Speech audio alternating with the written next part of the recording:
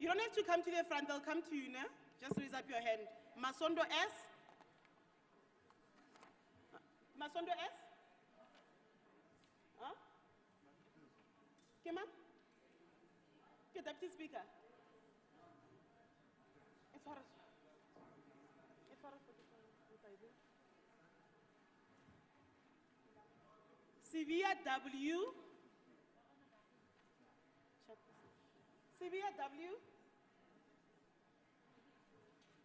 Severe W ke chairperson of commission efeng.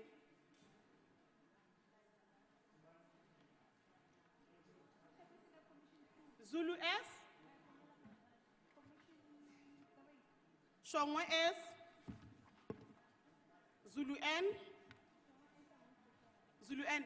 You already got your name tag.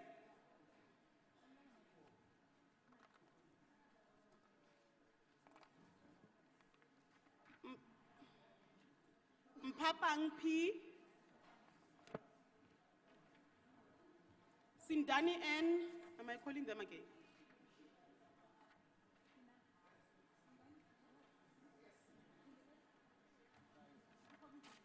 Yeah. Shongwe S.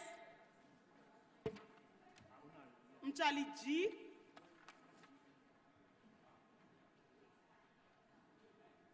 Mkwati Z. Honorable Chauke P. There. Severe W, sorry.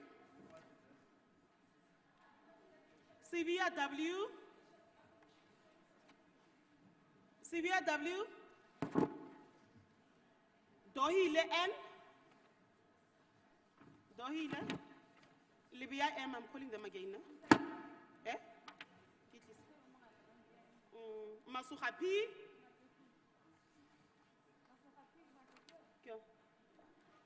Baloisi. Baloisi. Twala N. Kimitahab. Kubitahab. It's fine. Mdau L. Mdau L. Ashule kwa Mdau L. Kibile mumurao M.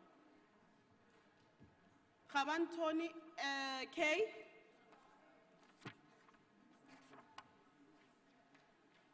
Sioketa M. I'm calling them again. Mkhonazi D. Mkhonazi D. Mdluli T. Am I calling you again? Okay.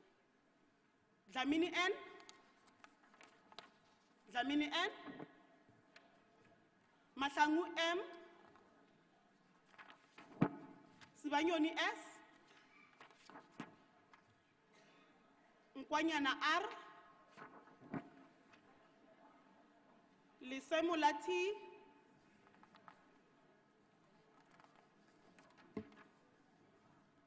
Mtabani F. Machingana D. Sianego T. Sianego T. Sorry, who are you? Sianego T. Sianego T. Polisa K. Manganyi D. Ote. Akimon. Manganyi D. Aye. Kochani B. Kochani B. Tello I. Mkhonazi N. Nhlapo T. Sorry. Who are you? Kochani.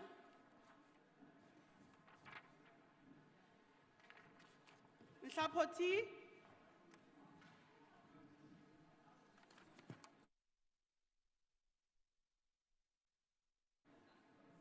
Ndlovu B. Ndlovu B. Okay. Mtwa M.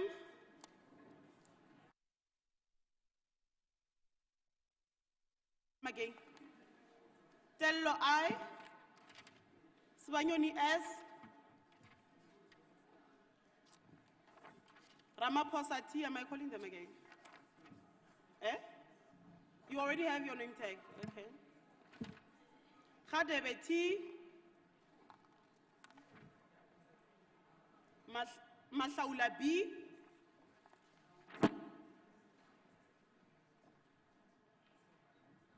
Nyalung. Do you already have your name tag? Okay. Ntuli B. Ntuli B.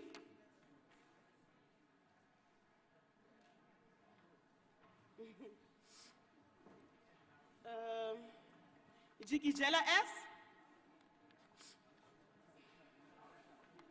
You already have your name tag. Mpahlele M.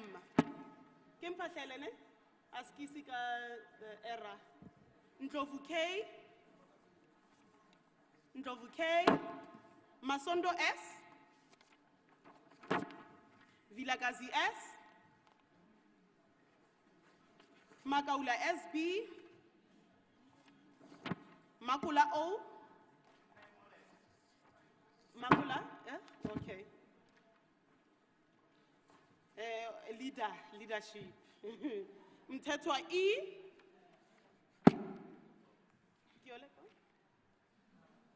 Mtali R. Mtali R. Matsapeku TH. Is the spelling wrong? Okay, what is your surname? Is it right? Mchali G. Mchali G. You already have it. Okay. Nyanga P. Nyanga P. Eh? Eki Nyanga. Ma? Yo, kesa yo ibat. O Vilakazi ke. Nyanga P, hayo. Sekwati T. Sekwati T. Ki emafa. Oh. Chauke P. Chauke P. Mtikul eh? Uchauke onai. Mtinkulu T.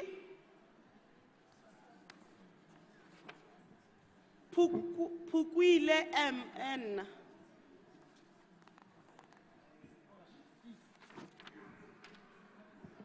Mahlangu S. Mahlangu S. Baroi S. Rapuleng T. Rapuleng T. Rapuleng T. Kyola kumara. Rapuleng ah.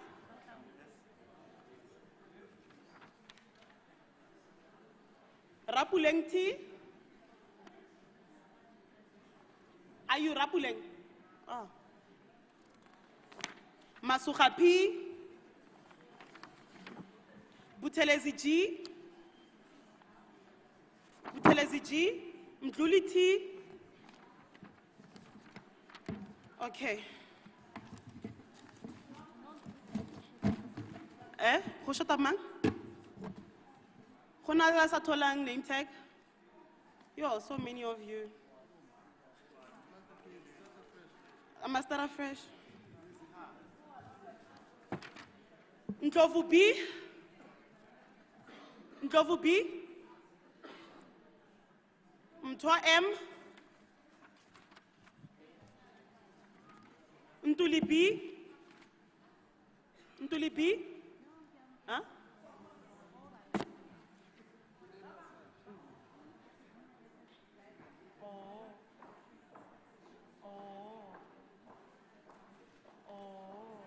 So they want the names on here. Huh? Let me just call out the Berlin thing. Simelani N. Simelani N. Mkhonazi N. Mkhonazi. Mkhonazi N kyo.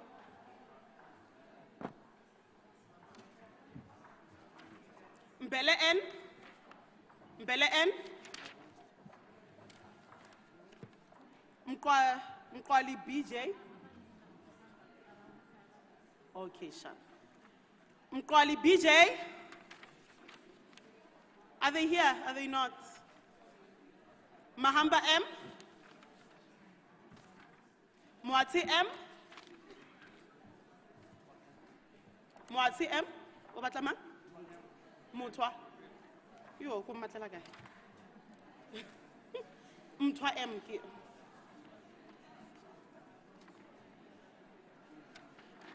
Nyanga V. Nyanga V. Kuneneti. Kuneneti. Shibambo N. Kochani B. Kochani B. Mkungu T.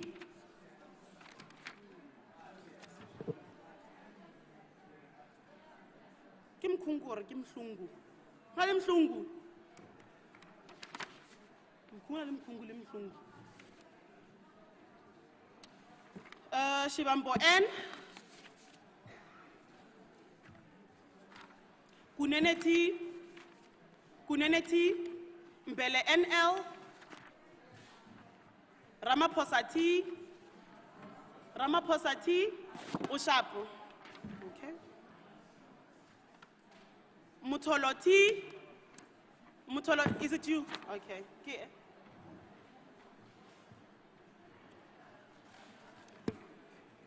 Mkwati Z. Mkwati Z. Mkwati Z.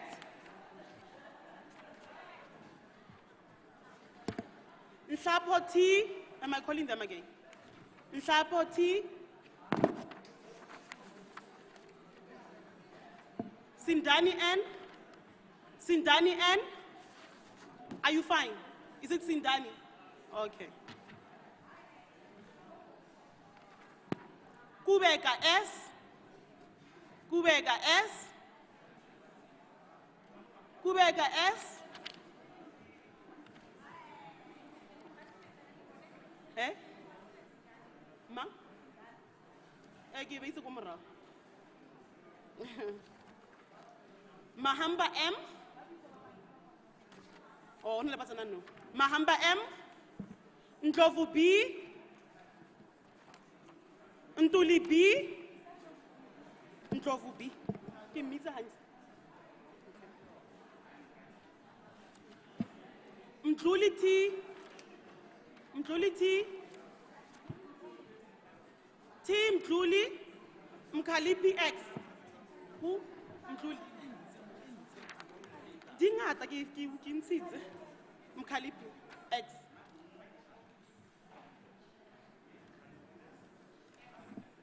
Ndlovu K. Ndlovu K. Masondo S. Masondo S. Masondo.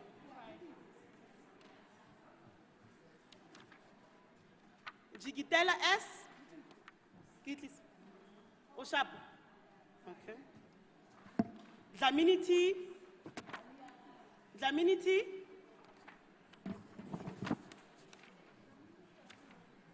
Nhlapo T. Nhlapo T.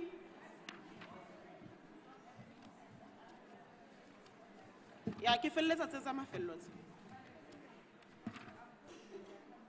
Mkusani S. Mkusani S. Kima? Okay. Shongwe S. Eh? Kitli se Shongwe S. Sibia W. Kofe Sibia. Doile N. Doile. Valoisi. Mkhwanazi D. Oshap. Dlamini N. Dlamini N. Mahlangu M, Sibanyoni S,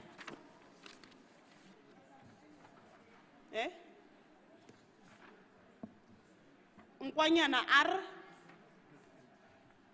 R, Lisemula T, Mtabani F. No eating inside the house, please.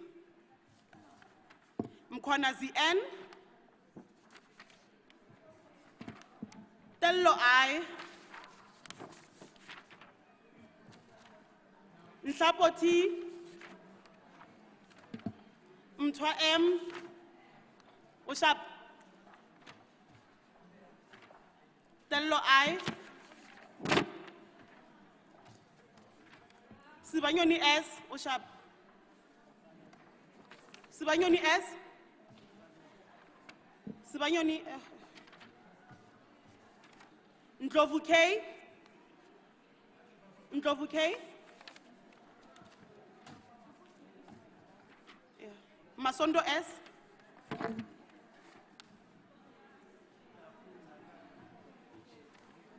Makaula SB. Mtali R. Makaula.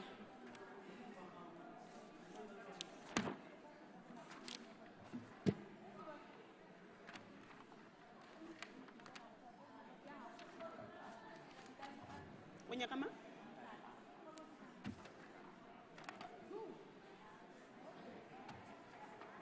Nyanga P. We're wrapping up Mtimkulu T.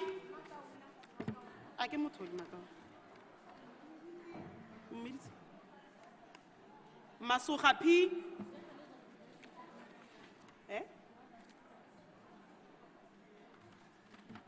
The last two, Mdluli T.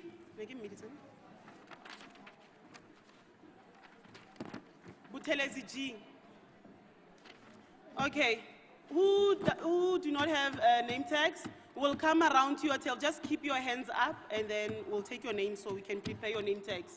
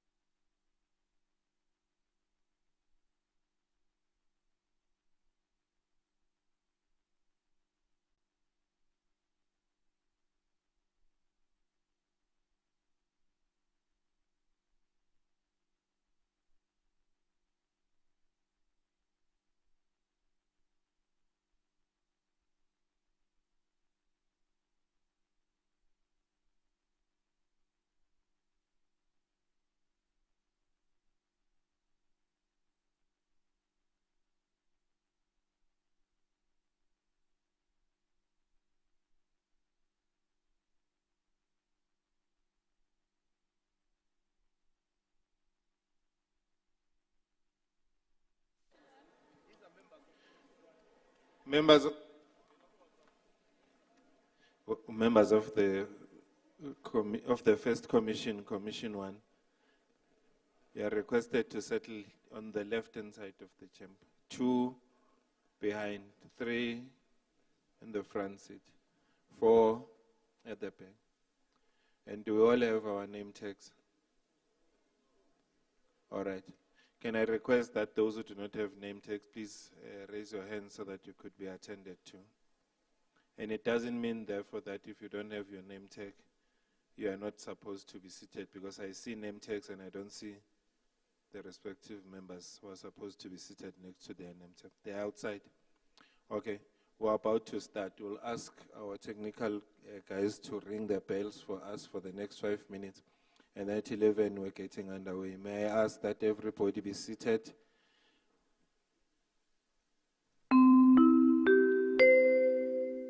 Bells, please.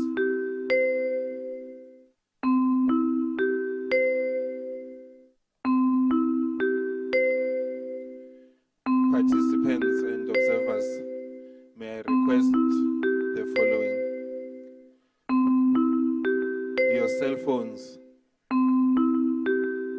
Can we have your cell phones switched off, particularly members, participants, your cell phones, please let them be switched off. If it so happens that your cell phone doesn't obey the orders and you know about it, please raise your hand, we will come and assist you.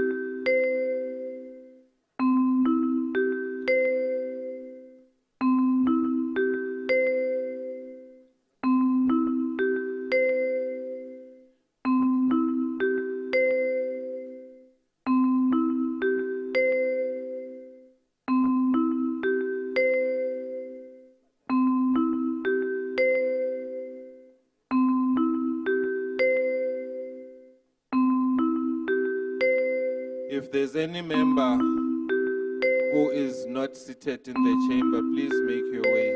As the bells ring, the indication that you're supposed to be seated in the chamber. You have language translation gadgets that you've been given.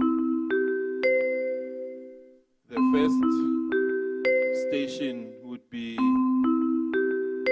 English. Second station would be Afrikaans.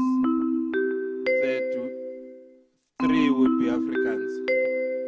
4 Afrikaans. I thought we were in the same frequency as the last sector parliament.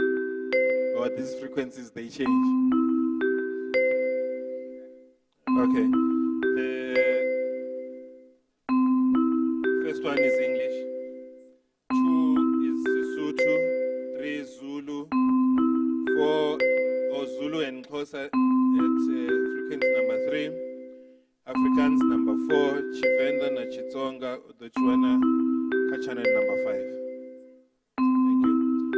And may I ask that we clear the path for the procession to make its way in so that we can start.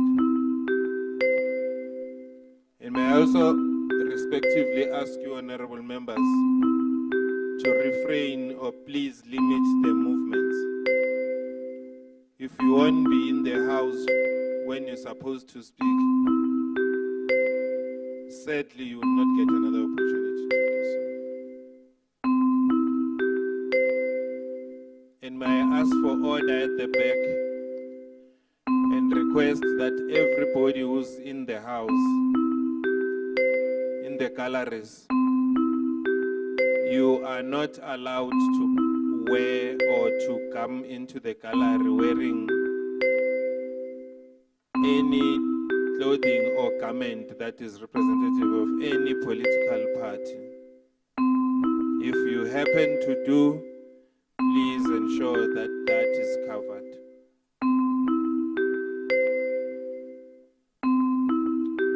Honorable members, and everyone, when the Sergeant at Arms announced the entrance of the procession, we will all stand up until advised so by the Speaker. Good luck, members. Enjoy your day.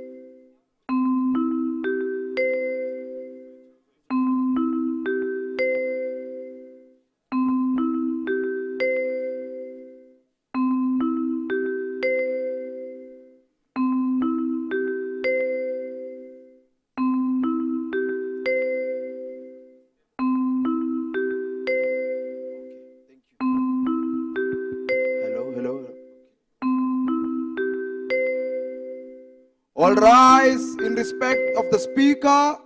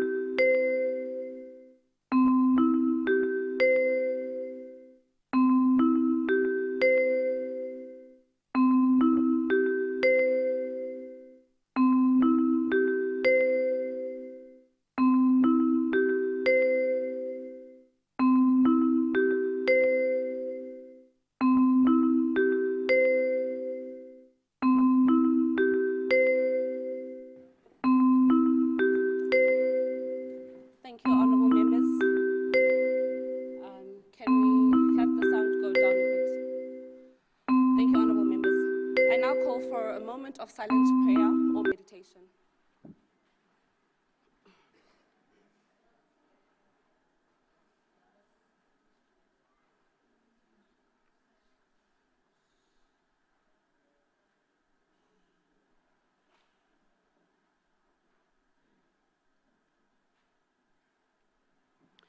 Thank you, honourable members.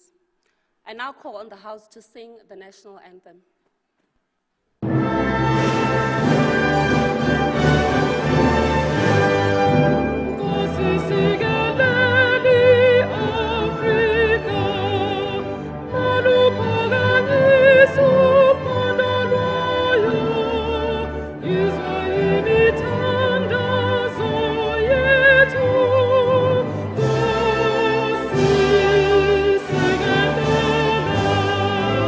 Thank you.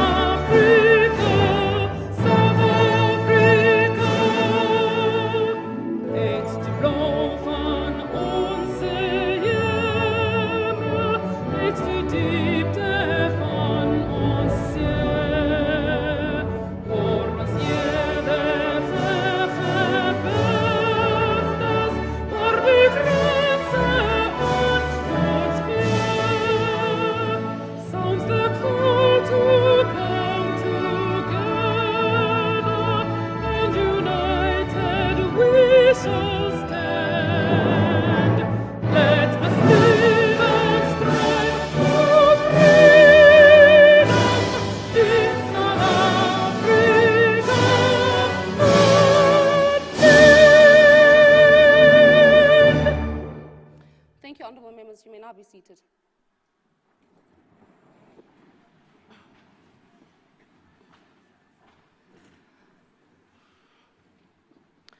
I would now like to take this opportunity to welcome the chairperson of committees, Honorable M. Nkanyane, and ask him to declare the Vereeniging Civic Centre the precinct of the Gauteng Legislature. Thank you very much, Honorable Speaker. I, Mpapa Kanyani, as the Deputy Chairperson of Committees, hereby declares Vereeniging Civic Centre in Sedibeng District Municipality as the precinct of the Gauteng Provincial Legislature in terms of Rule 59 of the Standing Rules of the Gauteng Legislature, version 5, revision 1, read together with section 2.1 and section 28 of the powers, privileges, and immunities of Parliament and Provincial Legislature, Act number 4 of 2004. So the precinct of Parliament, Legislature are described as follows. The precinct of Parliament is the area of land and every building or part of a building under Parliament's control that includes 1, the chambers in which the proceedings of the houses are conducted and the galleries and lobbies of the chambers. 2, every part of the buildings in which the chambers are situated and every forecourt, yard and garden, enclosures or open space, apartment thereof, and committee rooms and other meeting places provided or used primarily for Parliament's purposes, and every other building or part of a building provided or used in connection with the proceedings of Parliament while so used. Now, for the duration of this meeting, this place will be the precinct of the Gauteng Provincial Legislature. Thus, the standing rules of the legislature will apply and govern all the engagements of the day. Let me thank you very much. Thank you.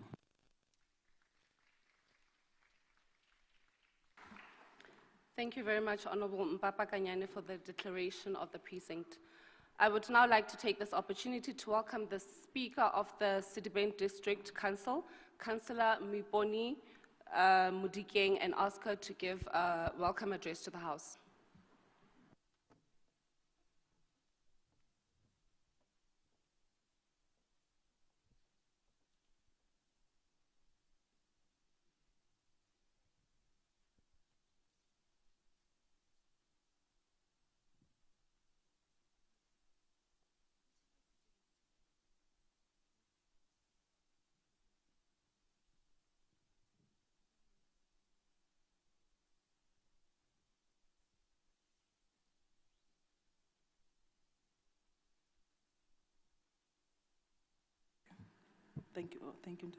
Thank you, the Speaker of today. Let me welcome all members who are here, honorable councillors of Sedibeng who are present with us today, Honorable Ntombi Mihwe in absentia, Honorable Nomvuyo Mhlakaza Manamela in absentia, Honorable Ntate Mpapa Kanyane, Honorable Joe Lidwaba, and Councillor Yusuf Mohammed, the Chair of MPEC in absentia, delegates from organized and unorganized youth formation to this sector parliament, senior officials of Sedibeng led by Ntate Mate in absentia, ladies and gentlemen, all the radio stations who are here, especially Theta FM and Sedibeng FM. Greetings to all you. Sanbonani Dumelang, good morning. Distinguished guests, leaders of young people, youth pastors, and leadership who are present with us today. As we commemorate the sacrifice of 1976 youth and fruits of democracy we all enjoy today, we as government, we realize that our youth of today are faced with different challenges from those that were faced by the youth of 1976. Program Director, it is with my deepest honor and acknowledgement to appreciate the role that was played by our heroes and heroines of our country, including those living legends whose life we are gathered here remains under serious threat. I find it meaningful that the House should allow for a moment of silence to dedicate our prayers to the youth who have passed away in Eastern Cape, KZN, and Gauteng in the past week. Program Director, I would also like to take this opportunity to encourage our young people to participate to all programs that are developed by our government. Let me also welcome our MEC, Member Lihlope, who resonate well with our young people of Gauteng.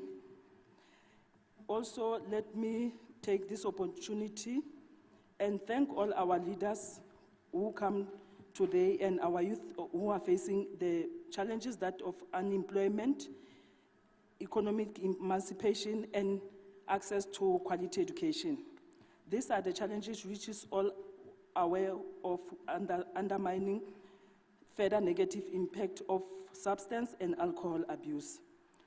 We welcome this Parliament today, standing to create conducive environment for our young people to engage, especially on critical issues that are affecting them, substance abuse, especially drugs in South Africa that we see is impacting negatively to our young people.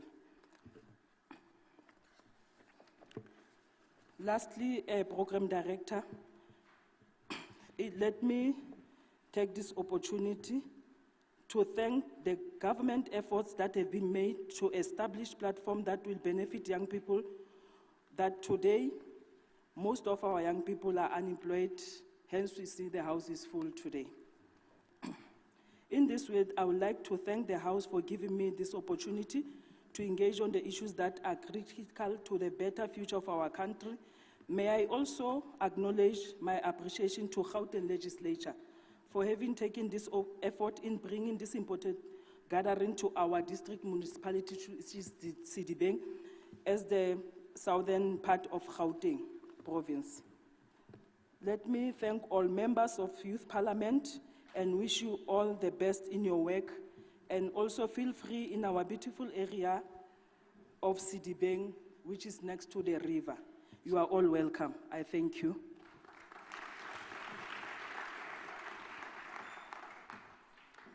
Thank you, Councillor Miponi Mutikeng, for the warm welcome.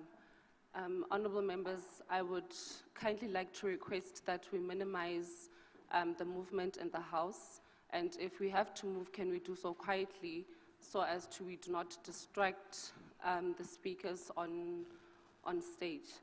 I've also been alerted that the Speaker of the Gauteng Legislature is not present, but Honourable Mpapa Kanyani will be making the address on her behalf. On that note, I would like to welcome Honourable Mpapa Kanyani to declare the purpose and the significance of this event.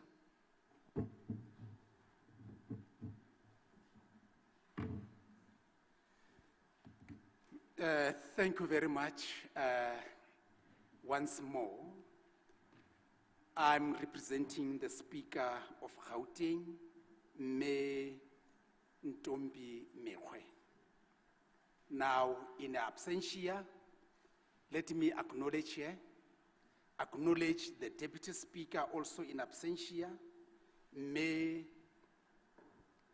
Nomfuyo Manamela, and then also the Chairperson of Committees, Me Nkosi Malobani, and then again, let me also acknowledge the presence of the MEC, Me Mbali Hlope, and I hope you'll resonate well with her. Also, as a youth endala, you'll be able to listen to her attentively, to her message that she'll be delivering today.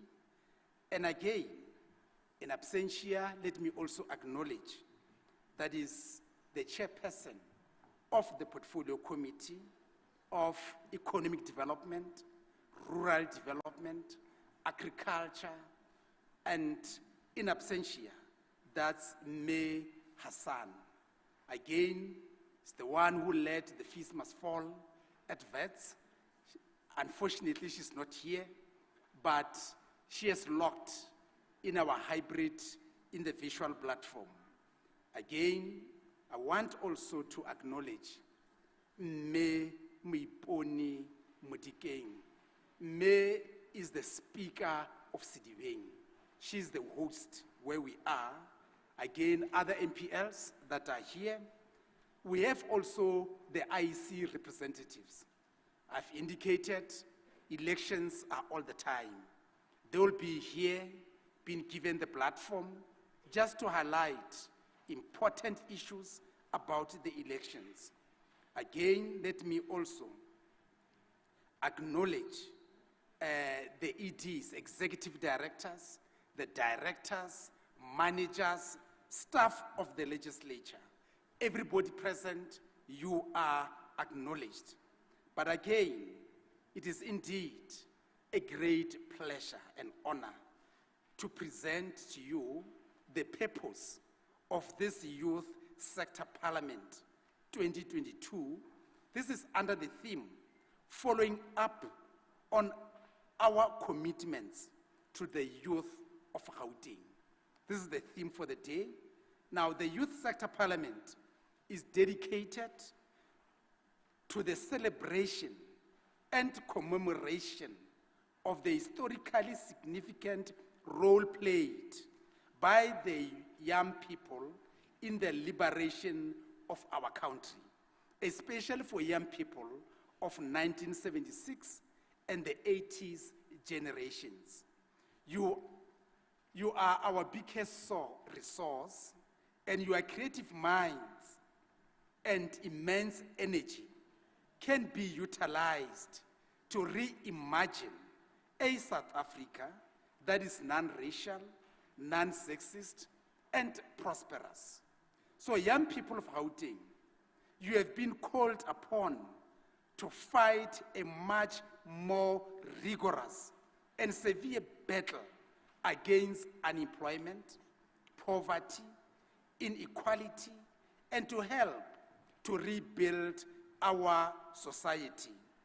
And the Youth Parliament is convened in commemoration and celebration of the role that the youth have played in the struggle for freedom and democracy since June 16 became a major turning point in South African struggle history.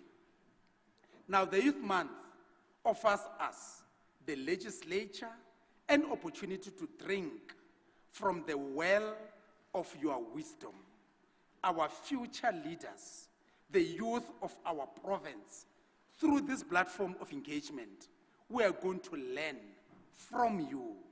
We are aware of the economic challenges faced by South African society, and we are aware of the economic challenges faced by the South African society and with its effects and the youth, and therefore we now depend on your visionary.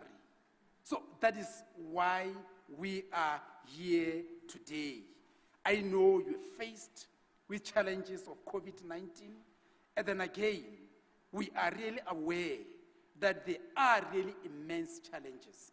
But based on that, we say this is the platform that we have created as the legislature for you to make an engagement. But again, we want really to promise that this is not a talk shop. This engagement must rise. It should not be exercised in futility. We should not really circumlocate. We need to move forward. And what we are really saying is that all the views, your resolutions, they mean much to us. We're going to table that. May Hassan will be tabling that in the House as resolutions. They are so serious. And once they are tabled, you must know they will be channeled through the proper channel to relevant departments. What we need is the report back. That's very key. We now put our head on the block that there have to be a report back. We understand, last year we had challenges. And those challenges, we used the reverse billing. It was a visual platform.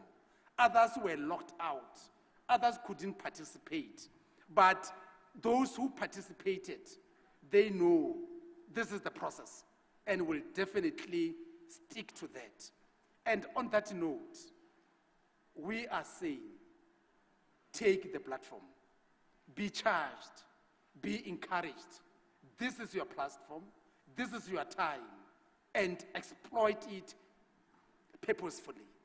And on that note, I've declared the purpose, and thank you very much.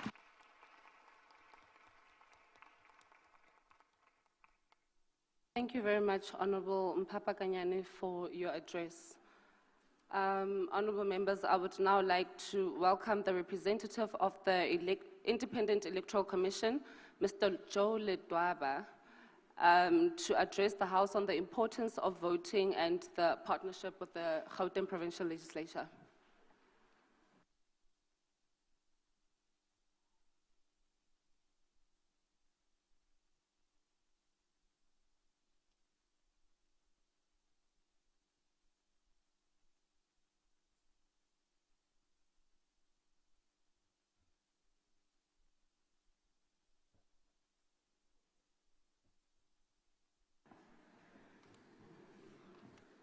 Honorable members, can we kindly settle down?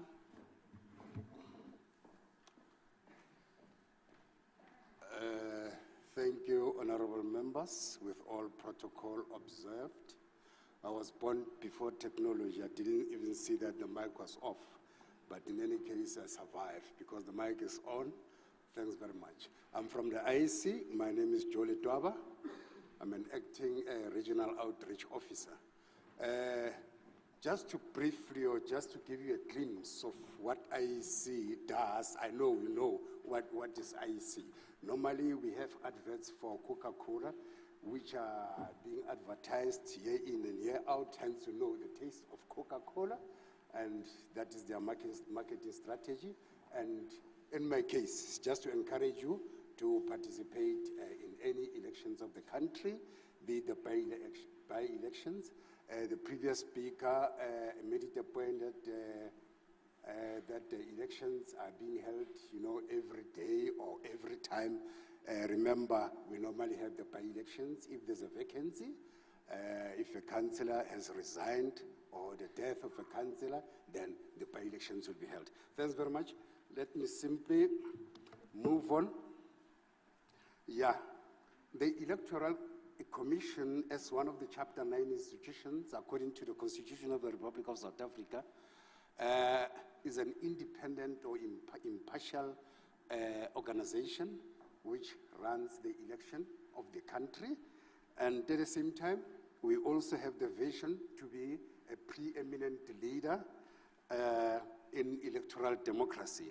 The mission, Independent Electoral Commission, is a constitutional body which manages free and fair elections of legislative bodies and institutions through the participation of citizens, political parties, and civil society in deepening or strengthening our democracy. Our values, obviously, is impartiality. We have accountability, integrity. We try to be honest at all times. Then transparency, participation, responsive, as well as respect. The mandate of the Commission is to make it a point that we do voter education. We always go to various institutions for voter education. We register voters and revise our voters' roll. We do delimitations for constituencies and wards that we have. Yes. Moving forward, according to the Bill of Rights in South Africa's pioneering constitution, it grants all citizens from the ages of 18 and older the right to vote. But the question often asked is whether voting will make a difference. Of course, it does. Voting gives you an opportunity to be part of a decision-making that affects your life and the future of our country. If you don't vote, others will make the decisions for you. So in thriving democracies, people vote in large numbers and the people's voice remains, supreme. So there are various reasons why one should vote. The first one, I'm not just going to dwell into politics and talk about service delivery. Hey, there's lack of service delivery. Remember, I'm from an impartial organization. I'll try by all means not to involve politics, but just to give you a glimpse of why it is important for you to vote. The first reason, because you can. That is the first reason. You may take your right to vote and all the rights from the Constitution for granted.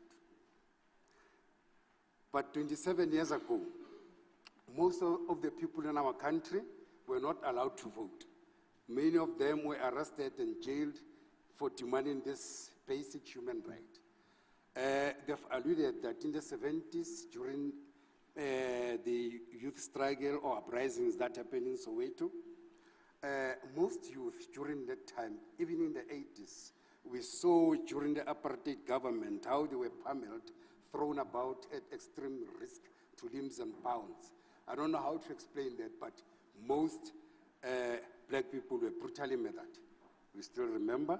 So because of their sacrifice today, you can vote simply by, presenting yourself at a voting station with your ID during a registration.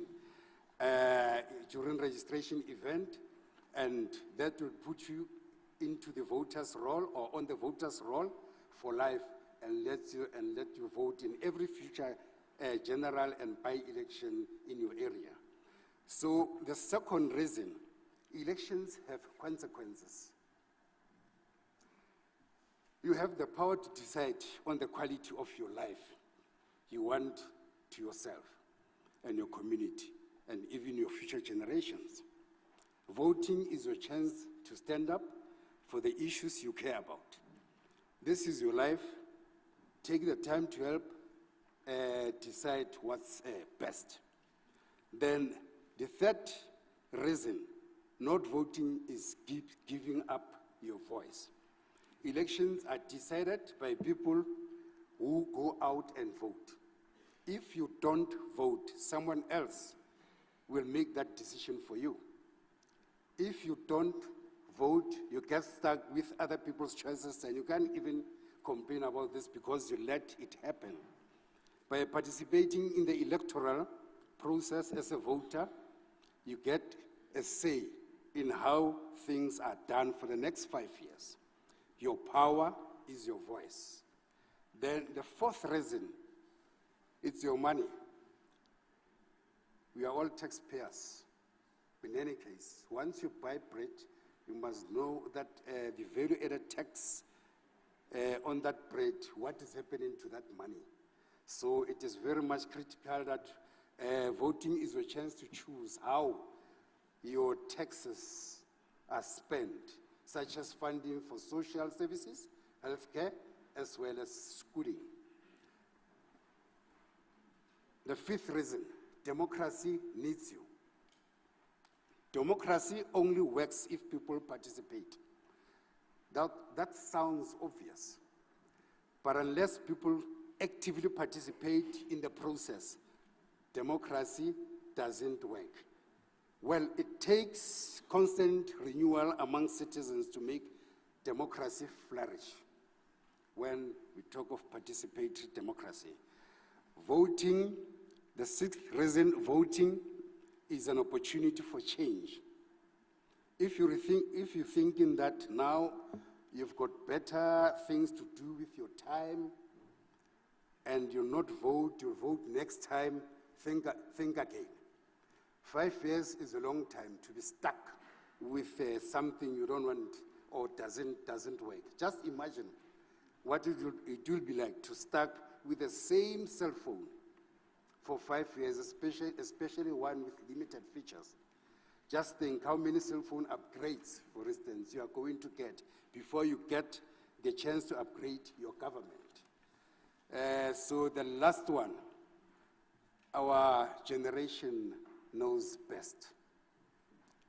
Internet, technology, and connectivity means that our generation is probably the best informed and equipped to vote in South Africa's history. Social media and the internet is giving us access to information which previous generations of voters don't have. You are becoming the experts ahead of your parents and grandparents. Use that expertise to make sure our country heads in the right direction. So I just want to make a plea. When I check the stats for previous LGE 2021 elections, more especially here at Mfuleni, since I'm an EPC electoral project coordinator, we have 351 plus thousands of registered voters. But so shocking, there was low voter turnout. Close to 156 plus, 156,000 participated during the elections. So it is up to you just to disseminate and spread the gospel for youth to participate. 10 years from now, those who are in parliament, they won't be around. I'm not saying they'll be dead, all of them. Well, some of them will be dead, but some of them shall have retired. So the future is in our hands. Let's spread the gospel. Let's preach to the youth the importance of voting, to say tomorrow, we ourselves, we're going to find ourselves actually in parliament coming up with fresh decisions and stuff like that. With these few words, please use your online registration to register others who can't, just to assist them so that you can have those numbers of youth which are going to participate for our electoral processes. I'd like to thank you. Thanks very much.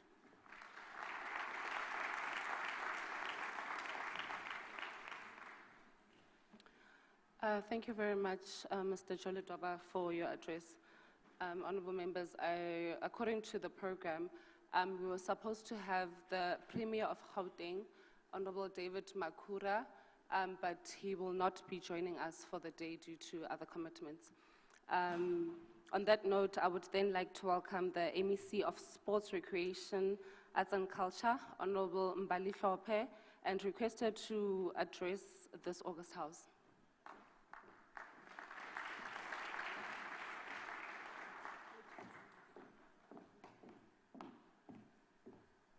Sanibonani. Ninjani.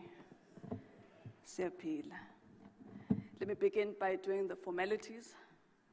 Honorable Speaker of the Youth Parliament, Honorable Speaker of Sedibeng, the Honorable Speaker, Deputy Speaker, sorry, the Deputy Chairperson of committees, the youth leadership of the various sectors within the Parliament, ladies and gentlemen. Viva, young people, viva. Anginizwa. We must be able to show that this is a session, it's a youth parliament. As again, viva, young people, viva. Viva. Sounds far better. And the reason we do so is because if viva is a salutation that generations before us made. It is a salutation that spoke to the aspirations of heroes and heroines who made sure that we sit here today. So in honoring them and appreciating the baton that we must take after them, it is important that we constantly acknowledge and appreciate the work that they've done. So, Masiti Viva, we must say it with spirit. Masiti Viva, we must say it appreciating that your generation must be able to continue from where the previous generations left off. And so when we shape the country for what we want it to be, we must show that vigor and energy and understanding that before us are individuals who, some of them, lost their lives to make sure that we are here today. Madam Speaker, South Africa is an extremely youthful population. Those who are below the age of 35 years constitute 66% of the total population, i.e. 36 million people. In Gauteng, by the second quarter of 2021, the unemployment rate stood at 35.4%.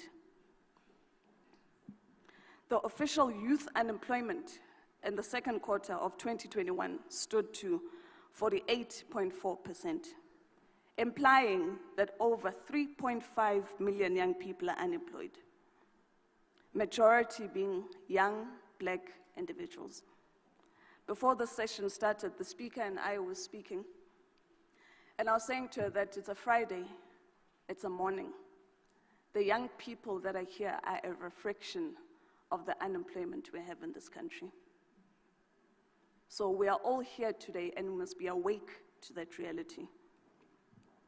A reality that negatively affects the mood of society, and especially the young people and their families who have to watch them sit on a daily basis, watching the sun rise and set.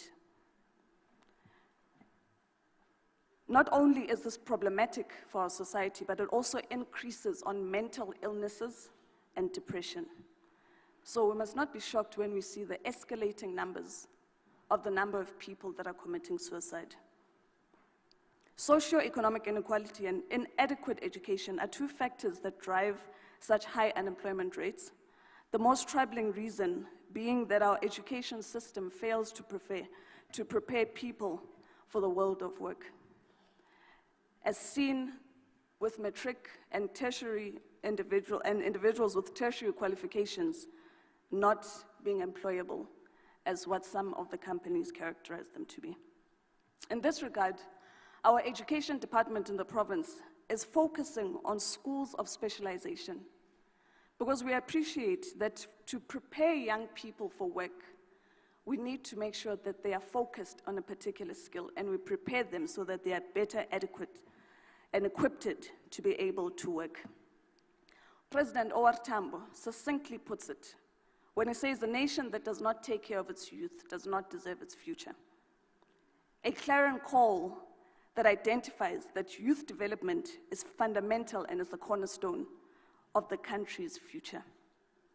Having a youthful population should be regarded as a positive and an asset for this nation, as it allows us to unlock growth, development, and innovative potential. There are more than sufficient studies throughout the world that show and suggest that youth are the most innovative, the big risk takers, and can be entrepreneurial,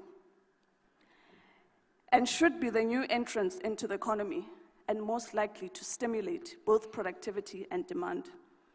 But with growing structural unemployment and an economy stuck in a low-growth trap, the youth dividend can quickly turn into a youth burden. The Gauteng Provincial Government has successfully mainstreamed youth development within its policies and programs as its core strategic objectives, and as over and above introduced youth-specific flagship programs. In taking office, the current sixth administration came to the realization that the combination of efforts that would place priority on job creation and target the specific disadvantages of young people was required to reap the benefits of the public and private investments. In this regard, we are transferring the TSEPO 1 million program into an integrated massive march in one direction for development aligned to our Gauteng GGD 2030 and our Gauteng strategy on youth development. And this is an important note for me to indicate, because whilst our TSEPA 1 million program has really been able to assist a number of individuals, get them into job opportunities and so forth, we've also received some criticism on it. And so what the province is doing is to revise it so that it is more responsive and addresses the challenges and the criticism that we have been given. A significant move that seeks to address the challenges and weaknesses of our TSEPA 1 million. Post this session, Madam Speaker, I will be going to another session where I will address a 15-member team, which is the Youth Advisory Panel that Premier Makura has appointed. These are young individuals who are representative of different sectors, and we hope that this sitting will be able to one day call them to the session to come and report back on the work that they are doing. Their primary objective is to advise the Premier on youth issues, but to also think out of the box and assist government to make sure that we're able to address them. We'll also have a war room, and a war room is where action takes place, where youth civil society organizations, government, and business will sit, together with a representation from the Youth Advisory Panel. And the role of the war room is to make sure that we're able to deal in a focused and targeted manner on issues that relate to unemployment. And so we call it the Employment and Entrepreneurial War Room, because we seek to look at it positively, and it's about creating entrepreneurship, primary and focused to that, and unemployment, knowing that it will address unemployment. Why do we indicate this? Government currently is the biggest employer. It's very unsustainable, because the government has so many jobs that it can create. It can't create jobs outside of that. But when you study successful economies throughout the world, you realize that the successful nations, or what we consider as the first nations, are the ones whose economy is based on a thriving SMME economy. So we need young people to have a paradigm shift and to stop being job seekers and become job creators. And this is where we are going as the Gauteng government. Because we realize that it is very important, otherwise this situation that we have here will persist.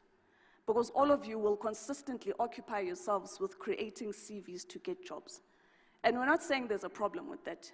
There are some people who are not entrepreneurial, and that is okay. But those that have a hunger for entrepreneurship and for business, we must be able to channel them in that manner. Because we know that it has a ripple effect in making sure that we are able to add on the jobs that government is currently creating, but with SMMEs, we're able to multiply on the ability of creating jobs. It is a big dream, but it's a dream that we know can be realized. And so the Premier has taken it a step further. We are focusing particularly on townships. Premier Makura recently signed the Township Economic Development Act. It is an act that seeks to change the apartheid economic development patterns, where township were viewed as peripheral areas or dumping sites. We want to see them as growth areas for inspiration, for innovation, and for socio-economic development. And so this Township Economic Development Act is focused and targeted precisely on that. Because our statistics and the work that the Department of Economic Development is showing is that our townships have a thriving economy, but it's untapped by locals. So when you see the various organizations that would be there that fight and indicate that local individuals that are outside of the country, your Somalians and so forth, are taking over the township economy, it is because it is a big area that needs to be tapped into. So we need to get all of you to begin to realize that jobs are not in your sentence or your Tshwanes and so forth, or areas where they are modernized, areas that are regarded as towns. Jobs and economic opportunities reside in our townships. I want to give an example of this. In the department that I've been placed to be MEC of, which is the Department of Sports, Arts, Culture, and Recreation, part of our focus is heritage. And one of the things that Premier Makura has indicated to us is that We can't consistently speak of our rich history as a province. If you think about the various historical days of significance, June 16 took place here, Orlando. Sharpeville took place here in Sedibeng, and so forth and so forth. We can't continue to think about these days only from an emotive point of view. These days must be able to be economized and put money into the pockets of our people. So where have we done this successfully? If you look at Vilakazi Street, it is our most successful heritage route, where that area embraces the history that it has. One, we know that June 16 took place around there, and also 2 Nobel Peace Prize holders resided there. So what they have done is to make it a tourism hub and be able to make sure that SMMEs in that area are able to thrive.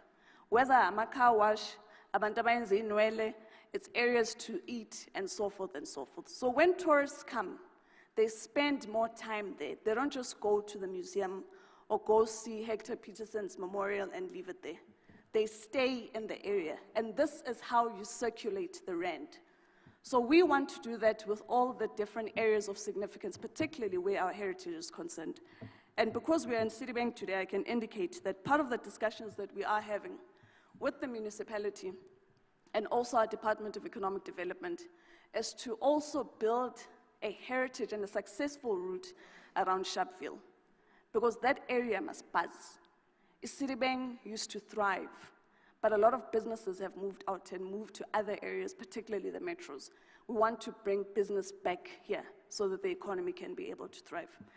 And our administration is focusing particularly on the West Rand and Sedibeng. It's not to say that we're not focusing on the metros, but we have an appreciation that the metros are doing far better off than our areas in Sedibeng and the West Rand. So a lot of our spend is being focused within these 2 areas. So that is some of the work, and the reason we tell you this is to show you that there is lots of potential in the township economy. But government can come with all great policies and bring about plans that we have, but because we need the rand to circulate, that means we need yourselves to support black business and support township business also. Outside of government doing that, because what our departments have is transformation targets. These transformation targets speak about making sure that our expenditure goes towards youth-owned, woman-owned, black-owned, people that are differently abled entities. So our spend, and we're monitored by this on a quarterly basis by the Premier's office to make sure that we are spending accordingly and reaching our targets. But in addition to that, when we speak about the township economy, we need yourselves to support businesses within the locality, because we are not seeing that currently. And that is why the rand is not circulating in a manner that it should. Because abantu abaningi, instead of shopping eKasi, would rather take a taxi, agibele umuntu aye eSandton or Rosebank, and so forth and so forth. So we want to make sure that businesses must begin to thrive. And if we are united in that one vision, we can be able to go a long way.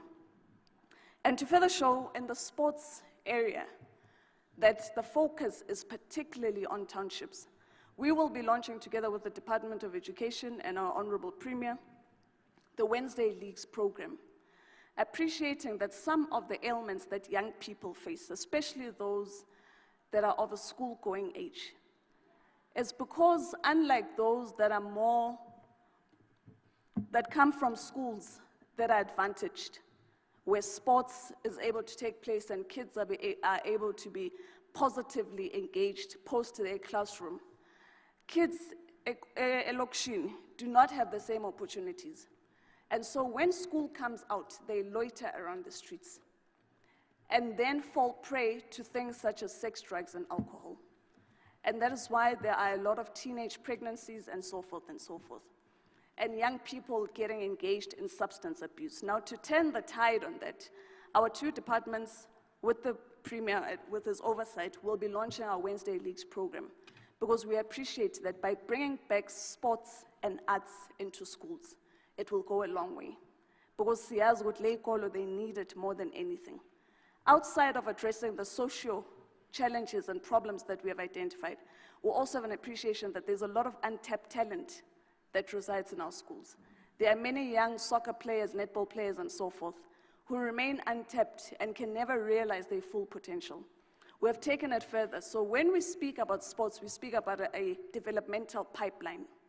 So we don't just want kids to get engaged in sports for the sake of fun, but also to appreciate that it is a career option. Premier has said to us we must focus on the business of sports and arts. We are the economic hub in any case. So everything we do and all that the departments do, we always think, what are the economics behind this? So when we deal with sports, we don't just treat it as a fun and games thing. We also look at the economic aspects of it. So we want to also introduce kids, not just giving them the coaches, giving them the equipment and the tires so that they are able to play the sports, but there are those who will have an interest to get into the administration of sports. There are also those that will want to get into the entrepreneurship aspect of sports and arts. And those avenues we must be able to open up. For example, there are a lot of manufacturing opportunities in these two areas. If you think about the kits that the kids wear, the soccer balls that they play with, the cricket balls that they play with, and so forth, those things are made by someone.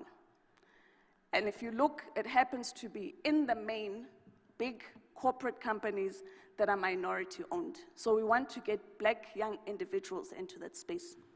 One billionaire once said that if you want to be wealthy, look at what people are doing on a daily basis and find an entrepreneurial opportunity out of it. Whether it's toilet paper, everybody uses the toilet. Whether it's a toothbrush, everybody uses a toothbrush and someone has to manufacture it. So the point is that we must think out of the box and stop being consumers and start being creators. And that is why we say we want a mind shift, so that this generation, when it speaks about economic freedom in our lifetime, we must be practical about it and look at the things and how we change the economy progressively. Chair, I know I've not been given a lot of time, but I thought we should be able just to indicate on those and really inspire the young people that are here today that this generation must take over from previous generation. Our task is ahead of us. In a world that is globalized, where technology is taking over, the definition of work and jobs is changing consistently. What used to be jobs of the past, some of them are withering away. So it means we must be able to adapt to the new world that we're in. And if we don't think out of the box, we will crumble. Nyabo.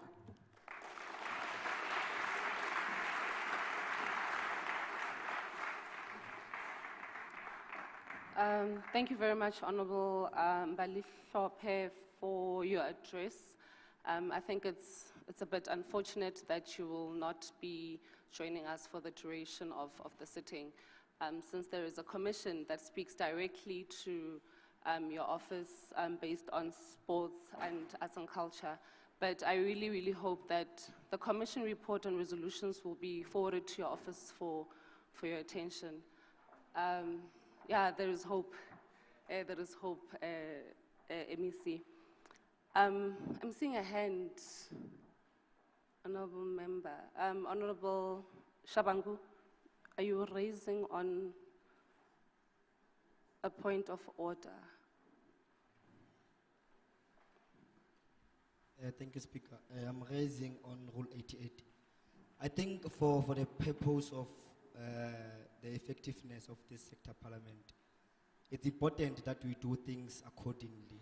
And that goes on to say, in the previous parliament, sector parliament, we had what we call in the legislature, the chairs of chairs, who is responsible, therefore, to make sure that all the other resolutions taken by the commissions are implemented. So I want to ask Speaker, and I request that you make a ruling on this. What is the exception that we don't have a chair of chairs for this sector parliament of this year? Who then is going to be there to make sure that all these other resolutions that were taken by the commissions are then implemented by the legislature? So I'd like to you, Speaker, to make a ruling on that. Thank you.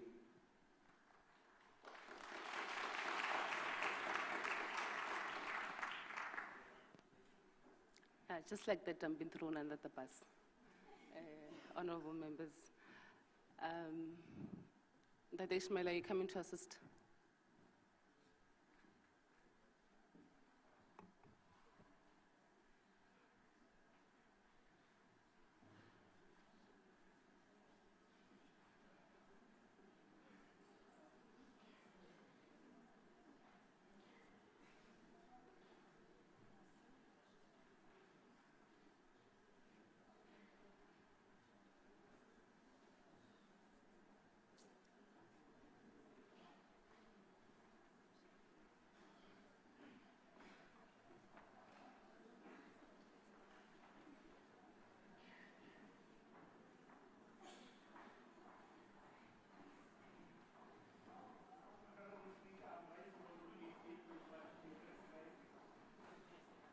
Before that, honorable members, I really did ask that we please minimize the level of movements, but if we do move, can we do it quietly so? Honorable Makula.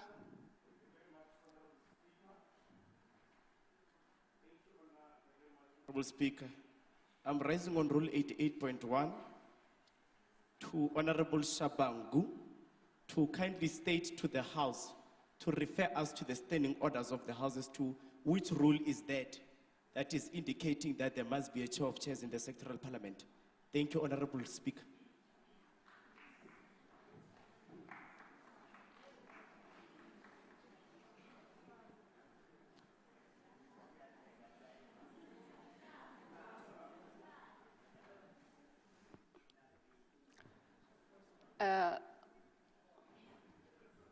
Apologies.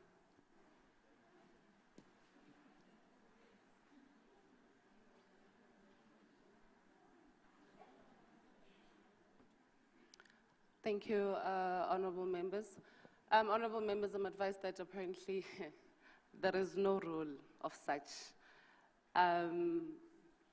There are no guidelines that have been given to us regarding this seat. I think we are going to declare that the 2022 Gauteng Youth Sector Parliament will not have a chair of chairs. And if there will be a position of that sort, it will be bogus, because we did not vote for it.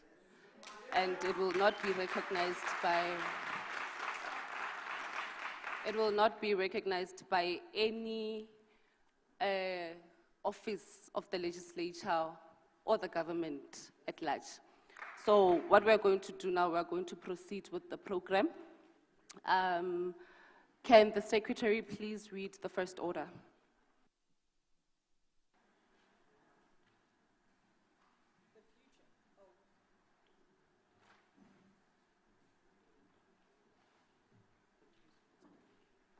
The future of sector parliament and democracy, shaping the destiny through eyes of the youth.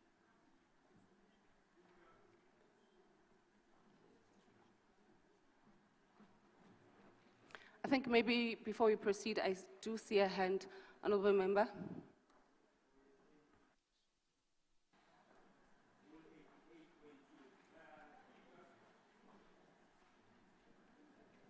I'm rising on a point of privilege. Speaker, it seems like we have started and some of us don't have name tag, Speaker, so please address the issue of name tags. We also want to be recognized as honorables.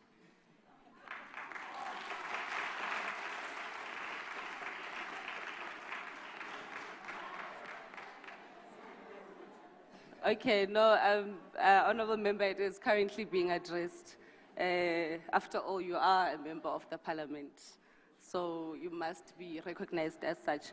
Can we kindly settle down, honorable members? I would now like to welcome Honorable Nkhatebe and ask him to introduce the motion for discussion and address to the House in accordance with Rule 121. Thank you, Speaker. Greetings to the House at large. I remain Honorable Nkhatebe. We as the youth live in a time where it is expensive to be alive, where everything is high. High unemployment, high interest rates, high teenage pregnancy, high poverty. These are the challenges our democracy seeks to eradicate. Democracy means government by the people, the rule of the majority, in which the supreme power is vested in the people and exercised by the people, directly or indirectly, through a system of repetition. The Republic of South Africa is a sovereign state, a democratic state found on the following values: human dignity, the achievement of equality, and advancement of human rights, non-racism, non-sexism, the supremacy of the Constitution through the rule of the law. Sector parliament is a platform created to table issues through frustration and solutions for implementation by execution for the purpose of service delivery. Sector parliament also refers as mock or model parliament. Promotes participatory democracy for different sectors related to issues experienced in the sector. Debate issues and table them before communities of legislature. The objectives of sector parliament is to strengthen oversight and accountability of issues affecting the youth. The Gauteng Legislature through sector parliament involves various sectors of society in matters of the province. The GPL currently has 9 sectors, whether be it interfaith, workers, LGBTQ, children, sex workers, and senior citizens, and persons with disability. I hereby raise a motion in terms of Rule 121, which says the future of sector parliament and democracy shaping the destiny through the eyes of the youth. Thank you.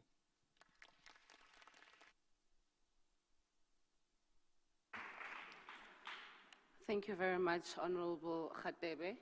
I am now going to call on Honorable Before I do that, I see there is a hand, Honorable Mukanazi.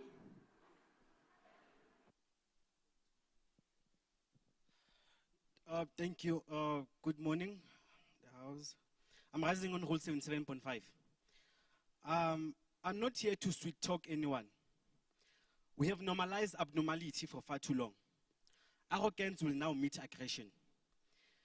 I just want to go back to the previous youth parliament. Actually, before I go back there, I reject what Honorable Member here said. Honorable Sufi last year said, and I quote, "We are tired of this program being a talk show. We have now, through the office of the Speaker, put a firm, tangible accountability machinery to ensure that the resolutions of this youth parliament are adhered to, implemented, and committed." Where is the executive? Look, the chairs are empty there. They're taking us for a ride.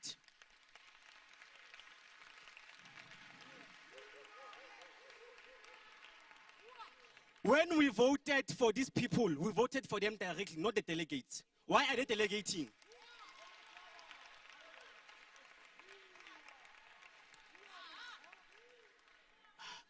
Let me just close because I have a lot to talk today, but I just want to say, young people, wake up.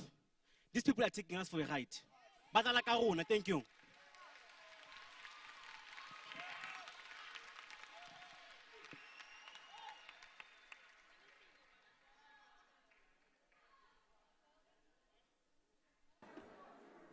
Thank you very much, Honorable Mkhwanazi. Your view are very much welcomed in this House. Still on the discussion of the motion, I'm going to call on Honorable S. Shongwe to further deliberate on the issue.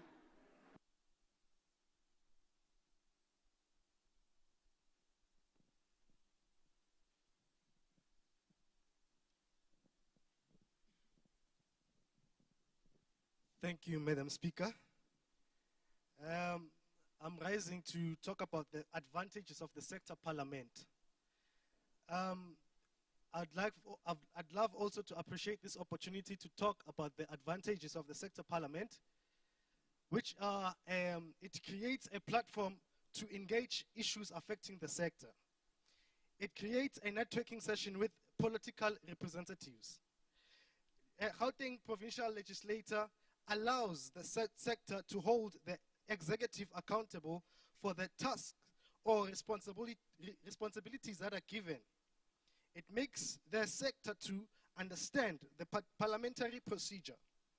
It develops a sector, an insight into the working of parliament.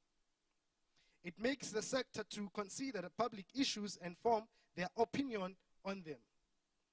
It trains people in the technique of group discussions. It also develops in people an ability to arrive at a decision after group discussion. It develops a respect and tolerance for the views of others. Gauteng Provincial Legislature develops people an understanding that respect for rules is essential for conducting any discussion systematically and effectively. It trains people in group behavior. It makes the sector aware of various problems faced by our society and country. It develops the quality of leadership in people. Young people, let us make use of this opportunity to discuss issues and make it effective in all matters. Thank you.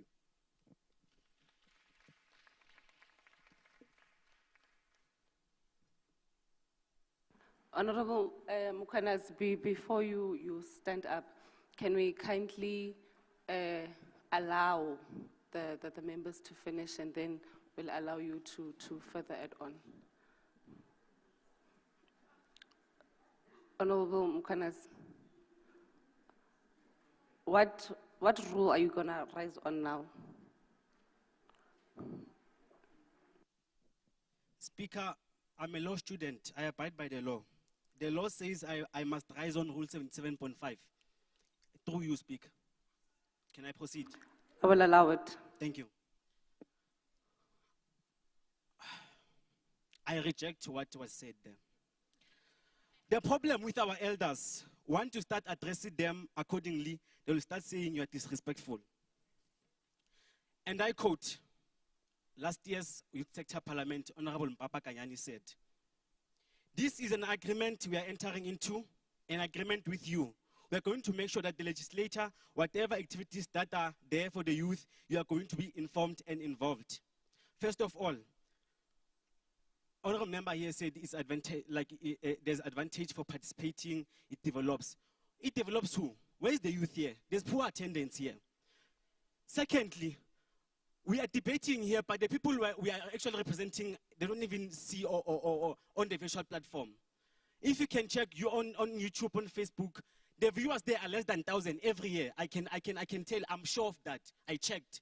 So who actually are we debating for here? When they don't actually see what we're debating about. What's the purpose of Parliament being broadcasted? What's the purpose of bringing Parliament to the people? Where are the people here? There are no people here. So I reject what was said there.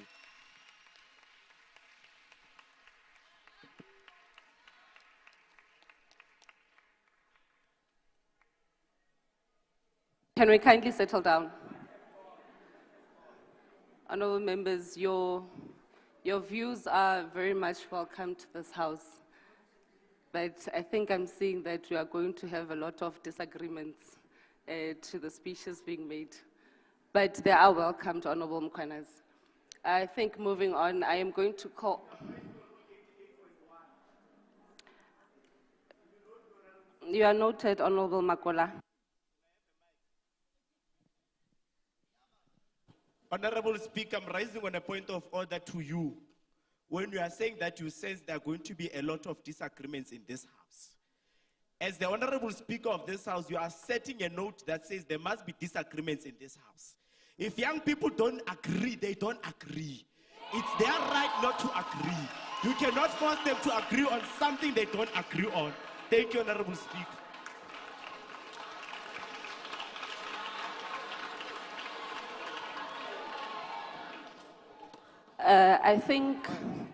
I think I was misinterpreted. Me raising on that note was not necessarily saying that I am going to police engagements We are frustrated as young people, and you are allowed. But what I was raising on was that can we allow for discussions to take place, Honorable Makola? Let us not just always want to rise because we disagree. We will have time for such, we will have time for open discussions, and you will be allowed to disagree or agree with what is being said. So please do not misquote me. You are allowed as young people to disagree because you are frustrated. Thank you.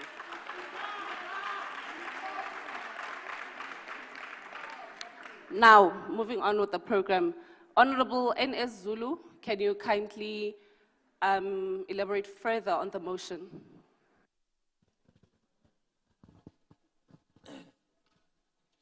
Oh, thank you, my Honorable Speaker. I stand as Honorable Nhlanhla Zulu from Region G in the city of Johannesburg. I stand by Rule 77.5. The disadvantages of this youth parliament, and I think my Honorable Honorable Zulu, can you kindly correct? You are raising on Rule 121, not Rule 77.5. Since you are the speaker and you are speaking to this motion, you are raising on Rule 121. Okay, thank you, my Honorable Speaker. I raise by Rule 121. My Honorable Speaker, I'll second what Mkhwanazi has said. Firstly, Uguti, it's very important Uguti, if we are addressing issues as young people here, we're expecting to see the heads, not the officials. So Gumanje Umbalisope has left us. So because we want to express whatever that we want to express. I born and I as young people Uguti, we are really frustrated, not because of we are here or but we are here because we are concerned of abantu sibashile ezindlini abahleli njengathi abangomahlalela njengathi. So kubhlungu. And the other thing, okay, let me continue my speaker. I think this house, most of the participants of this house, see talento as a talk show, as they said, and I is no proof for local. Abantu abenz research, they thoroughly research. Mostly rely on my internet, and we don't go through my communities pilagu, and then see with proper resolutions. So that's it's one of the things that I think is. The second thing is that sorry, my honorable speaker. I think I'm a facilitator esibanawo abantu abasilidayo. Sometimes they make this thing ukuthi ibe ngenye into kube yifight through young people instead of ukuthi sibe into eyodwa and then sibambisaneni, because we'll find out ukuthi isiphenduka sometimes ipolitics sekunama groups instead of ukuthi sikhulumeni sibambisaneni sinikezane information and so and resolutions ekumele ngabe sinikezana wona. The second thing is that this youth parliament only consists 500 participants, but I think I see less. It's very less. Why? It's because of the information, the way ephuma ngakhona ayiphumi in broad la ihlala khona. So iphuma those few abana access ngaleso sikhathi. So I think if this thing was made ukuthi even a community bekunama resources abawakhiphayo ukuthi this thing imenyezelwe la ihlala khona, ukuthi there'll be programs like this so that young people they'll be able to come with resolutions mhlambe amanye esiwashile for bona, and by represent esingagcina ukuba represent kuphela. The third thing is that our feedbacks they are always delaying.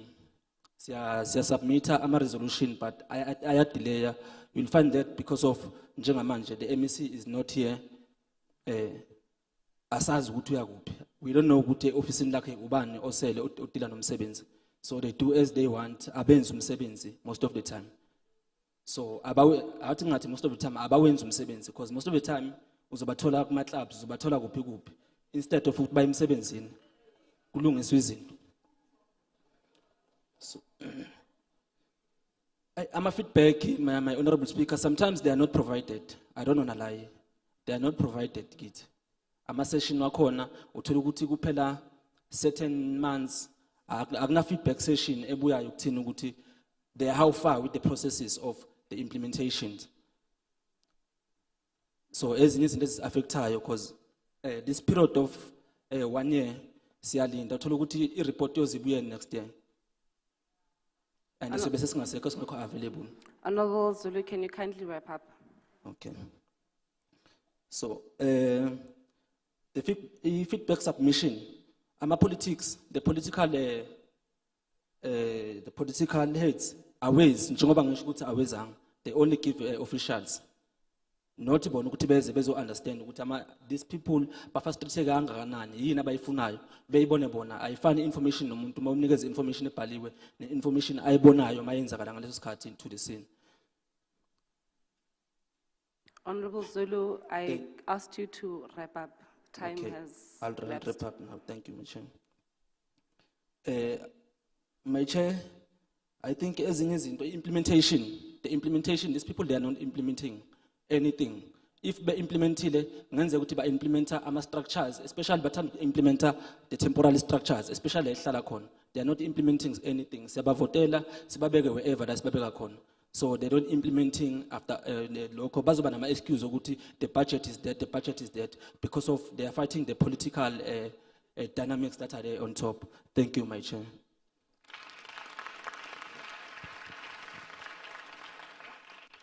Thank you very much, Honorable Zulu. There's a hand, Honorable Member.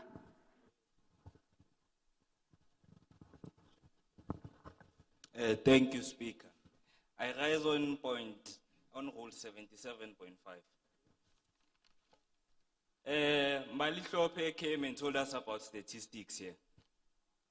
He told us about wealth creation. I raise the point of order on the Honorable Member. Honorable Member, you can't raise a point of order and then sit down. The Speaker, can you kindly sit down because there's a point of order? Madam Speaker, can the Honorable Member please withdraw from calling the MEC by just initials and first name without calling the MEC by Honorable?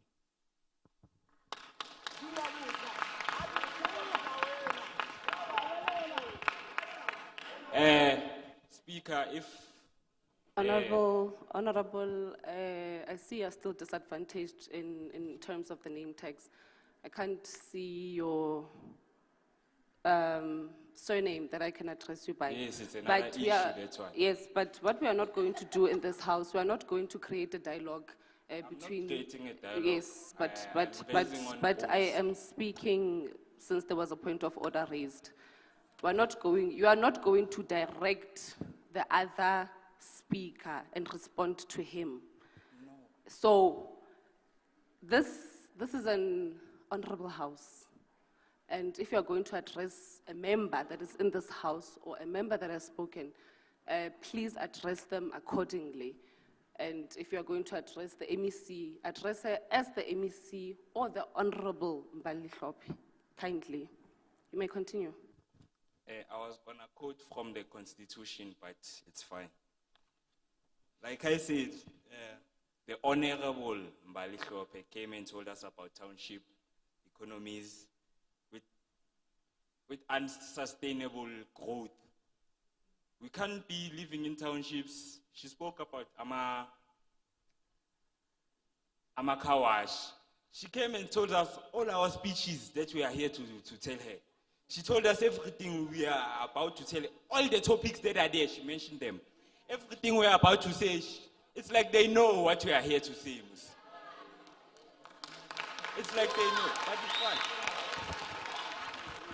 Thank you, Honourable Member. Your point was taken. Can we kindly move on with the business of the day? Honourable Mpapang. Honourable Member, you're raising on a point of order. Honourable Mpapang.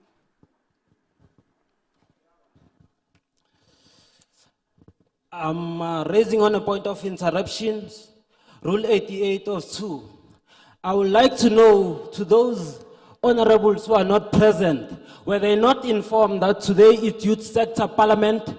If yes, on what ground did they not come? Because it is their job to be present on a daily basis.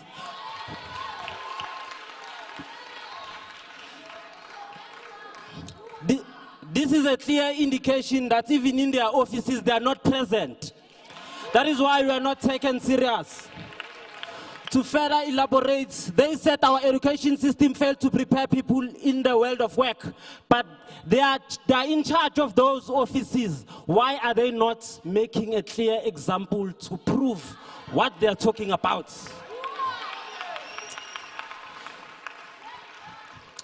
The Honorable MEC Mbali further elaborated that a nation that doesn't take care of its youth... Honorable member, you were raising on a point of interruption. You did not raise on Rule 77.5 that you want to talk to the issue at hand. My apologies. It's the fact that I'm fuming.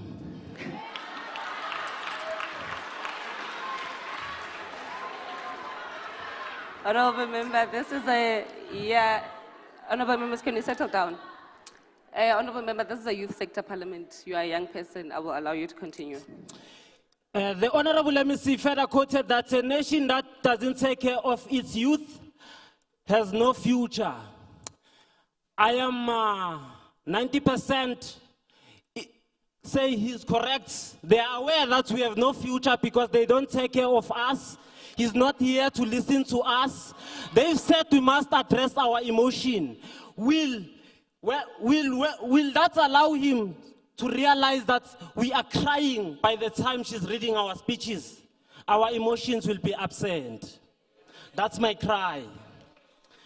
Last but not least, I would like to say she was misguided when she says we have to look for billionaires. We don't stay with billionaires in the township.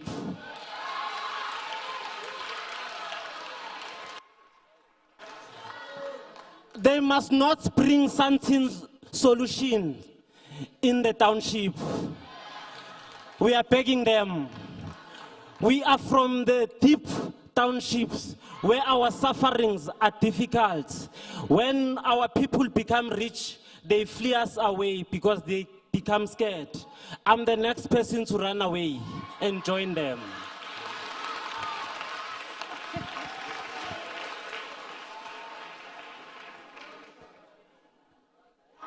Thank you very much, honorable members. Can we kindly settle down? I can feel the energy in the house. I can feel the energy in young people.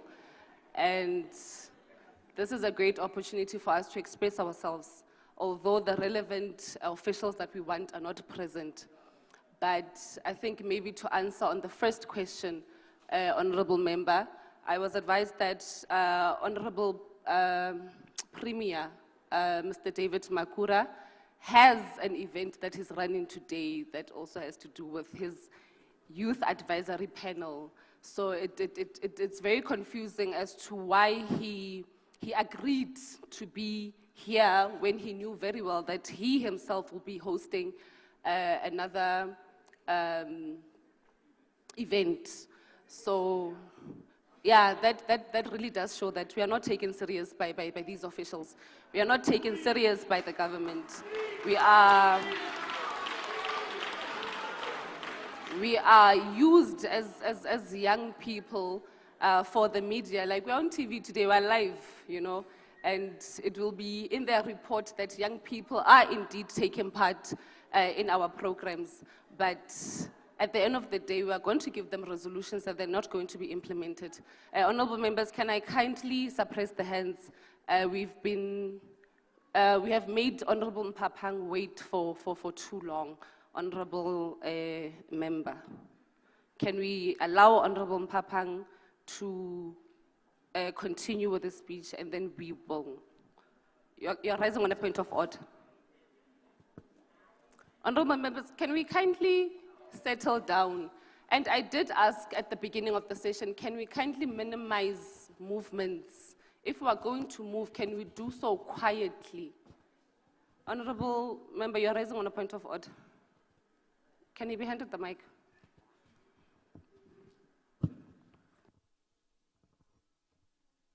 Thank you, Madam Speaker. Madam Speaker, I am disturbed by honorable members in this house. When they leave, they are not bowing, and that disturbs me. Thank you very much.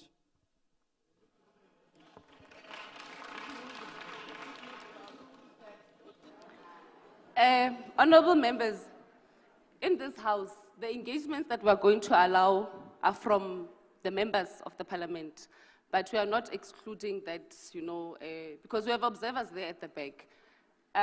But observers, I am pleading with you, can you kindly minimize the noise at the back? There is a lady in a green jacket. Can you kindly minimize yeah, you're laughing now, but can you please, we have a sergeant at arms. If you are going to disobey the rules of the house, we're going to have you accompanied outside. So, Honorable Mpapang. Thank you very much, Honorable Speaker. I have been waiting for too long. But nonetheless, honor and salutation to the honorable members who respected us and came here. I think as young people, we're not supposed to be problem-orientated, but we need to be solution-orientated. The mistake that we are doing as young people, we don't voice out the solutions, we only voice out problems. But nonetheless, I am here to intervene as to how we are going to make sure that this platform is used to raise the frustration of youth properly. I think it is important that the gap between the stakeholders of certain departments to liaise with young people participating in their commissions. Unfortunately, Honorable Mbali has left, which is something that we will have discussed to say, we will really appreciate if she will liaise with those who are in sports, arts and culture, so that they can give her possible solutions. I think it is important for you to have solutions for young people. You need to have people on the ground. So young people are the ones who are on the grounds and who knows the solutions for the problem that young people are currently facing. Sector parliament should not only end at this level. It should also go to the level of being ward-based or regional-based, because now the issues that we are facing are not only during this time, but they happen every day. And it is important that the MMCs of particular stakeholders, for example, we are having a commission here of SMMEs, to always engage with young people who are participating in that commission, in their wards, so that they can offer progressive solutions as to how we can solve it. Another thing, the sector parliament must be accessible to everyone, must not be centralized to those that facilitators are interested in bringing to the program, but it should be everyone in the public that participate in it. Some people, they are just here to become spectators, but they were not necessarily involved or rather told when the program started. They are only brought now so that they can be spectators, and we need their views. Feedback sessions must be conducted from time to time. I think each and every time there is a solution that you say, we have managed to tackle the issue. You involve young people and say, as you have given us an idea of how we can solve a particular problem, now this is the solution and this is how we're going to implement it. So that if the changes that are happening are not moving at times, because we can never shy away. We are going to the 5th industrial revolution, but as our country, we are not even conformed to the 4th industrial revolution, unfortunately. It is because of not knowing such information. The department must implement the resolutions of the sector parliament. How do we go about doing that? We make sure that from the legislature, the people in the legislature and the people in particular offices, they always liaise with young people on the ground who are currently facing unemployment. They help them to enrich their mind and capacitate them It should not only be a program for 1 month, but it should be a continuous thing, because the problem that we are currently facing, they do not happen once, but they happen continuously. The youth sector should not only be limited to participation. We are currently participating. We also want to be involved in the implementations. We also want to be there to say, these are solutions that we brought forth as the young people of 2020 Youth Sector Parliament. We want to be part of it. We want to be part of it. We want to be part of it. We always say, young people must be involved because they are the ones that have the solutions for their problems. Unfortunately, we, yeah,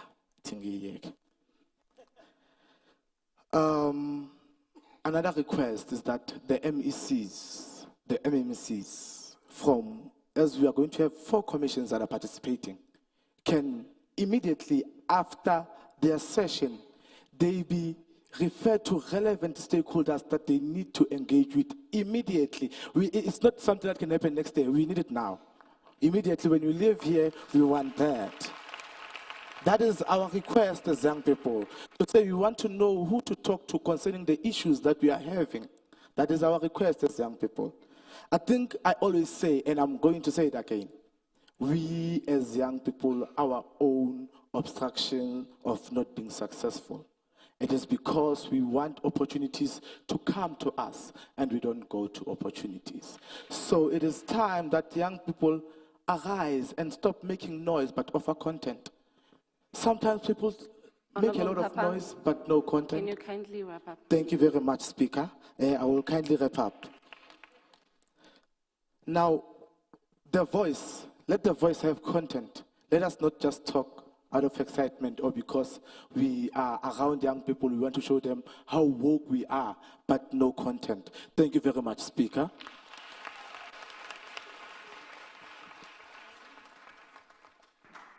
Thank you very much, Honorable Mpapang, for your address. I think one thing that we must also do is to stop asking the legislature to involve us. This is a mandate. We must be involved. We're not going to offer them solutions and then depend on them to implement those solutions without us that came up. So whatever programs or processes moving forward, we must be involved in them as young people.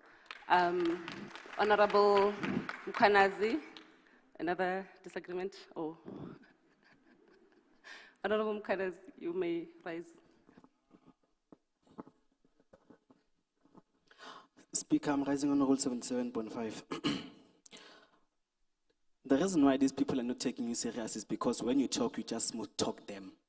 You don't touch the nerve. That's why they don't take you serious. You are young people, you are here, but you just talk real issues. Be aggressive. Be aggressive. They should see and hear that we are angry. Imagine in a whole 365 days here, you are given a few hours to raise your issues as young people. 365 days, you are given a few hours. In front of everyone and the executive, I want to state this, and if it does not happen, it shows that that's where I come. We sent chairpersons or the speaker to go to the report back session. The speaker or the chairpersons should come back to us, meaning this house very soon should convene. If it does not convene, that's where I come. So, in future, if we are not called to convene as the 2022 sector parliament, just know our future is bleak. Thank you.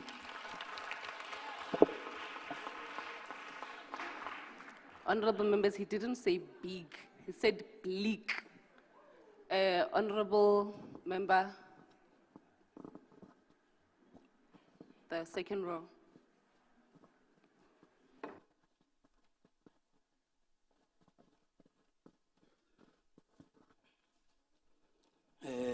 Thank you, Honorable Speaker.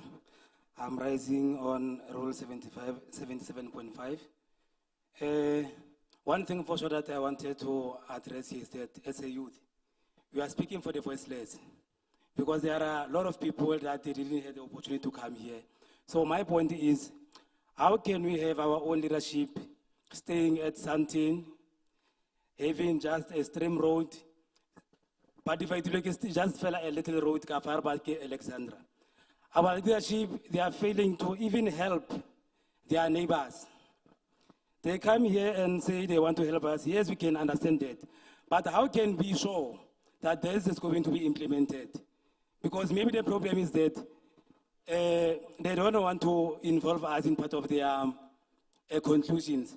We don't want people, we don't want our leaders to come without involving our youth. I think this youth sector parliament, it must not be dissolved here. It must be adopted forever, because what if now we have a problem to submit today? What about tomorrow?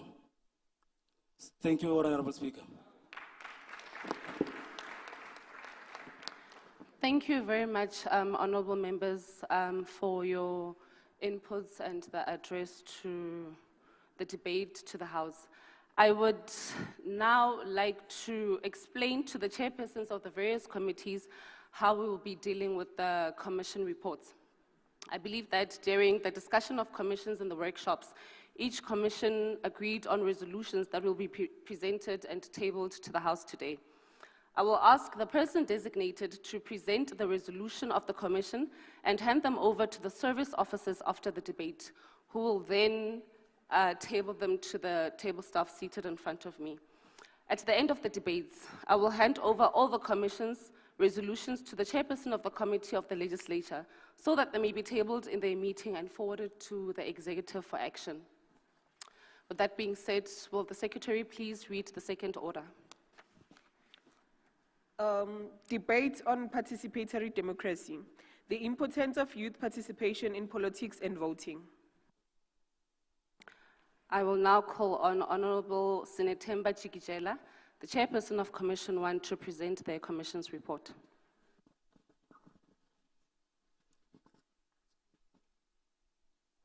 Thank you, Honorable Speaker, but there is a Honorable hand in the Chikijela, House. yes, I think there's a point of order. Honorable Khatebe.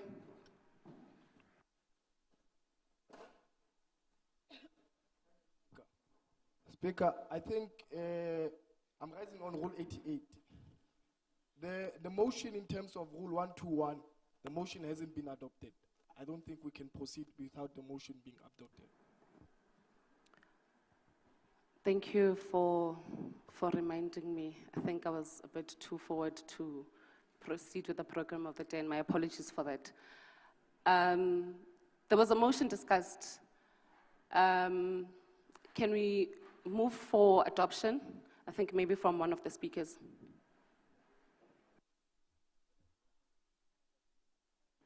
The speakers that spoke to the motion, can we move for adoption? Honorable Mpapa? Thank you, Honorable Speaker. I think we can move for the motion for adopting. Can I get a seconder? Honorable Sindani. Honorable Sindani is in this line. We move to adopt the report commissions. Yeah, the report. Thank you very much, Honorable Sindani. Honorable Chikijela, you may proceed. Thank you, Honorable Speaker. Greetings to the House at large. My name is Honorable Senatemba Chikijela. But before I proceed, you didn't indicate as to how much time I have, because I can speak the entire day. I think, can you kindly restart the time? Honorable members, as we had said, the chairperson of each commission will receive 6 minutes to present. The speakers following after that will each receive 3 minutes to speak. During open time, each speaker will have 2 minutes to speak to the debate at hand. I think, are we all clear on that? Thank you. Thank you again, Honorable Speaker. Greetings to the House at large. My name is Honorable Senatemba Chikijela. Now, in his first television interview in 1961, the late Tata Madiba talked about the cornerstone of a democratic and free society. We still cherish the ideal of a democratic and free society in which all persons live together in harmony and with equal opportunities. It is an ideal which Tata Madiba hoped to live for and achieve, but if needs be, it is an ideal for which he was prepared to die for Gauteng. Now, political participation is one of the best ways for young people to make a substantial change to the community. If people are engaged with the politics of their country, they will better understand where the government is going wrong. Once they have understanding of the political problem, they will be better equipped to combat them. If this political understanding then becomes a political action, the government will have a clearer understanding of why people are unhappy. A state is governed by political decisions. Budget allocation is influenced by political decisions. Our commission will highlight 6 limitations with resolutions that contribute to the non-democratic participation of young people in politics and voting. 1, lack of adequate information. 2, political killings. 3, regulations, the law and the constitution itself. 4, visibility. 5, trust deficit. 6, gatekeeping. The preamble of South African Constitution states that, and I quote, "We believe that South Africa belongs to all who live in it, united in diversity," close quote. It cannot be. Maybe this is where our problems begin. South Africa must belong to South Africans. We therefore propose an amendment to this statement. The Constitution further allows the formation of many political parties, and as young people, we are saying this is causing division in society, adding to our already well-recognized status of inequality. You know, one asks themselves, do all these people have different ideologies in uniting and making our beloved land a rainbow nation that we claim it to be? It's puzzling, really. Now, there's this law, maybe it could be modus operandi, that people at the age of 35 are not considered for employment in government institutions. People can only attain these offices through political appointment. Now, as young people, we then humbly request that to our old senior in political offices, stop acting as renewable resources. I am going to repeat, stop acting as renewable resources.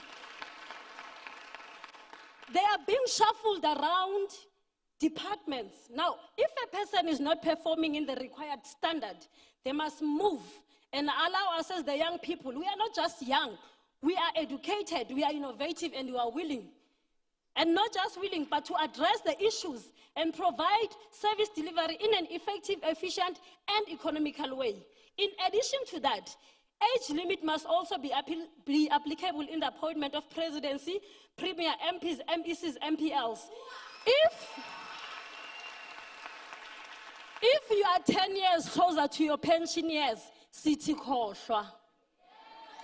Now, since the presidency and the premier's office is limited to 2-year, 5-year terms by the Supreme Law, which is the Constitution, we request that every political office or an office that can be occupied by people's votes, directly or indirectly so, must have term limitations.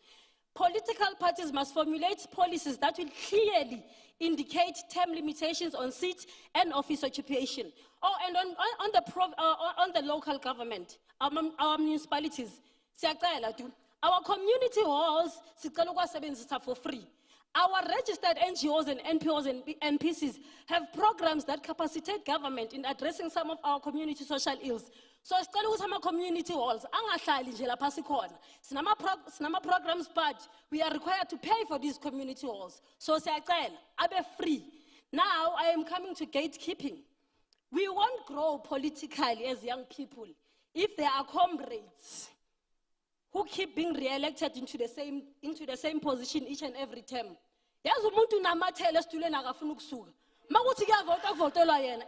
time. Now, we are saying it can be. When you look at how the person is appointed, there is no evidence-based decision-making. Now, a succession plan is needed. We just lost Mama Jessie. May her soul rest in peace.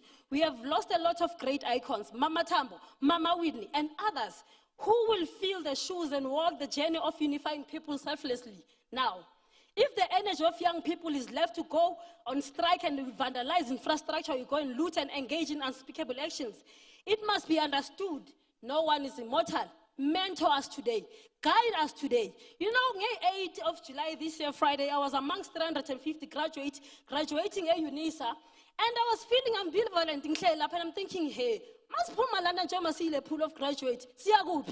So we are back to loot, so we are back to strike, or maybe so and really, with our motorboards, as often for 4 years, it can be.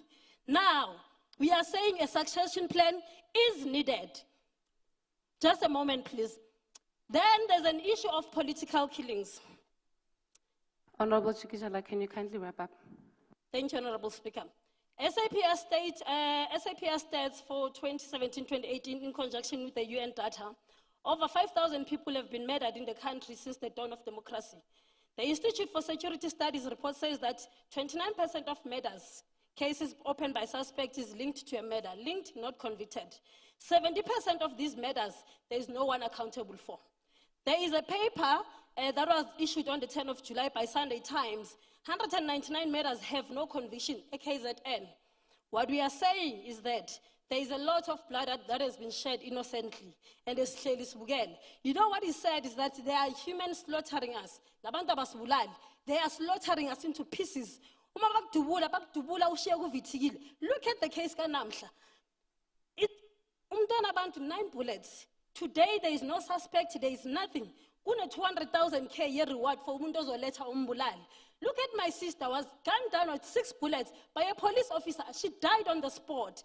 Now, we as the families, we are forced by the law to support these manslaughters and assassins by ensuring they're going to psychological sessions. Honorable Man, we Chikishala. pay for also their attorney fees, Honorable Speaker.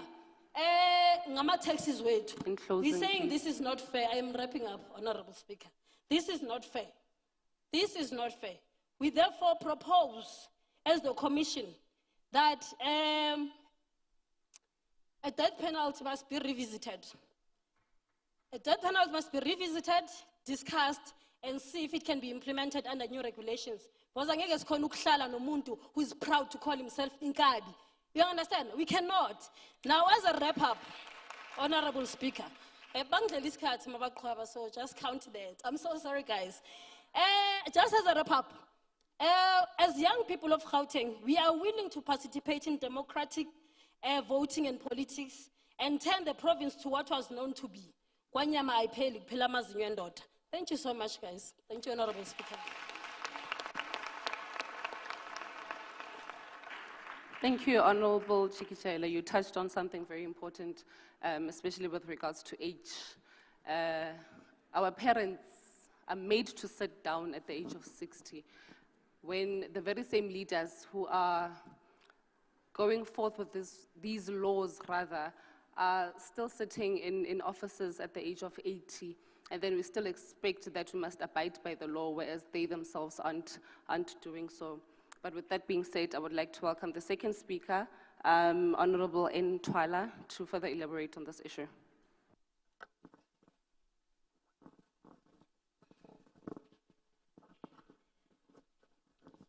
Thank you, Honorable Speaker. I greet you all in the House at large. Protocol observed. I am Honorable Nomsa Twala, and my purpose for the day is to speak about the systematic and structural limitations against youth parliament. Firstly, being the lack of adequate information. The enthusiasm of politics and party representations are only seen and felt during election time. Lack of information being the most or major contributor to less participation of youth in politics is the instances whereby political party branches hold the election events in secret. It means the individual elect themselves into positions without inviting the youth around to also participate in the election events. Reason being they want to gain social power. The second one being the political killings. An extrajudicial killing, also known as extrajudicial execution or extralegal killing, is the killing of a person by the governmental authorities without the sanction of any legal process. They often target politics and trade unions, etc. For example, Steve Bantu Biko, who died at the age of 30 years, who died at the forefront of the grassroots anti-apartheid campaign known as the Black Consciousness Movement. He was beaten to death.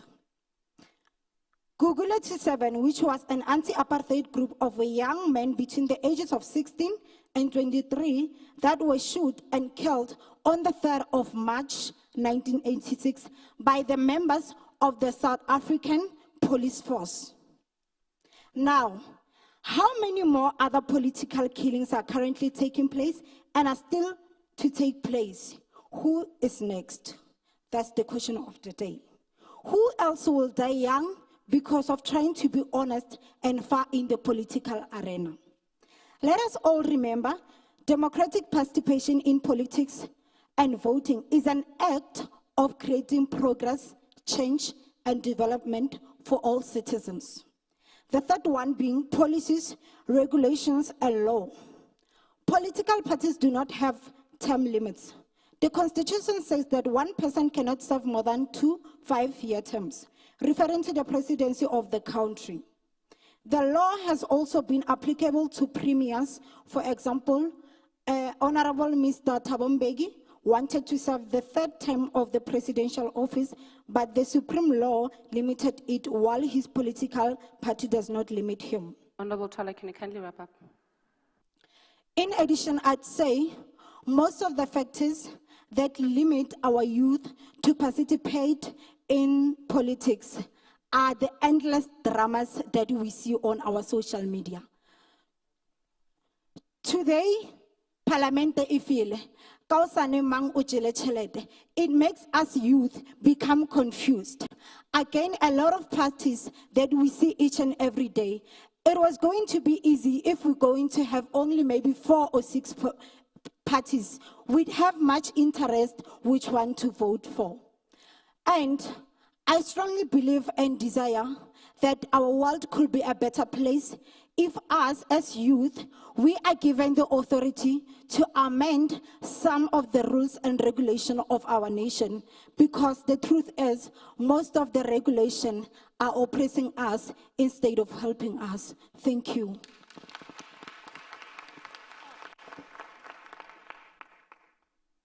Thank you very much, Honorable Twala, for your address. I will now call on Honorable Budget Makaula to further elaborate on the issue. Thank you, Speaker. Greetings to the House. I'm Honorable Sektumisa Budget Makaula saying, if it was up to me, I was going to say, let's adjourn this House until Premier is present, because I feel like we're taken for granted.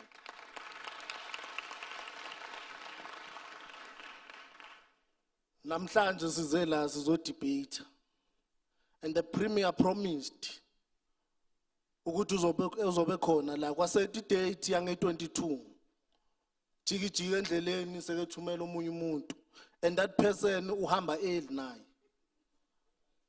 It's an insult.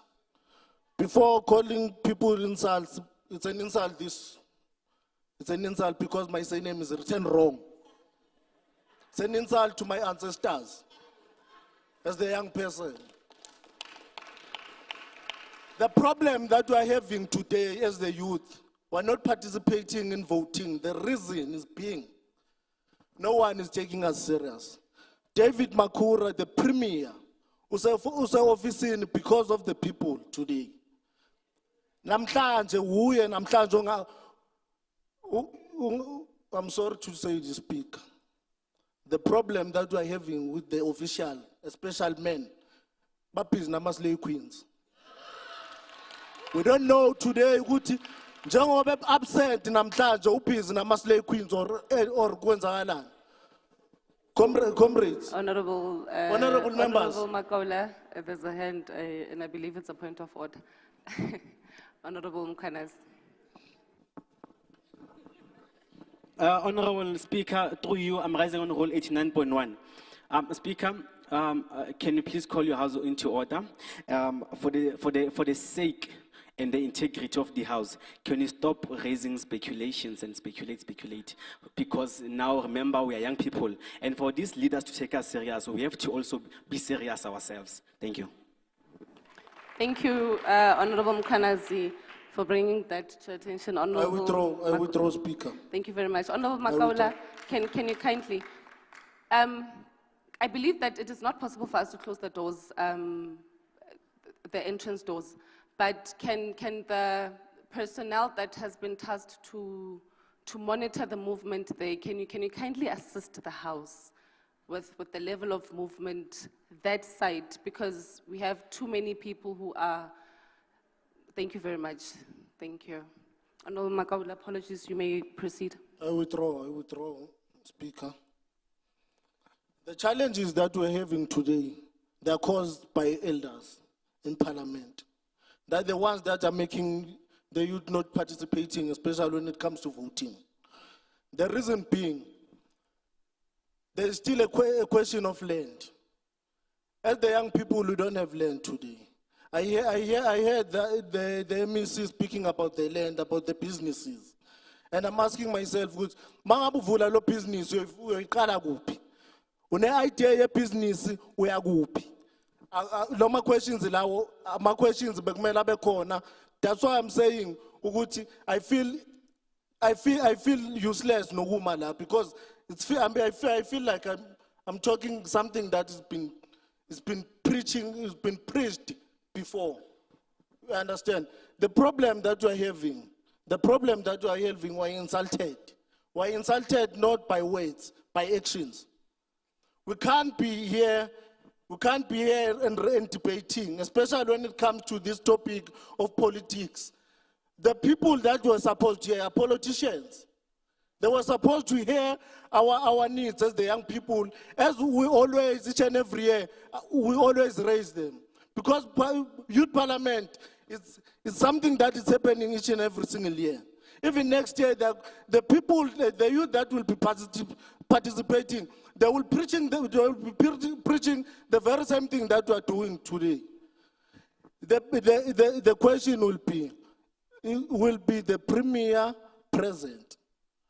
The answer is we don't know. Honorable members, the question of land is very important.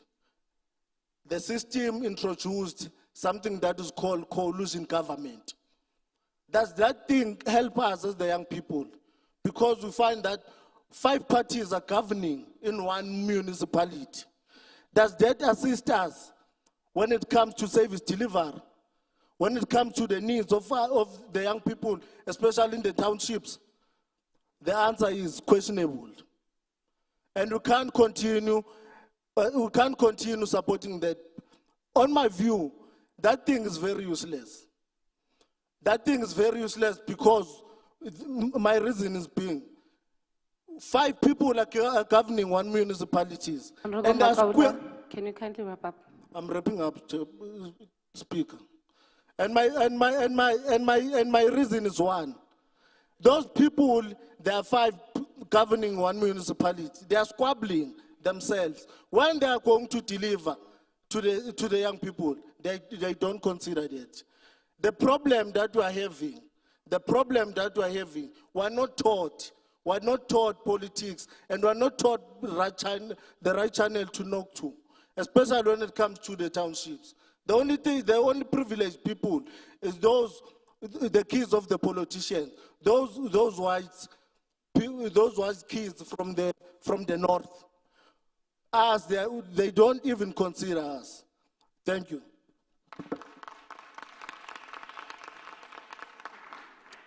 Thank you very much, Honorable Makaula. The issue of the absence of the Premier is is really offside. It has set offside with us, I think, if I can put it that way. Honorable members, I hear that we are angry that he's not here, but we're not saying anything. We must reconvene again with him here. But we are not going to reconvene with the Premier to address reports or to give him ideas. We want him, we want to convene this sitting again with the Premier present, and we must demand that he implements our solutions. We must also, in that sitting, demand reports on the previous sector parliaments and what they have done after those parliaments, what it is that they did to involve young people who have been part of that sector parliament and how they've moved forward.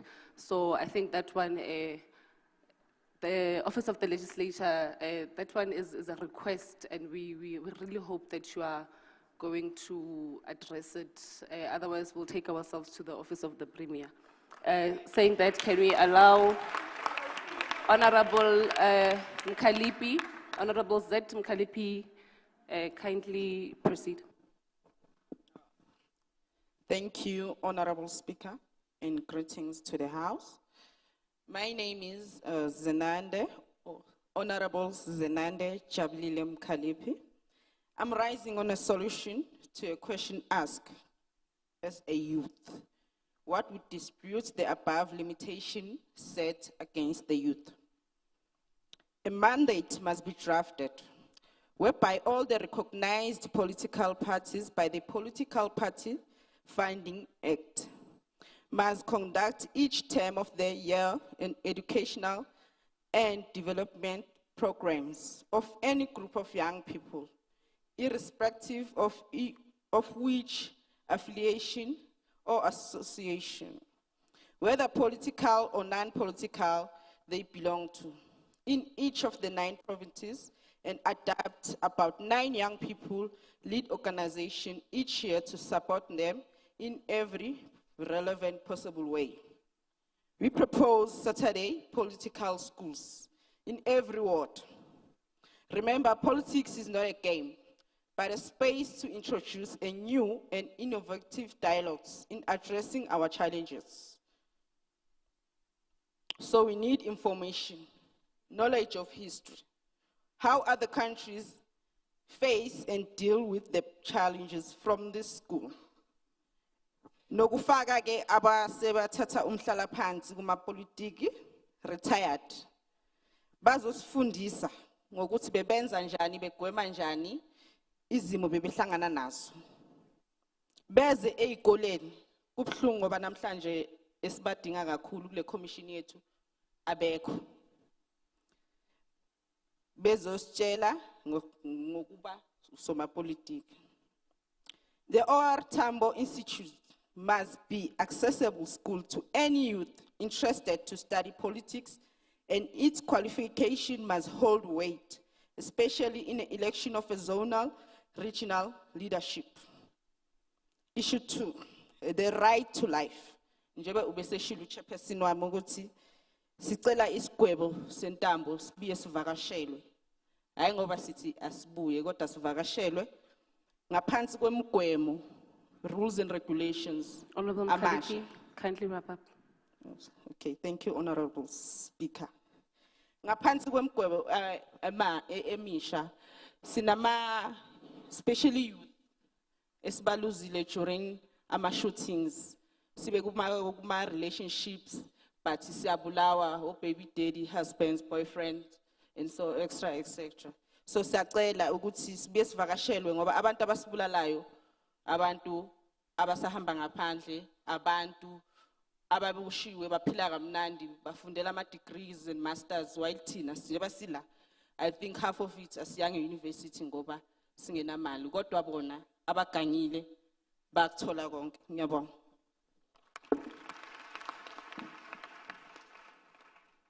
Thank you, Honorable Mkalipi. I am now going to call on the last speaker, Honorable D. Mkwanazi.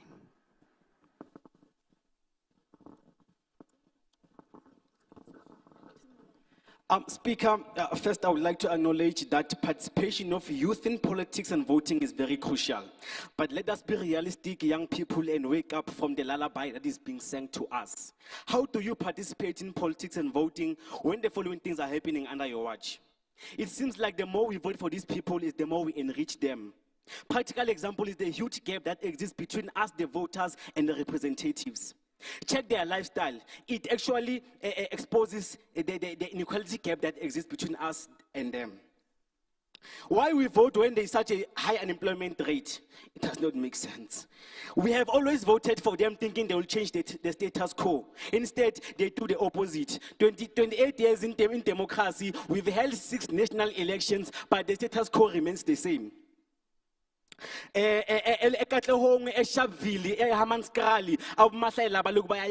and every day, each and every year. Honorable members, for God's sake, these manifestos are blatantly lying to us. Wake up. We live in a politically decaying leadership space. This is through our one obvious reason: corruption with a cap bold letter C. I, for one, will not vote for someone who is implicated in corruption scandals after 3 months. Politically, there is no alternative to the inhuman treatment we are subjected to.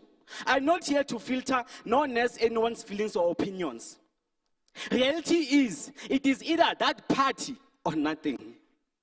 Opposition parties, 99% of their time, they focus on bashing that party instead of coming up with counter solutions to solve the solutions we have. Most young people conform to nonsense by force because of poverty. Apart from poverty, we will be sitting, all of us, and no youth will be participating. Many, even our grandparents, even a whole 14-year-old.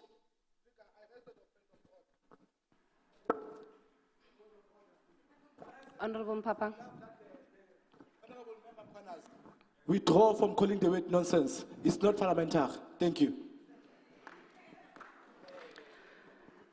Thank you, Honorable Papa. Honorable Mkwanazi. I withdraw. For the fact that even our grandparents and a whole 14-year-old sees that party as the only solution and as the only breadwinner, that's a real problem. Old people are holding on to seats that are supposed to be ours. The political space is in full old generation capacity. It is overcrowded by Bomagogo and Omadala. Leaders must understand a generational task. Once failed on it or succeeded on it, you must leave the stage. A best singer knows when to leave the stage. But in South Africa, we are faced with a pandemic of greediness. Our old leaders, supposedly our mentors, are scared of our intellectual prowess. They are scared that if we actually, if we participate in these things, we'll eventually kick them out. Imagine kicking, I don't know if you get me, leaders. For the fact that we have a whole 67-year-old in cabinet. Honorable Mkhwanazi. That's shameful. I'm wrapping up, Speaker. That's so shameful. In wrapping up, the topic is about the importance of us participating. Leadership, I hope you hear me. If you want us to participate, we are now woke. Elections, the most important elections are coming in 2024. Salpopo Saltans. Thank you.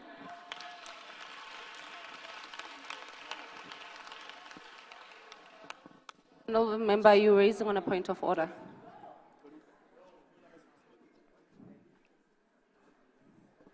Wait, there's a point of order at the back from the honorable member.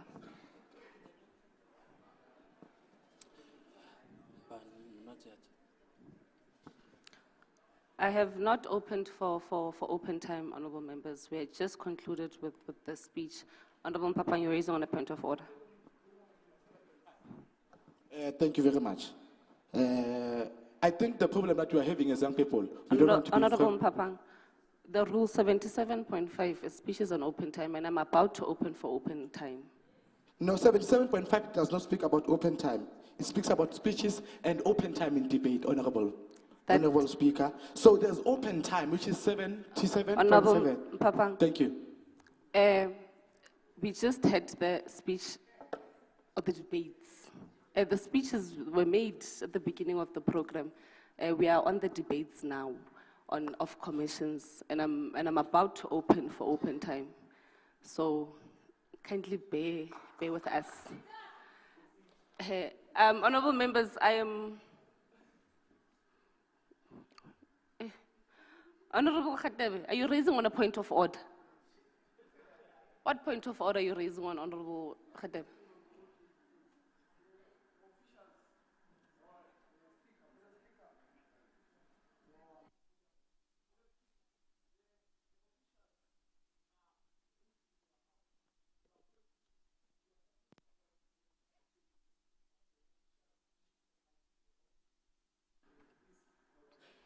Honorable Khatebe, if I point to a member who has raised their hands up, I am going to call them to stand up.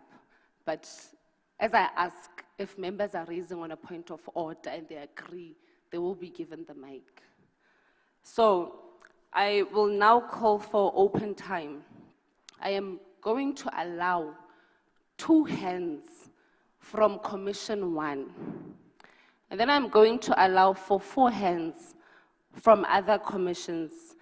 Can it also be noted that participants that are on the speaking list are not allowed to speak during this time? I'm first going to start with the hands from Commission 1, and then we will move to the other commissions, Honorable Shabangu. Can the participants also be reminded that they have to mention their name and Rule 77.7 as they speak? I see 4 hands that are raised from Commission 1. I am going to note Honorable Makola and the Honorable Member at the back. Honorable Papang, remember that you're on the speaking list.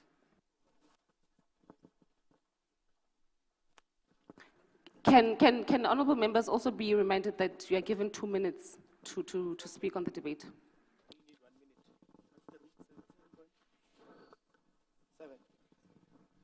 Ndiyabulela, Honorable Speaker, Honorable Makola Otetayo, raising on Rule 77.7, in enhancing the debate of the Commission. Why, as young people, we are reluctant into participating in politics. As young people, we have resigned to a life of nothingness. We have resigned to a state of hopelessness when it comes to politics. And why it's that every time when I want to study at night, the lights are off. Every time I'm switching on my Wi-Fi, there's no network. How do you expect me to then come and participate in the very same politics that are failing us? As a commission, we spoke to the recycling of leadership. You look at, for an example, you've got Pravin Gordhan, who is a political delinquent, but he's still a minister today. ESCOM is collapsing, but we've been recycling him as a minister. Why can't he be removed? Unless Colonel Asbambe as a country. Number 2, there are killings that are taking place in this country. Young people have been killed in places of entertainment, in taverns. You have got your delinquents such as Obegi Kaele, who still remain a nonsense till this day, but they are not removed.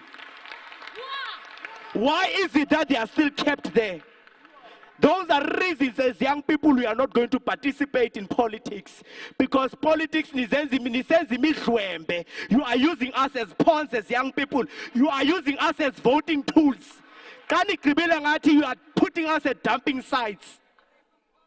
There are no lights today. We are saying save ESCOM, but the bloody Pravin Gordhan is still there. We do not know. I withdraw that. Honorable Makola. Honorable Makola. Honorable Makola. I withdraw, Honorable Speaker. Thank you for withdrawing. Honorable members, can we have order in the House?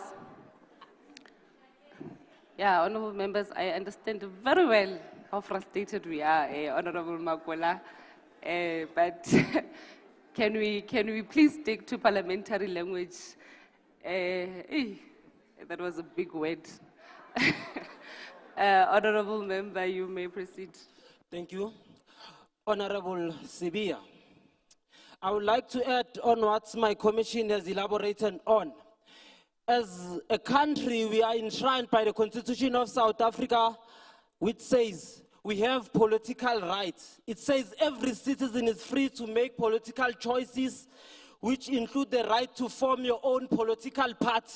Instead of screaming, why are we not forming our own and remove them from the office? Simple as that. It further on elaborates, says every citizen has the right to free, fair and regular election for any legislative body established in the terms of the Constitution. And say to stand for public office if elected to hold office.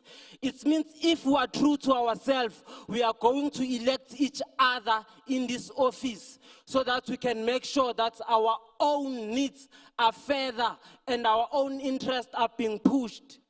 And I'm giving this room a responsibility to say, why not in 2024 we're saying, young people, we want to have our own president and political party that will further our interest.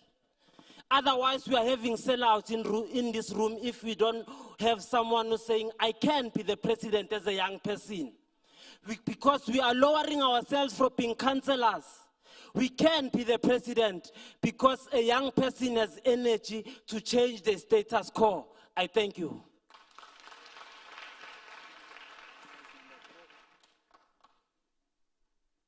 Thank you very much, honorable members. I am now going to take the 4 hands from the other 3 commissions. Honorable member, you'll be number 1. Honorable member in the maroon shirt, you'll be number 2. Honorable member here, you'll be number 3. And honorable member, you'll be number 4. Kindly note that you'll be given 2 minutes, and please rise on Rule 77.7. The first honorable member is the honorable member at the back.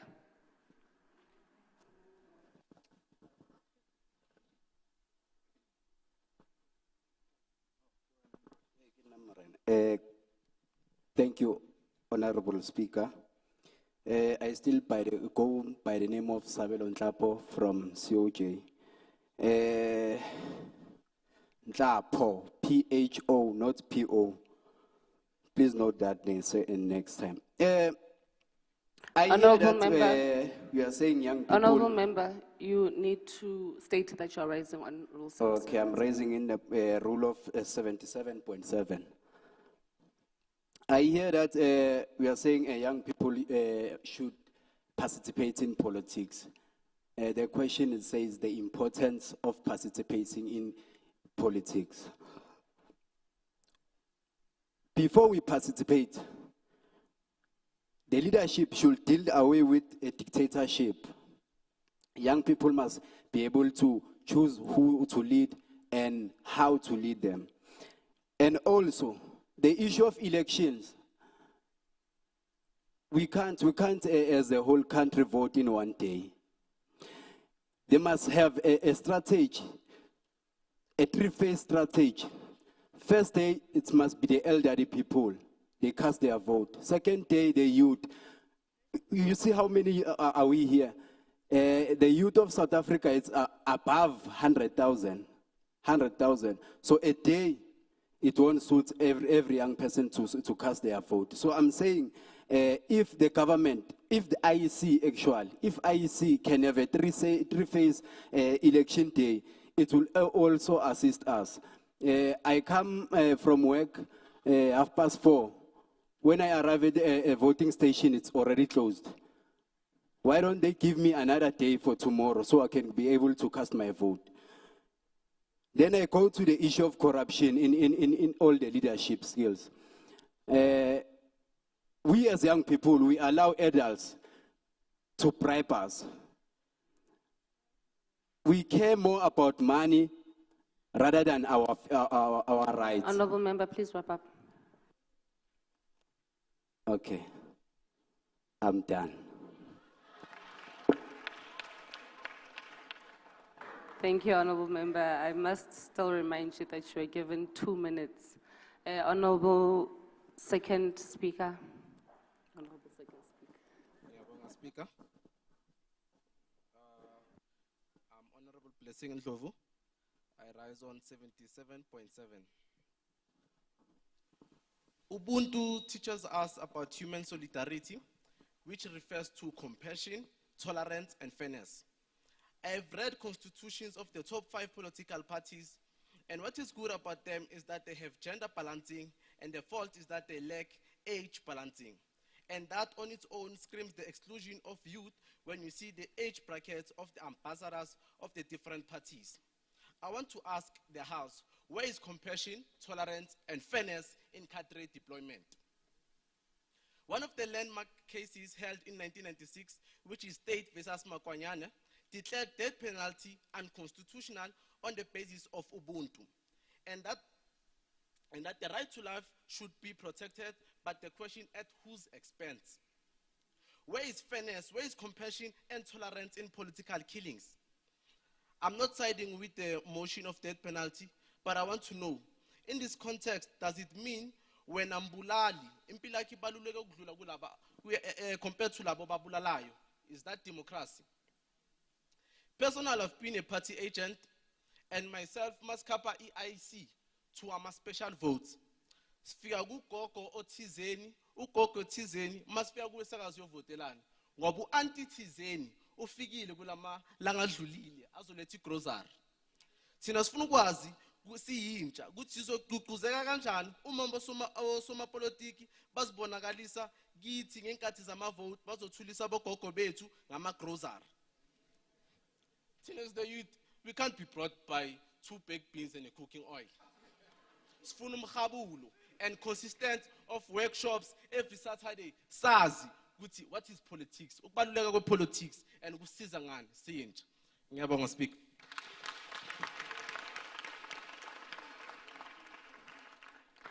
Thank you very much, Honourable Member. Can the third Honourable Member please take the stand?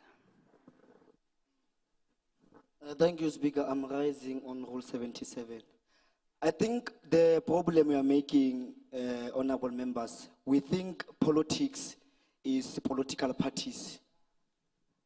We want, as young people, to be included. You think you can tell Gwede Mandashi to change a law, Uguti, it must limit him, Ugutanga contest. It won't happen. Let's be practical. Let's go to local elections. The IEC allows for independent to contest. Why are we not gathering as young people in a certain ward and say we are voting for this young person to be a councillor? There is no Mochapalo that's going to save us because it is sponsored by old people inside that political party who want to advance their interest by this thing of Mochapalo. It don't work. Let's be practical, honorable members. The IEC allows for that thing to happen. It's very easy to mobilize young people to vote for a certain candidate. Number 2, I like to object this thing of killing people. There must be death penalty. Most of people who are committing crime are black people. And you have to go back and find out what is the reason behind committing crime. On its own, the constitution is structured in a way that is anti-black. Young people are not working. Young people are depressed, so they resort to crime. So the ANC government is killing our people. They are the ones who should be even, we must suggest this thing that them, we must execute this thing of, what is this thing? Penalty. You know, honorable members, in China, this is very important. In China, when a certain person who is responsible for a department returns Honourable money, Member, there's a point of order. Can you kindly sit down so that we address it? Honourable Khatebe. I'm rising on Rule 88 on a point of order. The honourable member must withdraw from saying the ANC is killing our people. I think how it's said, it's the ANC is an organization. What is Honourable ANC? Member. It's an organization and it's in power. It's practical what I'm saying.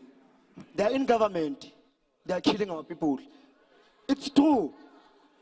And I want to withdraw that. I want. Honourable Can I conclude? Sabangu. Can I wrap up? No, we Thank you, can't wrap up, massage and- feelings. We can't. Honorable Shabangu, your time is up. Honorable Shabangu, please sit down. Honorable Makola.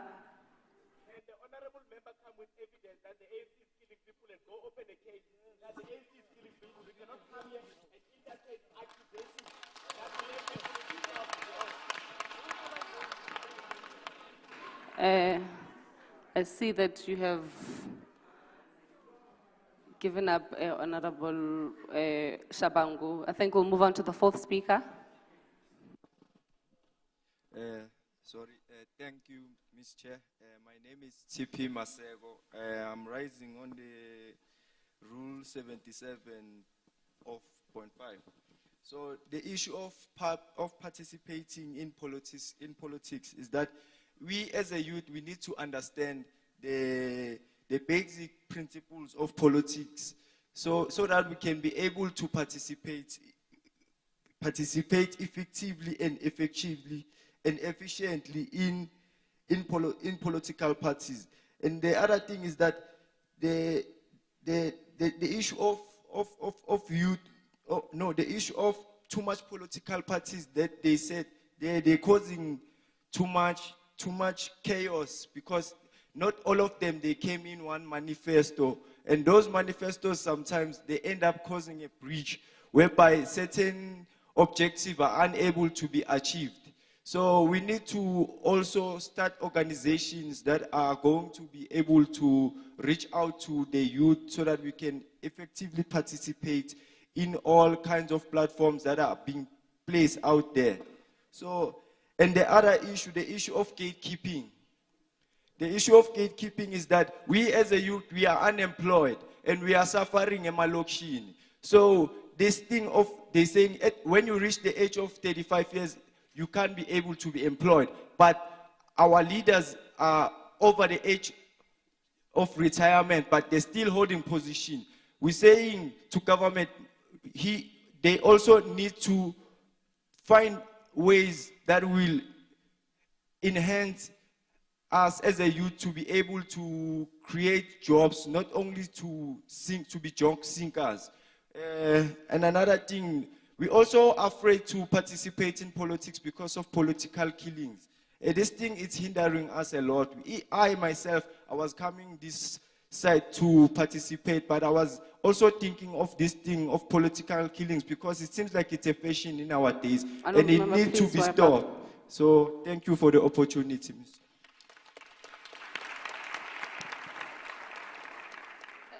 Honorable Mukhanazi.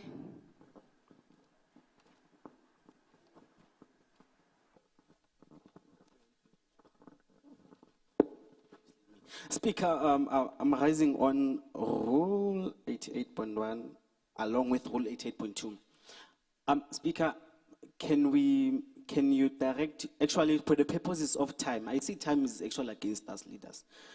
Can we stop raising irrelevant things? Can we focus on what we came here to do? Because now that will save us time and will also allow other commissions to speak. Because now it's 1:30. We have other 4 commissions to go. And also, can you be strict on time? If it's 2 minutes, speaker, sit down. Thank you for the progress. Thank you. Thank you very much, Honorable Mukhanazi. And we are very much behind schedule. We should have been done by now. What I'm going to allow Honorable Member S. Chikijela to please reply to the debate and move for the adoption of the Commission's report. Honorable Member, you'll be given 2 minutes as well. It's 3 minutes from my papers, Honorable I have it as 2 minutes. But okay, we'll leave it at 3 minutes. Thank you so much. But can you kindly... As the Commission, we welcome and appreciate all the views, opinions, suggestions, and points. Most of them are considered and others will be considered in the final drafting of our report. I also have to just indicate, Guti, we are in the legislature and we are in the right space. For us to change things, we must change the written document. If the written document says, no one siyavala, and then we go into a door, it's not going to help us. We need to change the laws, the policies, and the constitution itself so that it can address and have a succession plan for the kind of future that we want. Now, as the Commission, we endorse the vision statement of the Gauteng Provincial Legislature, which reads as follows: a progressive legislature, meaning a governing body that will move with times, adopt new policies, draft new bills, understanding current dynamics of living, that fosters confidence in democracy. Well, I would personally remove the term fosters to the term ensure, because we need to be deliberate in our actions so that we can be an accountable province and improve the quality of life of the people of Gauteng. Now, a question to the Honorable Premier, who is not with us today. From the Commission, we are asking, if everyone in Gauteng is the people of Gauteng, how do you identify the people of Gauteng, basically? Are you saying everyone in Gauteng is the people of Gauteng? If not, how do we identify the people of Gauteng? Why we are asking the question is because as young people and as learned young people, when there's opportunities and resource distributions, who are they going to? Hence the question, is everyone in Gauteng the people of Gauteng? How do you identify us as the young people of Gauteng? Now I'll close with a quick saying, a quote from a very wise leader who once said, if political parties cannot work together towards a common goal of building the country in terms of economic development, mentoring of young people into discipline and leadership position, education development and infrastructure development, then your political squabbles will not score you points. It will lead Honorable to Chikijela, political... can you kindly wrap up? All right, thank you so much, Speaker. And can we move for the adoption now? No problem, Speaker. It will lead to political character assassination, destruction, inability, instability of the country, leaving you with no nation to govern. I, Honorable Senator Chikijela, the chairperson of Commission 1, hereby move the Commission report in terms of Rule 168, read with Rule 117, taking into account all the contribution made. Khotso Ayate. Thank you very much, Honorable Chikijela. I now call for a seconder. Honorable member at the back.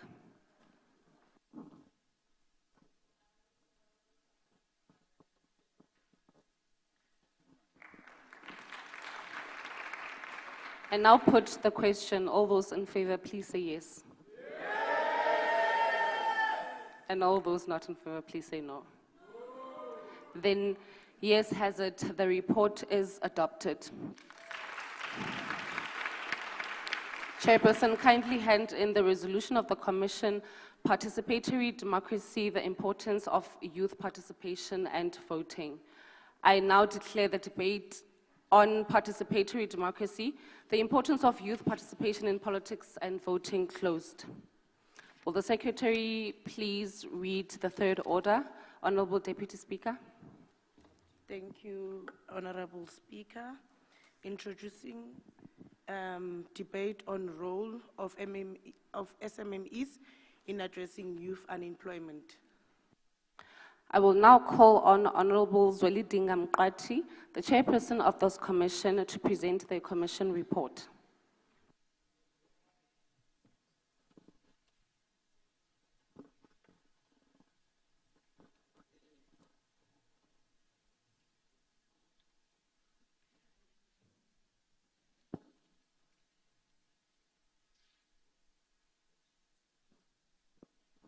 Testing.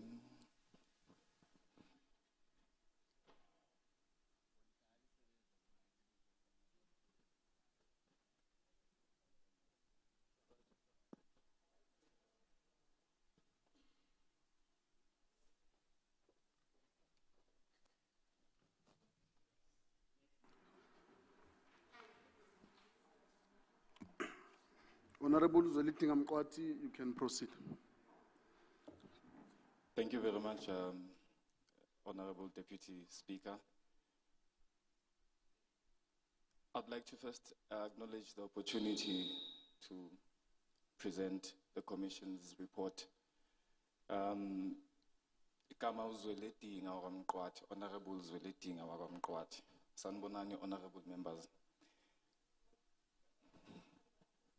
Taking today's action with the future in mind, may I kindly share this common truth with the House. Your body will not take you to a place where your mind has never been. I therefore encourage the House to take action with a certain vision in mind, a clear vision in mind, and in action have that vision in mind, and it will come to fruition. Our commission was tasked with looking into the role of SMMEs in alleviating unemployment. This required that we find common issues within SMMEs, identify challenges faced by SMMEs, and beyond argument come up with resolutions. Looking into the role that SMMEs play in alleviating unemployment, these are the questions that we need to ask in guiding us.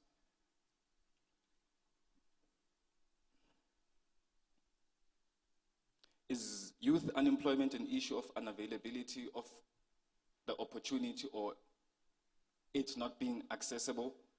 Are programs such as EPWP and unemployment grants viable solutions? What are the deterrents facing youth in becoming entrepreneurs and developing in SMMEs? Which measures can be introduced by the government to increase the chances of young people who lack intergenerational advantages of being entrepreneurs? Is the government doing enough to cultivate and support SMME developments?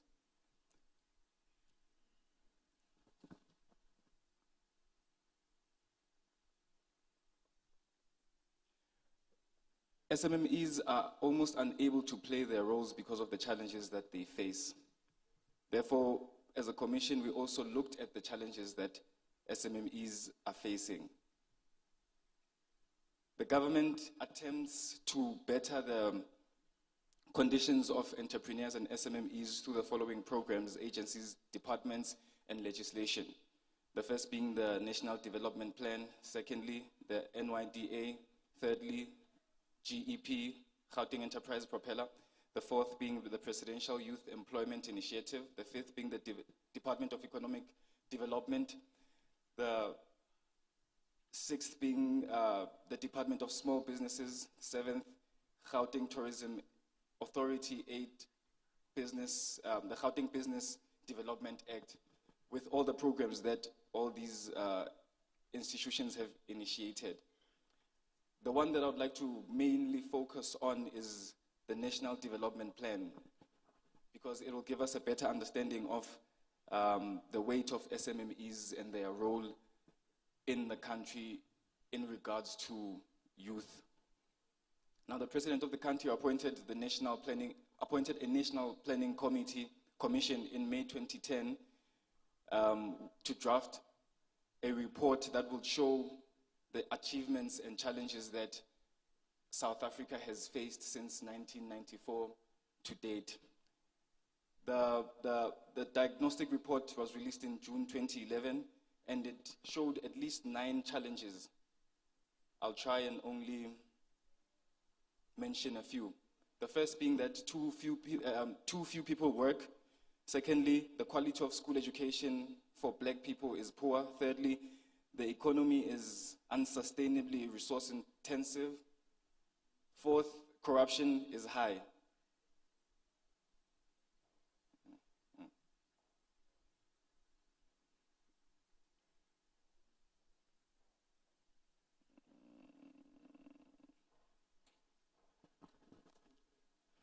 The National Development Plan aims to alleviate poverty and reduce inequality by 2030. According to the plan, South Africans can develop through drawing energies from its people. In particular, young people deserve better educational and economic opportunities, and focused efforts are required in eliminating gender inequality.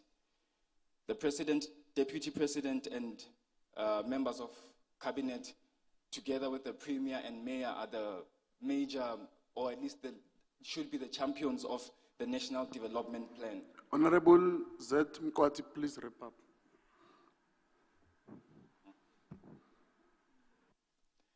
Noted, Honorable Speaker.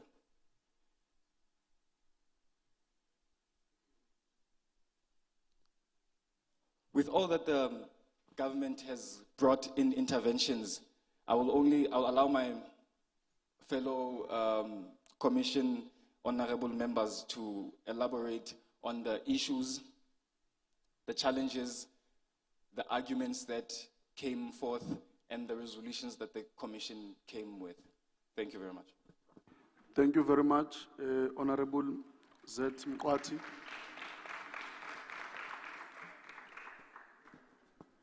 I now call for open time, and I will only allow 2 people.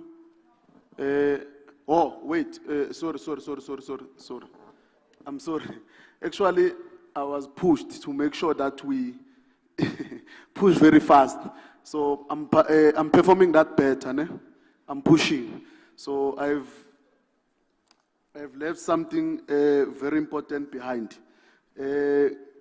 We'll have 4 speakers. One will be Thando Hatebe. Honorable Thando Hatebe. You have swapped.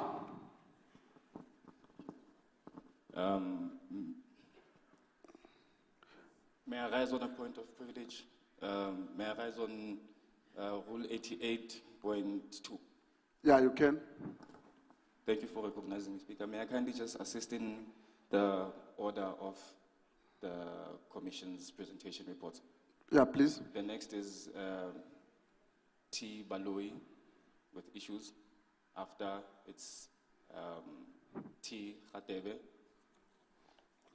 with challenges. After that we have B. CRP with arguments. And lastly we will have T. Ramaphosa with resolutions. Okay. Thank you very much, Chairperson. I will call Honorable T. Baloi to come, on that sequence. Thank you, Honorable Speaker. Good day, honorable members. I stand as Baloi Tsakane, and I'm here to present to you the issues the SMMEs face in our economy. Our findings are that the following issues present the most danger to SMMEs: crime, power outages, tape rape, networking opportunities, municipal dysfunction, supply of information, financial aid, and mentorship. I'm going to explain further about some of these issues. Number 1, it is crime. Businesses affected by crime are to be 11 to 22% less likely to increase employment. More than half of all these businesses fear crime for their customers. Lack of security assurance possesses a danger. Number 2, it is power outages. Long-time experience without electricity Long-time experience without electricity affect many small businesses from going forward. This has been with us for more than 12 years. Our government still stands to fail to come up with solutions for SMMEs to function well with the condition of the load shedding. Imagine yourself waking up in the morning only to find more than 200 of your chickens dead. Rearing chickens from day-old chicks, it is a serious issue. They need external sources of heat as they cannot regulate their body temperature. Small businesses simply cannot afford backup generators. Number 3, it is red tape.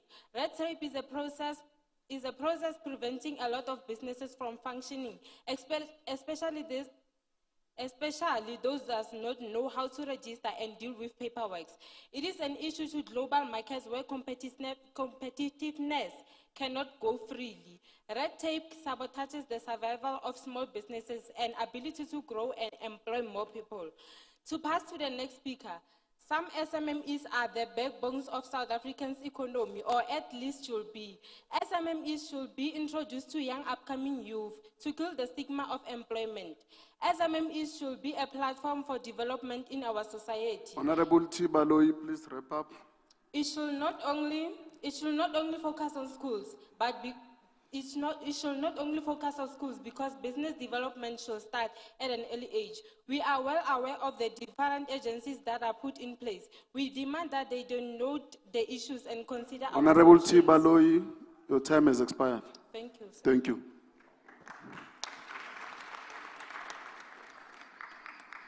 Honorable Tando Hatebe.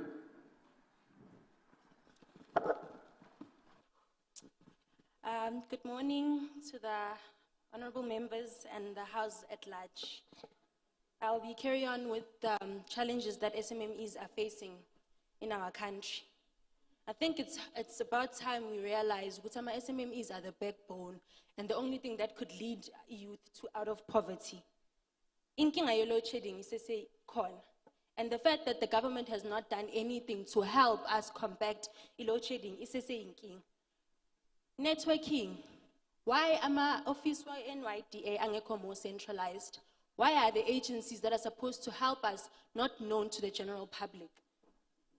It is because of this that it's hard to penetrate the different industries, of which if we are given the chance, it would help better the competition of all industries in South Africa and allow EU to get out of poverty. Land opportunities. We cannot own the land, and it's also hard for us to even establish businesses in it. I-rent for our SMMEs, mall is too high. We can't even why are we not allowed to freely use those places, as Chairman Commission 1 had said? Why are we not allowed to freely use those businesses that are not currently used or are used in the wrong way? But it's easier for foreign markets to penetrate Laoma industries. I-mentorship iyinkinga. Abantwana bayenza physics, nabantwana bayenza maths babhekiwe. But abasebenza ngezandla ababhekwanga. The youth lacks mentorship in our economy. How are we expected to grow businesses when the curriculums at school are teaching us to be employees and not employers? It's failing us. I-mentorship should be implemented from umntana omncane. Anakwe kuma-talents anawo aze akhona ukuthi akhule nawo. Asipiki siyawabona ama-agencies akhona that the government has implemented to help us. But there's two problems. One, it's not transparent. The general public don't know how to get to those agencies and how to register their businesses and grow them.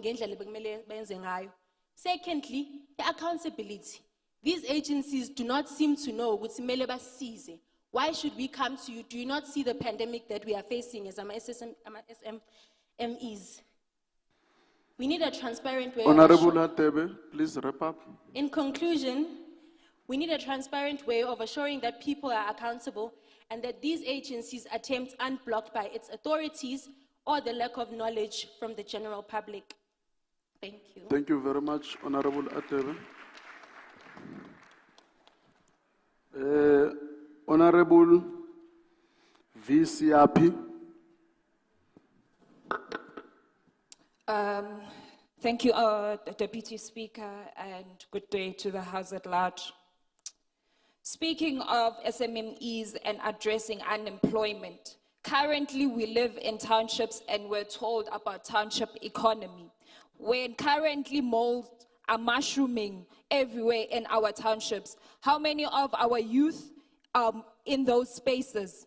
Why do local malls not cater for SMMEs when it comes to giving them space at a realistic price? Because majority of SMEs end up not being able to be in those spaces because they don't afford to pay high rental prices.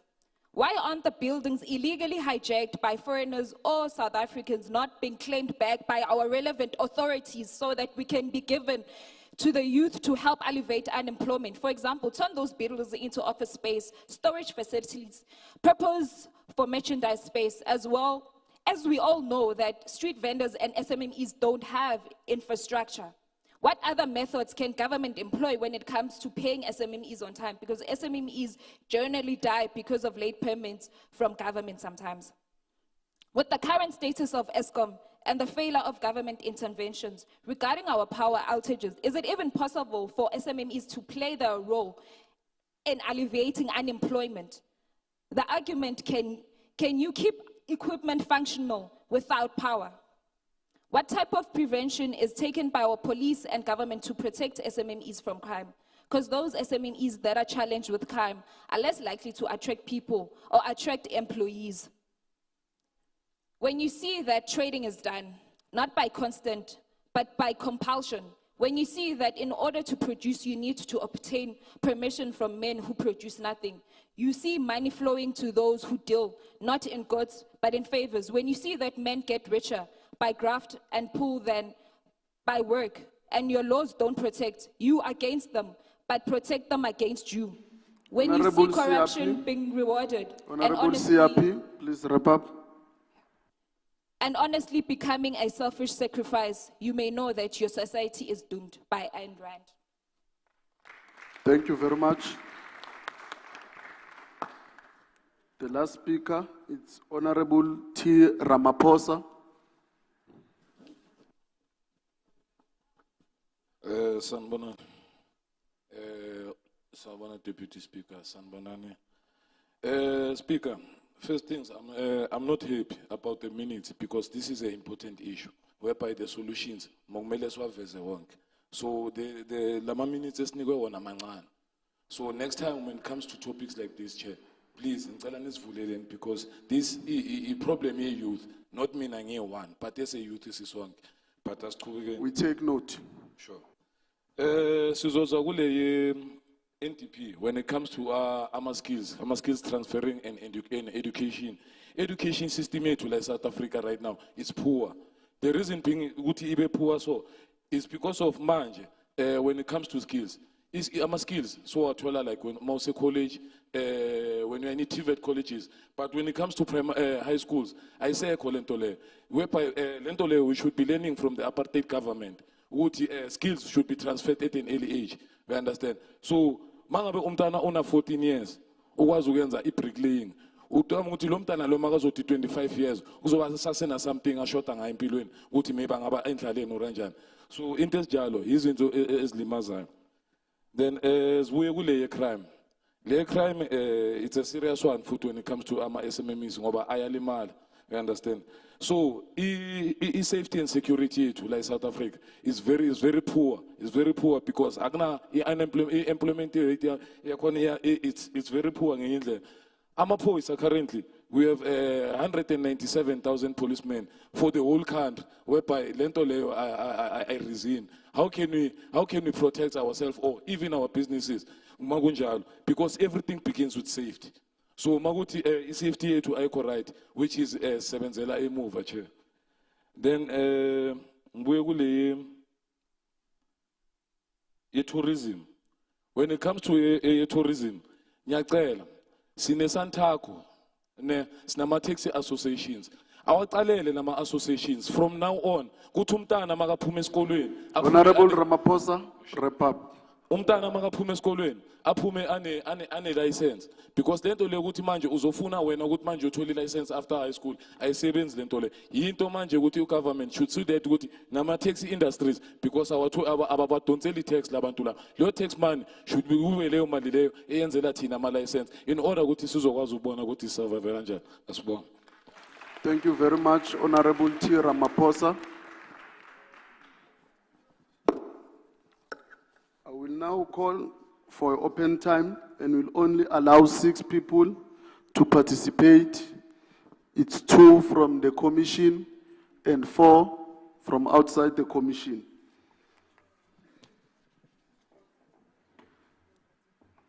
Also note that participants who are on the speaking list will not be allowed to speak during open time. Also, don't forget to mention your name and rule 77.7. Thank you. I will start from the commission. This is the commission. Okay. I will start there at the back. Honorable Mtolo. Mutolo, not Mutolo. Mutolo. Thank you, Chair. No, not you. Not me. Yeah, you may be seated. The one at the back. Yeah, you. You are number 1.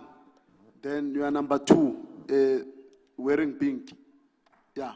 Honorable Libase. Yeah, please. From the same commission.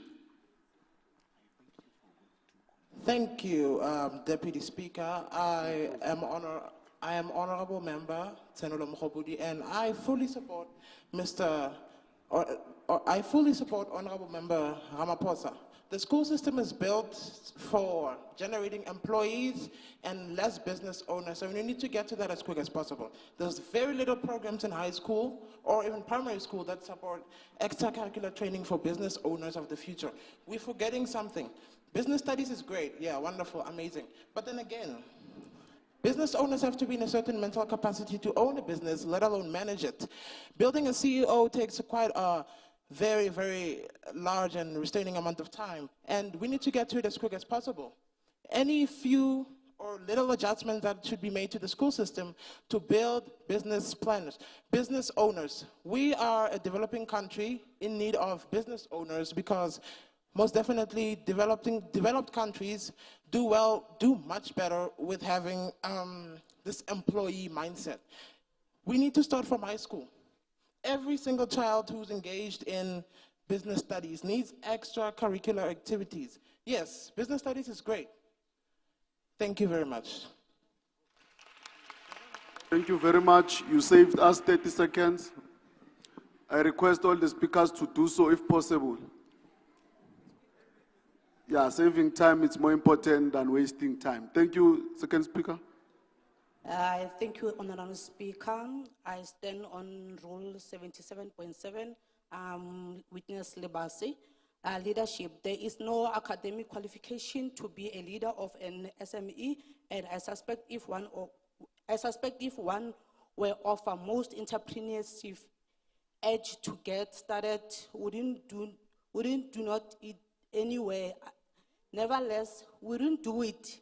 Nevertheless, given the many challenges of running a business and leading people, a lot of owners felt because they do not have the right skills or capital to start SME.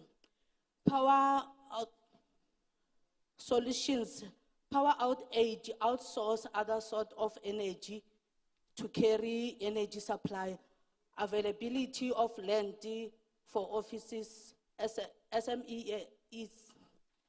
Businesses should be a subject from primary level to business should be a subject from primary level, not these business studies which we get from secondary level. Red tape should be easy for South Africans businesses. Please wrap up, Honorable. Thank you very much. I will request to the House, can we be patient with speakers? Because maybe we never mentioned this. You are allowed to speak in your language so that the House can flow. Yeah, it's 4 hands, ne? Honorable Chigijela, you're number 1. We are not in the same commission. You are not in the same commission. We will be number 2. Honorable Papang, number 3. Then I will take this side. Honorable there, the back, you are number 4. You. Yeah. Honorable Mkwanas, you are number 4. Thank you.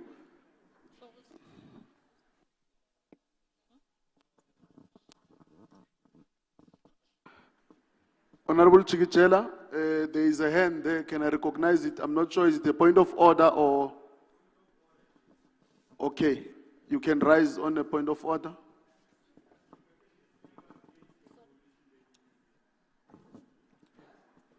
I can't hear your point of order. Can the member state the collusion that he is in? Thank you. Commission, not collision. Thank you. Honorable member, you are requested to state which commission you at. Simple thing, which commission? 1, 2, 3, 4. Commission 1. Thank you very much. You can proceed, Honorable Chigichela.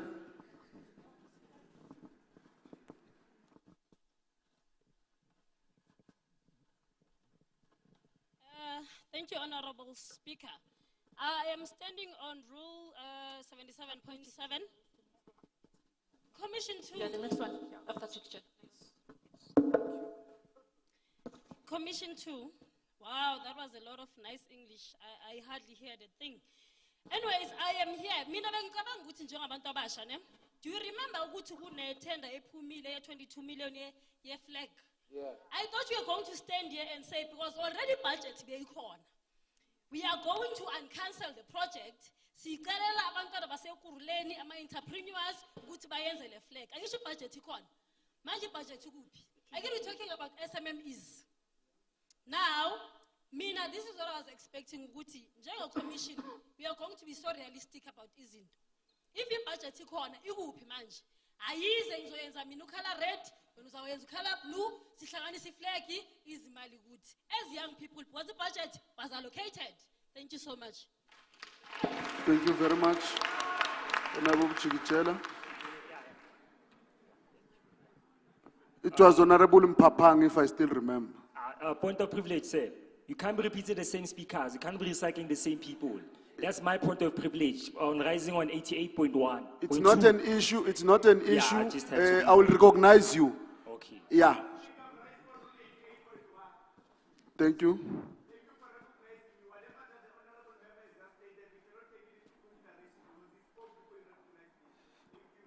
Thank you very much. Honorable Mpapang.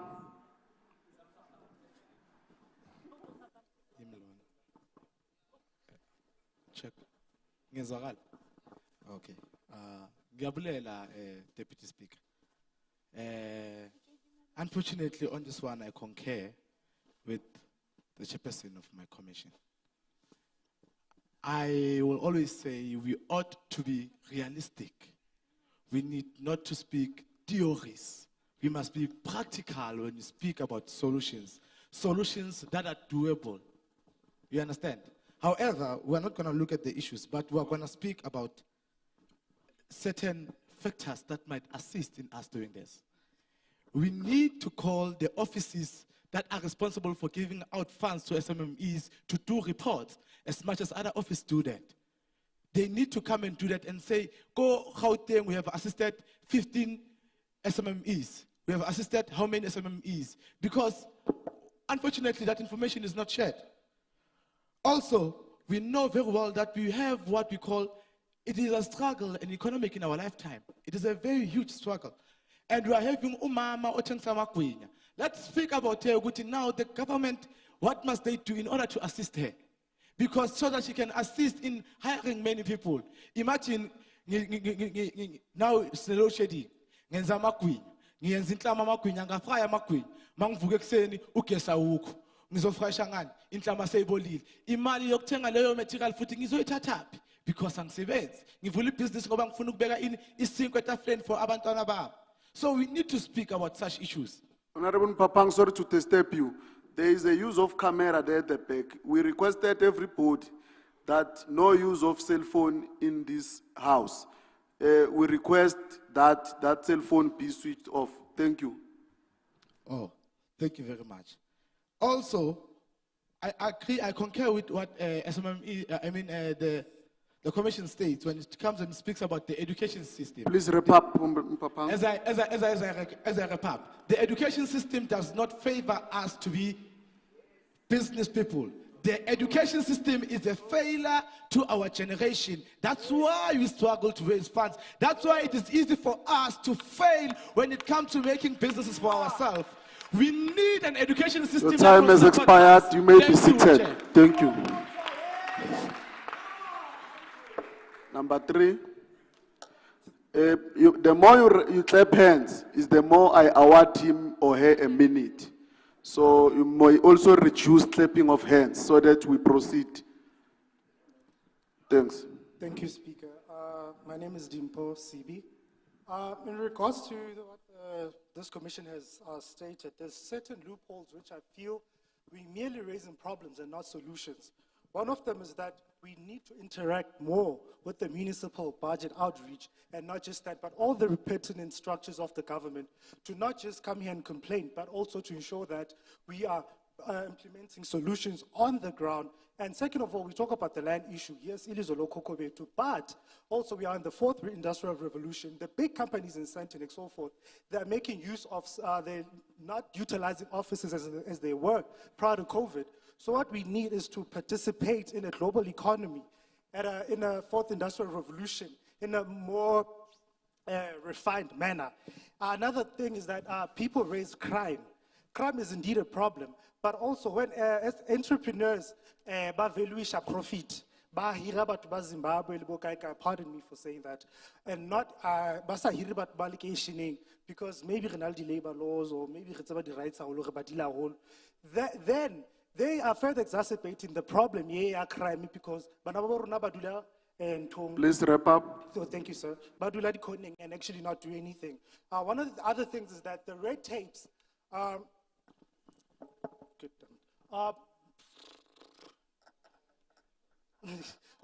Red tape, paperwork is not red tape. So we spoke about CIDB and the necessary paperwork. That is not red tape. It's like telling SICA to mitigate the Your time has expired. That we have chartered You may be seated, honorable member. Thank you very much. There was a third or fourth hand there.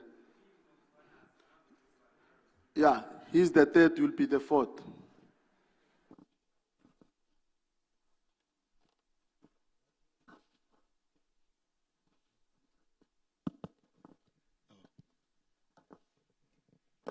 I'd like to extend my greetings to the House at large.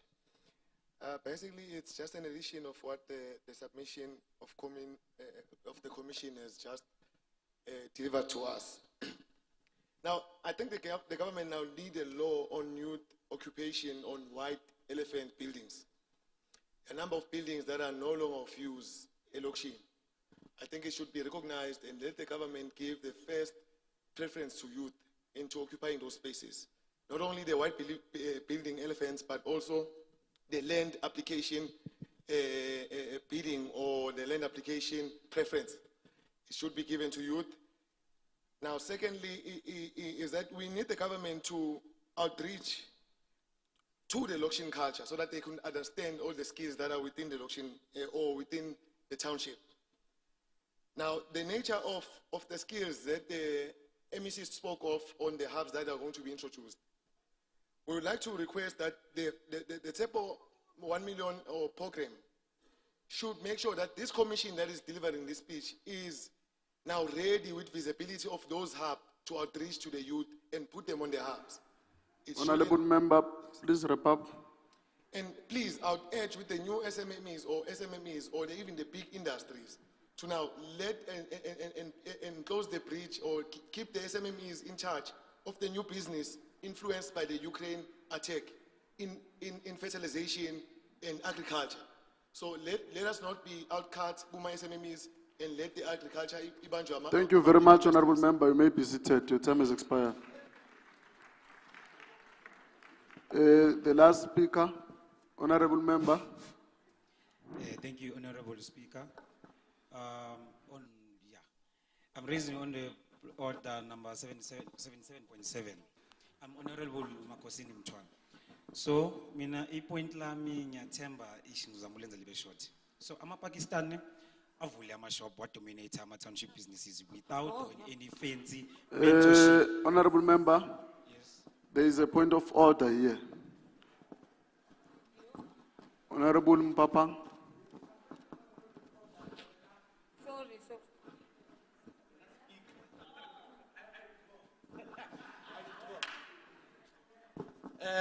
Thank you very much, Honorable Deputy Speaker. I am raising on a point of order. You said you are only picking up 4. Now, this is a fifth speaker. So, unfortunately, from what you said, we do not recognize him as the House. Thank you.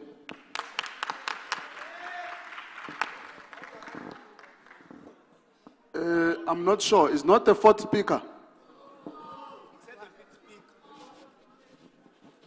Yeah, because by mistake, he already started his speech. Can we allow him to finish? Thank you very much. The years have it. Thank you, the House. Wait. Yes, you may proceed.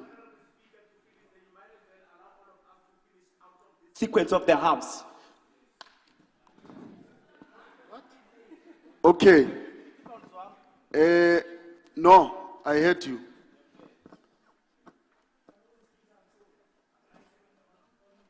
I'm still judging on this order that is standing. So I must leave the order that I must take now and acknowledge you.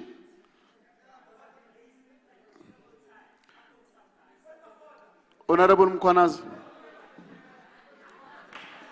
Wait. Both of you sit down. Yeah, Mpapang, may you sit down? And yeah, both of you, may you sit down. There is an order on the table. Osborne raised an order, Honorable Osborne. Now I need to rule on that order. And then there is a counter order. Honorable Osborne, I said based on maybe number I thought he was number 4, but because you recognize that he's number 5, I will then cut him. We'll give him 1 minute. Yeah, can we give you 1 minute, Honorable, to proceed and end your speech, please? All right, thank you, Honorable Member. Okay, as I was saying, I'm a foreign nationals, Pakistani, sorry. I withdraw. They open a business, not dominate in township businesses without any fancy mentorship, but with unity. But figure about things in go. But then within 10 years, they am a shop and guess what? Bakashigin, majority win. So instead of speaking government, honestly, si unite ngokwetu sisiqalela ama establishment sisiqalela ama business ngokwetu sidominate. Thank you very much, Honorable. Your minute has expired. Thank you. I will now call Honorable Member Z Mkwati to please reply to the debate and move for the adoption of the Commission's report. I will only take that hand if it's a point of order. Okay, you may proceed.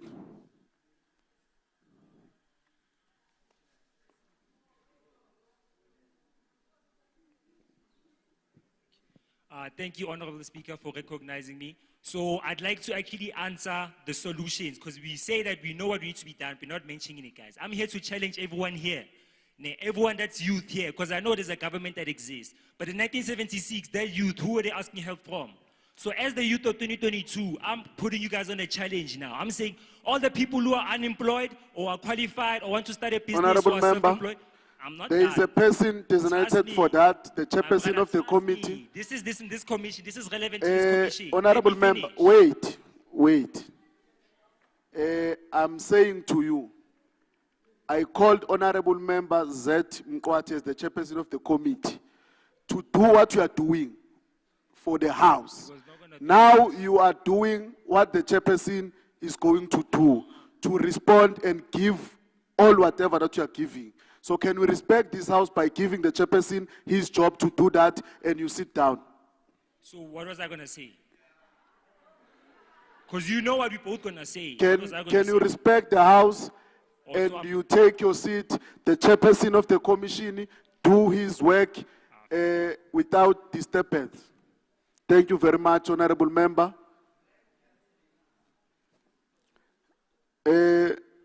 Honorable Mkwanas, is that a point of order? You can proceed.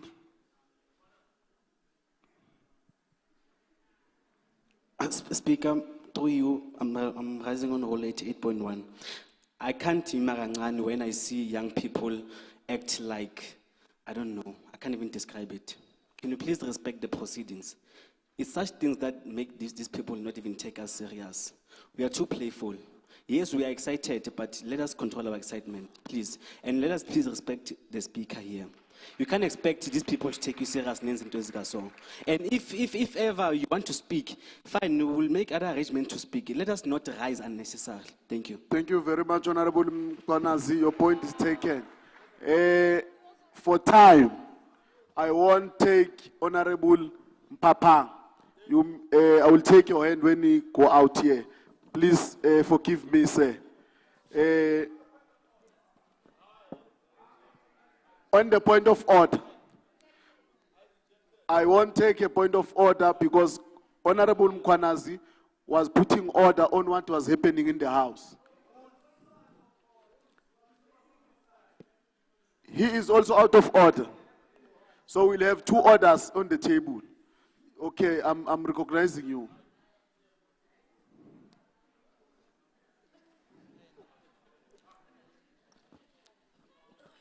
There is a third hand, which I believe is also the point of order, that put order on the second point of order.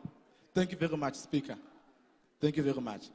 I think when we address stakeholders, I think someone raised it that you refer to them as honorable members. When you say these people, who are you talking about? We don't know. Thank you very much. Thank you very much. Both orders. I won't take any order now. Even if the order to go wherever, I won't take it now. Can we proceed? Honorable members, Mkwati, please reply to the debate and move for the adoption of the Commission's report.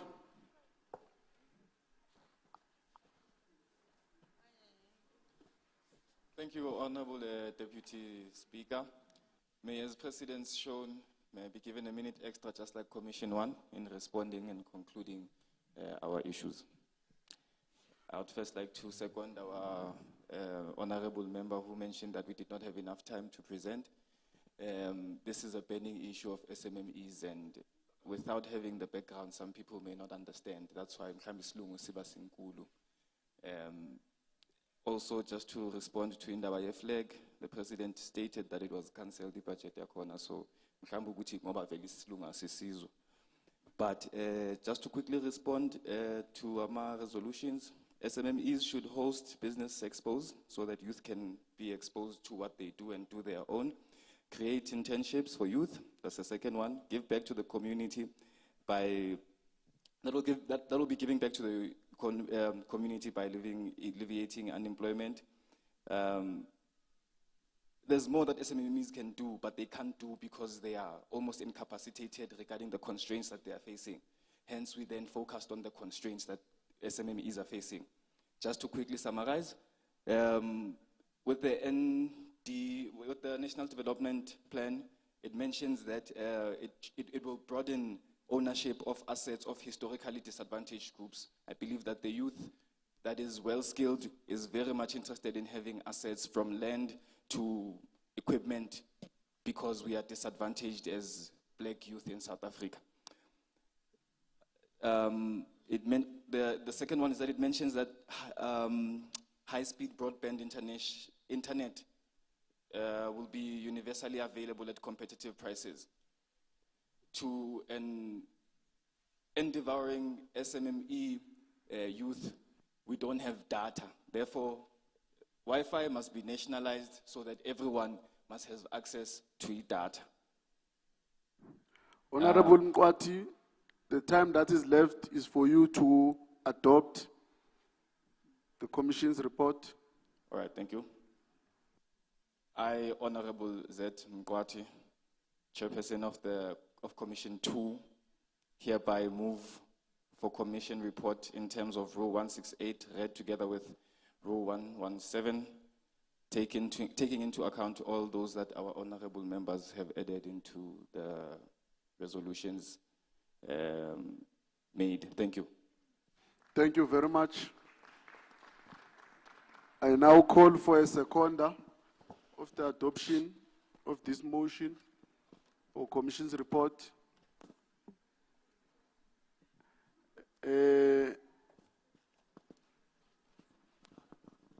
Zet Mkalipi, Honorable Zet Mkalipi.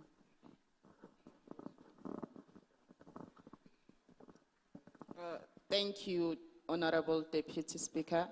I second the motion. Thank you. Thank you very much, Honorable Mukalipi. I now put the question. All those in favor say yes. And all those not in favor say no. Thank you very much. Yes, have it.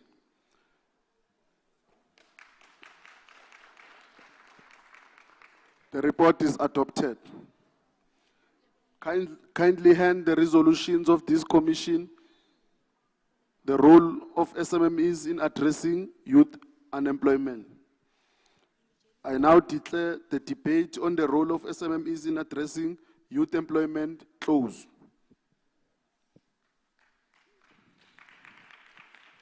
Can the Secretary read the fourth order? Good day, honorable members. My name is Honorable Maruping Levia from Tshwane Region. The debate is You can read while you are seated, Honorable, because I see you are struggling. Okay, no problem. Thank you, my chair. The debate is on availability and access to sports, art, culture, and recreation facilities. Thank you, my chair. Thank you very much. I now call on Honorable Jim Charlie, the chairperson of this commission, to present their commission's report.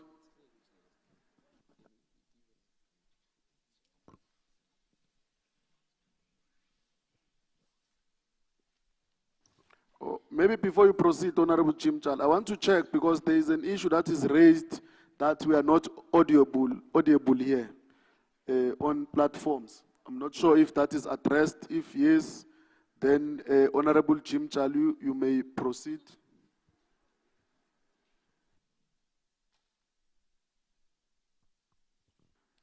It's yes. We are audible. Thank you. You may proceed. Thank you, Deputy Speaker, Honorable Deputy Speaker. I am Honorable Kukulethu Mtshali, the chairperson of the Sports, Arts and Culture Commission. Our topic is the accessibility and the availability of sports, arts and culture facilities in our communities. South Africa is said to have, and I quote, a serious problem regarding the building, shared utilization, equipable access and maintenance of sports and recreation facilities that have far-reaching consequences for the transformation and the development of sports and recreation sector. The white paper on sports and recreation further cites facilities as one of the strategic enablers of sports to ensure that South Africa's sports and recreation is supported by adequate and well-maintained facilities. Therefore, the provision and maintenance of facilities forms the foundation of the entire sports, recreation, and arts system, which means that without these proper facilities, our people do not have the access or the ability to do this successfully. Sports benefits our young people in a lot of ways. It keeps them away from the drugs and crime, and it helps shape the health and, most importantly, the mental health of young people. If the relevant education is shared with young people and they are supported in sports, arts and culture, this can also help in unemployment. If we look at the back end, as the MEC Umbali has mentioned, Honorable has mentioned that it is possible for young people to get employment through these sports, arts and culture programs. It is said that the government gives kits, but they never reach the young people that need to have them.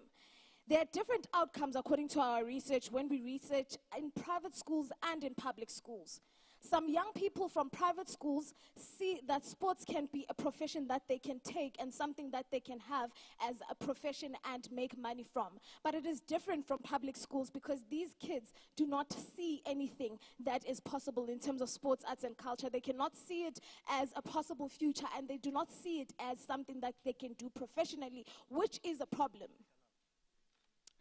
Now, looking at what parents think also about sports, arts, and culture, if their children ask to do it, is also a problem, which means that our parents and the community at large lacks education when it comes to sports, arts, and culture and the benefits of sports, arts, and culture.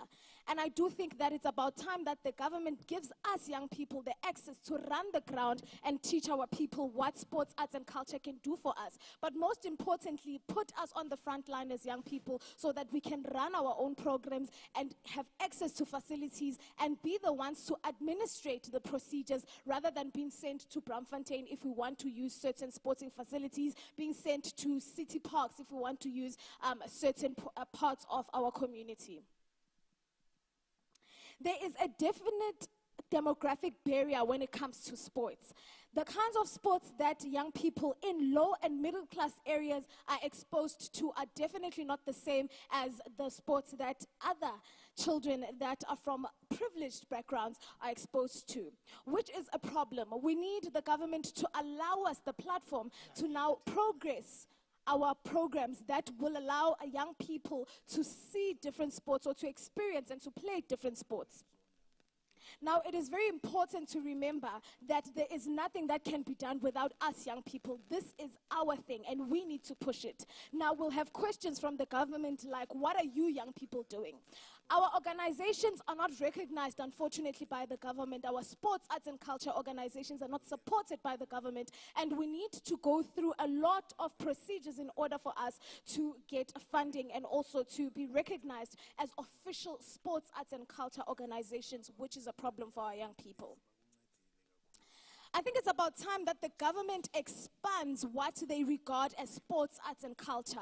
This is the youth of the 21st century. We are in 2022. What they had as sports, arts, and culture in their times is not the same as us. They need to do research or allow us into the spaces so that we can tell them what we want, tell them how we want it, and when we want it. I think it's about time that the government listens to us, what we say is sports, arts, and culture. Now we have something that is called esports. That was raised by a member of this very same parliament that I do believe is not recognized yet by the government as something that they should look at and something that they should fund. I think it's about time that the government gives us this platform. The biggest issue now is misrepresentation. We are not represented as the young people, especially... Yes, please wrap up. Thank you. The biggest issue we have here is misrepresentation. We are not represented as young people in those spaces where we can speak about sports, arts, and culture and tell them what we want. What we are saying as a commission is that give us a platform, put someone in there, and also bring those things down to the ground so we can run with them as young people. Sinamandla, thank you. Thank you very much, Honorable Mchani. I will now call Honorable S. Pahoy. Greetings, honorable members. Standing before you is Honorable S. Pahoy, and thank you, Speaker. Now, in our commission, I think it was very advantageous, for having the MEC of the Department of Sports, Arts, and Culture, having her, and mentioning some of the issues we are facing within this department.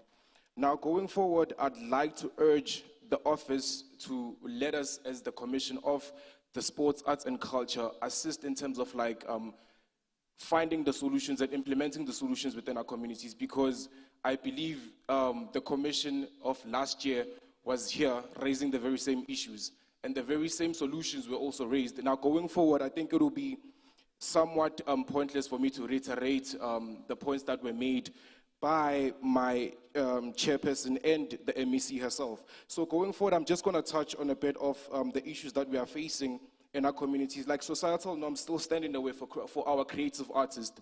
Our parents are hard into believing and seeing that there's future and a career out of being a creative artist. So we urge and call for workshops to happen within our communities, high schools, and within our NPOs, because we know that our NPOs are more vocal in our communities more than the government itself. So now, recreational opportunities are not explored enough, as we know we are living in the fourth industrial revolution and going to the fifth. Honorable Pahoy, please wrap up. Okay, wrapping up, in my conclusion, I'd urge that the Office of the Sports, Arts, Culture and Recreation have us as the youth that's part of this commission to help them further implement the solutions within our communities. Thank you. Thank you very much. Honorable P. Nyalungu.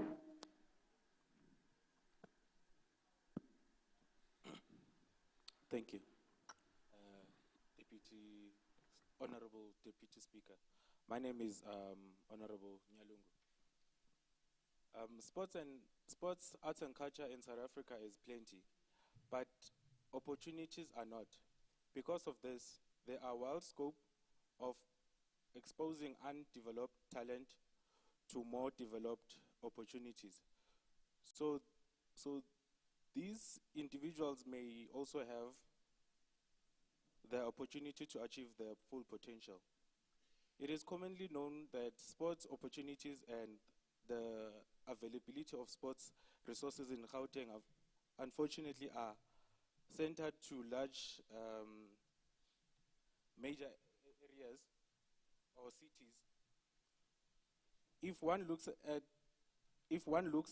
at these opportunities are available at Ekoleni as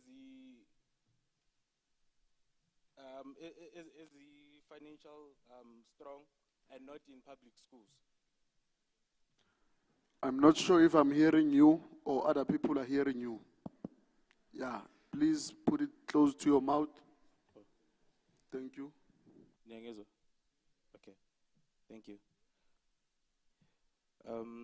If one looks at these opportunities and availability at school level, they are largely forced on the schools that are financially strong than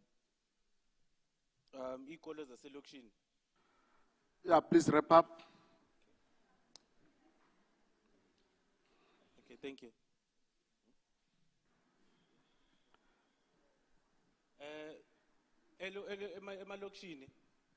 I'm not sure what the hand is for because the speaker is wrapping up.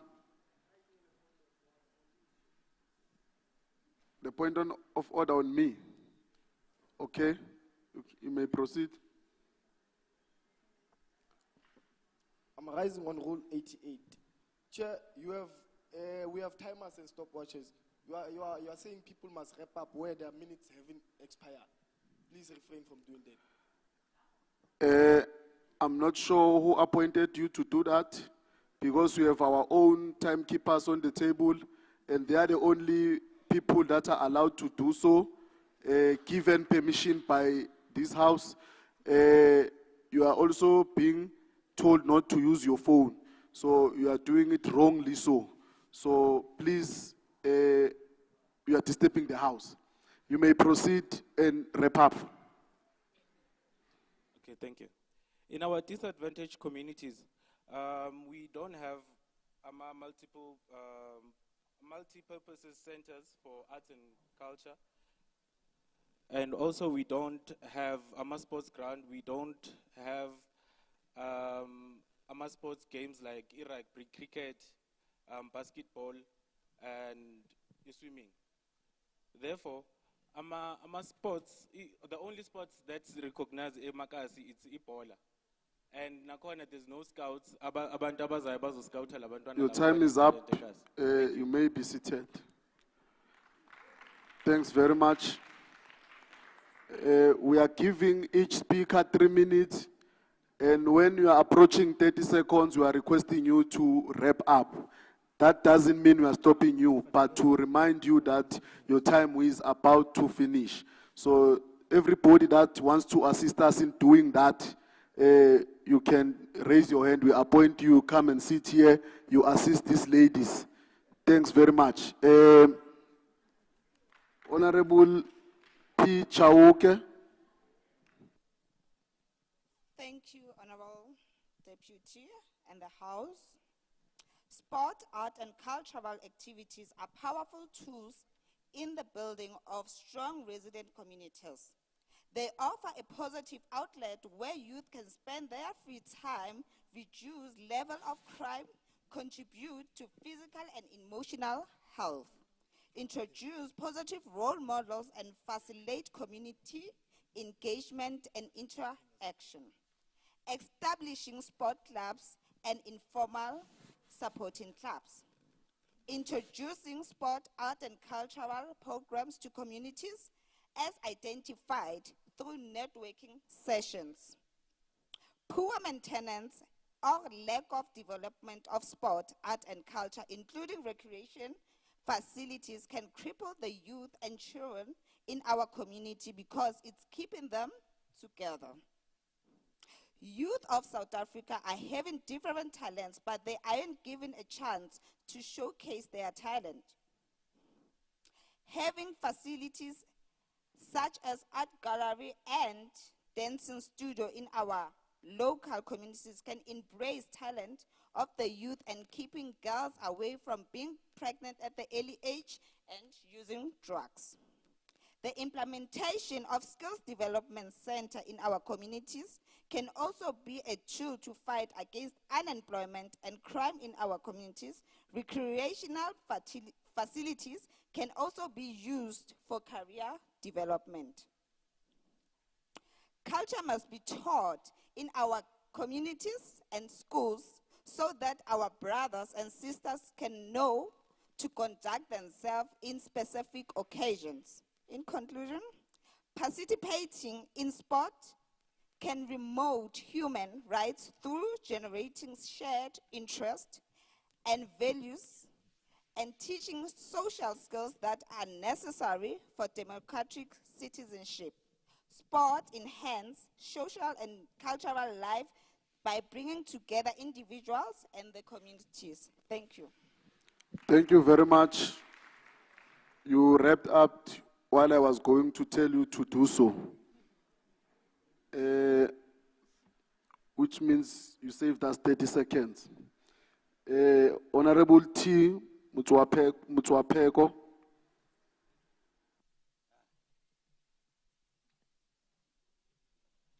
Good day, everyone. I am Honorable T.H. Mutsapeko. First and foremost, guys, as youth, we have gaps. Information gap, knowledge gap. Refrain from calling us guys. We are honorable members.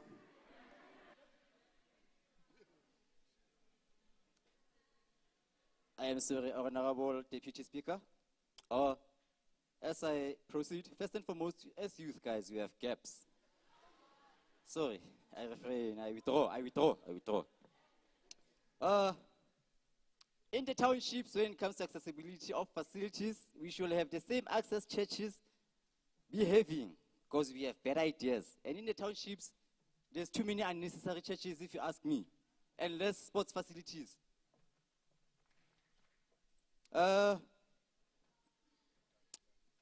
Here's what I think everyone should know. There's a public art program, and it is not a government or municipality tender, but a funding to arts and culture sector for registered and individuals. It is targeted at practitioners and organizations that have been working in the public art environment. Within this, established and experienced are encouraged to work with emerging ones as part of skills transfer plan for public art. We also have the National Arts Council, which is an agency of Department of Sports, Arts and Culture. Supported projects are crafts, dance, theater, visual arts, literature, and etc. So the project can be allocated up to 3 million as long as you can be able to create at least 200 job opportunities in the townships. As youth, we should take over the powers in politics and business. I'm standing here as an aspiring entrepreneur and I'm super active in all activities. As we are on the ground, we should have powers to take on policies and send them up. We are sick and tired of being sick and tired. We have better programs in our community. We emancipate more young black people with zero budget, just brains and passion. In our townships, what is the structure and what is the focus? Truth is, there's no structure. We are disorganized. We are focusing on toxic and useless things. We are grooming more addicts, no facilities, no activities. How will they participate when we are competing with drug dealers, alcohol abuse on almost every street? Anyways, most industries are letting the country down by not working effectively. Number one, SARS is not monitoring our tax money proper. 2, banks are not giving black community support. 3, labor is not encouraging self-employment of South Africans and regulating employment opportunities for everyone. Education is not teaching and encouraging schooling. So Honorable, Huh? please wrap up. Oh. Tertiary is not encouraging self-employed community initiatives, and training is not seen as a whole. Private sector is not hiring, training, or uplifting, sponsoring communities. We should have more academies so we can be able to have a solid structure, so we can build, especially from a younger age. We need to unite where it's not fashionable to unite. Simply because we are... Honorable Mtwapeko, your time is up. You may be seated. Thank you. Thank you. Thank you very much. I request that we respect this house. Can we all be quiet, please? It's now an open time. I will now call for open time and allow 6 participants to speak to the debate.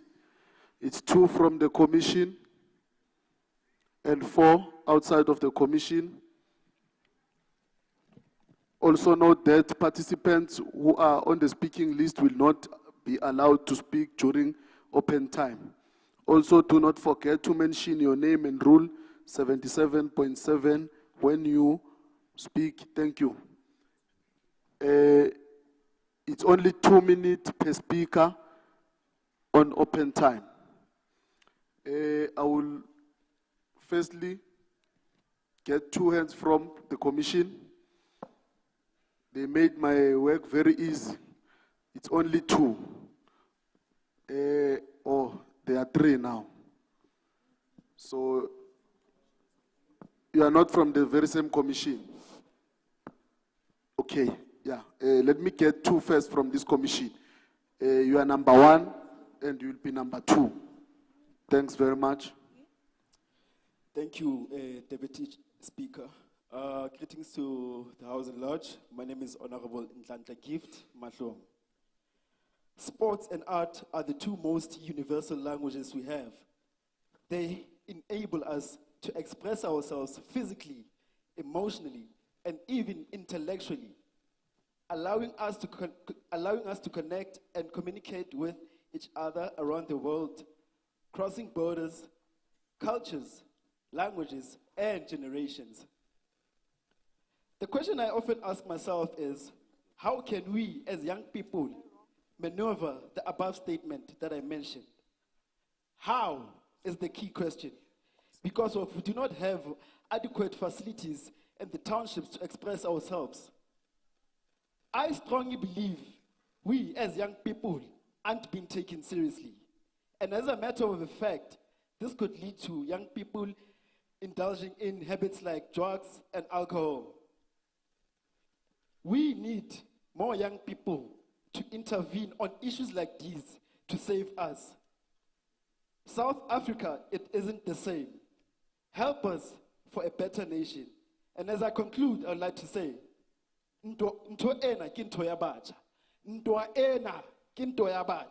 so help us to help the youth of South Africa. Thank you. Thank you very much. You've saved us 30 seconds. Thank you, Honorable Chair. Honorable Deputy Speaker. Deputy Speaker. Thank you. Yes, greetings to the House at large. This is Honorable Newa Yalefatsi Pukwile standing before you. Now I am speaking to you on a social service practitioner's point of view with regards to the topic. Now, first and foremost, I would like to make the House aware that I am a child and youth care worker representing all child and youth care workers across the country, South Africa. Meaning I work at an organization called Bakone in the West Rand. It's an organization that works directly with children and youth, meaning I work directly with children and youth. So I can confidently stand before you and say that social issues are one of the reasons why I can confidently say that social issues have negative impact on the participation of sports and recreation by the youth. With that being said, Baholo, I can say that I have found during my interaction with youth, children, and their families, I found that a vast number of children live under poverty. A vast number of children live in abusive families. We have fathers abandoning their fathers, their children and families. We have mothers stressing over what their children will eat. So that on its own, it can have a negative impact on the participation of youth in sports, recreation, and culture. So I also find that children also find refuge.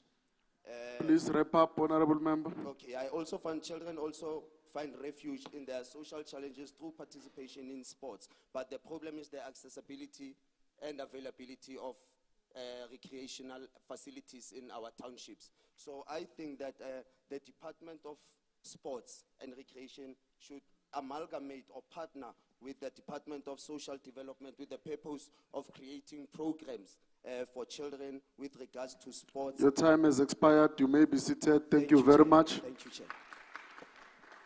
Thank you. I will now call for 4 hands. Honorable Sindano will be number 1 because you already raised your hand while I was requesting for 2 hands. You will be number 2. You already spoken. You will be number 3. There at the back. Oh, wait. I want somebody that hasn't spoken. You will be number 4. You, Madam, Honorable Member, you will be number 4. On that sequence.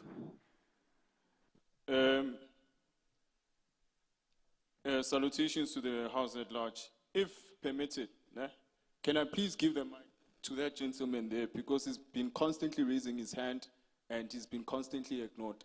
So if, through you, Chair, I can It's give not him- permitted. It's not permitted? Yes, Okay, I nevertheless- gave you the platform, not anybody else. Okay. Thank you. I was just trying to show Ubuntu. Yeah. Ubuntu, because I'm still gonna talk. I'm the only one who can do that. I will show Ubuntu myself. Yeah. I'd like to open up with a statement that I learned from a cartoon that says that the dictatorship of, that says that a democracy, but let me rather not say this, Let me rather not say this. I'd like to first and foremost commend the Third Commission for a beautiful presentation that you did. And then I'd like to challenge you as the Third Commission, since you are speaking about being able to present solutions in terms of the problems that we have. One of the things that I feel that cripple our thinking and decapitate us from actually having a progressive mind and a vision is the sense that we are crippled by problems. Problems are in actual fact a blessing in disguise. For each and every problem that you solve, the economy is willing to pay you. Are we together? Let's say, for example, there is a facility that does not work. If you take it upon yourself to fix that particular facility, you've got a track record. Honorable Sindane, please wrap up. It's 2 minutes per speaker. We are reminding you when we are left with 30 seconds. All right. Okay, yeah. Thank you. All right. With that being said, that for each and every problem that we have, let's try to solve that problem. And in solving that problem, we are able to create value. Once we are able to create value, we are able to attract people that see value within the value that we have created. So by doing that, we create an invaluable solution that is able to turn into an economic enterprise. Thank you very much. Thank you. Because you saved us 10 seconds, for the spirit of Ubuntu, please give the person that you wanted to give, and we give him 10 seconds. Thank you, Honorable Speaker, for recognizing me. I-Commission yobistress bonga kakhulu ukuthi nithashe izinto vele ofishi i-youth iyaba challenge kakhulu. Nengithanda ukuthi kakhulu nababona labantu laba abahlezi la. All of them here, they are not bored. Bezela bafuna usizo. Nathi sizela, masingafeyili labantu bahlezi la. And the corners bashiye futhi emalokishini. Ekuhleleni kwabo emalokishini, thina sihlezi la saba represent. So masingafeli bonke labantu abahlezi la. Okunye futhi mina engifuna ukukuthasha Please wrap up, Honorable Member. Thank you. Your 10 Speaker. seconds. Okay. Ho hong batlang ho thasha, ko hore each and every, most of the time who sport and recreation, art and culture, ki di NGO. Ne kupa hore, even government uya khona ho ba sponsor bat bao, ha revisite batho ba, because the NGO, ki tsona tse bolayang talente ka ho ja tjhelete ya batjha hape. Thank you, Speaker. Thank you very much, Honorable Member. Before you get in, can we refrain from talking something we don't have proof of, ne? If you accuse someone that he ate somebody's money, you must have proof before you. We don't want to get arrested here. Honorable Sibi. Thank you, Deputy Speaker. My name is Honorable Dimpo Sibi. Well, first and foremost, we should ensure that we don't just call the government to the party, but we also call the so-called white monopoly capital to the party. In that, when the CEO of a certain corporation gets 300 million annually, they must ensure that in their corporate social responsibility, they plow back to our communities. One, two, also certain contractors in our wards must not just take money at tender and go spend it elsewhere, but also ensure that they in themselves plow back to the local soccer team, etc., so on. With that being said, I'd like us also to have gender inclusivity in sports, in that the more masculine sporting codes like soccer, rugby, etc., so on, they play on television on prime time. You watch Chiefs and Pirates ka 4 o'clock, but we don't know who's the star player of netball. With that being said, can we also prioritize, we ensure that we pay women more? Banyana is playing, it's going to the final and they qualified. We probably don't know about it, but it's the FIFA World Cup in the next 3 months. We will all be watching Lionel Messi on a state-owned enterprise like SABC. But we don't get to watch, certain TV rights are now taken away by the very same monopoly capital.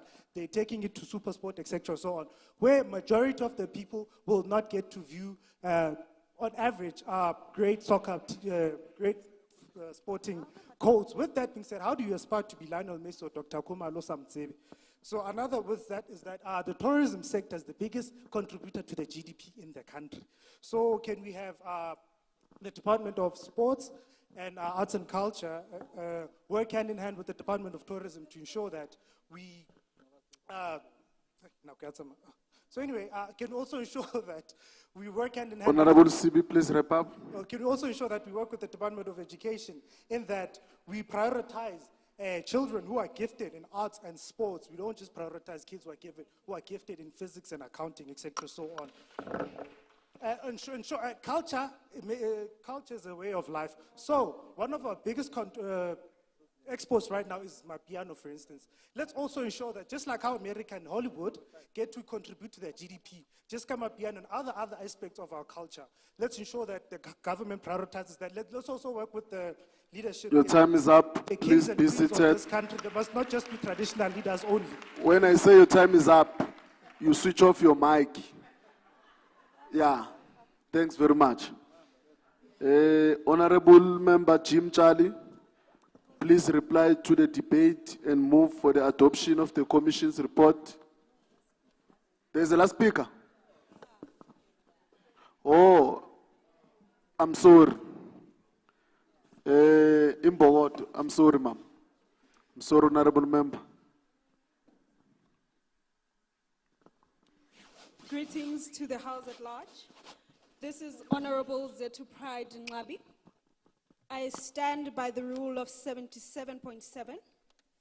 I would like the Department of Sports, Arts and Culture to prioritize our public schools. We have students there that partake in these activities. Basically, our sports and our netball and our soccer, they partake in it, but not on a provincial level, not on a national level. And then why are we even partaking in these things if we are not recognized? Secondly, I would also like the same department to also include these so-called sports and artsy activities in the same public schools, such as your hockey, your rugby, your martial arts, your ballet, your swimming.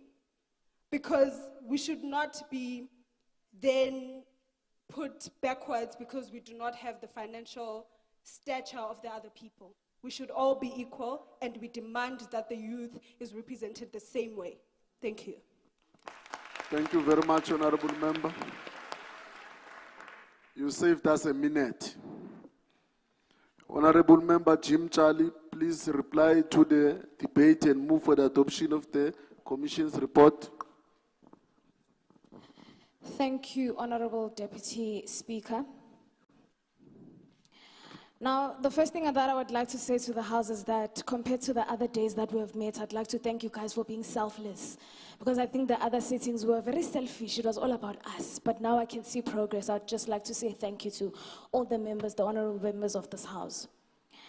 And also, I think it's unfortunate that the honorable stakeholders, honorable members, the Premier is not here to hear this. And I feel like now we as young people are still talking to ourselves, which is unfortunate.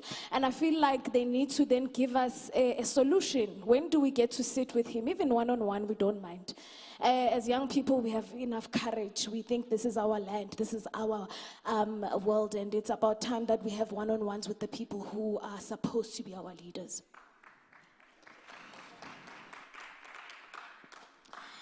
Now, as a commission, we've noted that there was a solution, or rather a suggestion that we look at what's happening around our communities and we see how we can monetize it, right? We need to be solution-based and see how we can push that, whatever it is that is happening around the community in terms of sports, arts, and culture.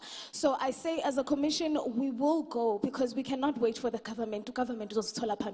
We as a commission, we will go and see what the young people are doing on the ground and push the government with proof of young people. This is what our people are doing and this is what they need. They need 1, 2, 3. So we will not go to the government and only say we need support from you, but we're going to tell the government, this is what's happening and this is what we need. Because as young people, we are not confused, and I don't think we've ever been confused. So now, and another thing that was raised is the issue of CSI. I think it's about time that we also get to know and do our research as young people. What are the big companies doing? Where are they doing their CSI? Because I've never seen them within the communities. I'm not going to mention any companies, but I mean, a lot of big companies, I've never seen them within the communities doing things for young people. So it's about time that we question them as young people. Honorable Charlie. Wrapping up, I would like to say that we as a commission, we pledge that we're going to work on the ground. We pledge that we're going to push the government. That paper that we're going to submit, that report is not going to be enough. We will be on the ground, we will run, and we will do most for young people. Thank you.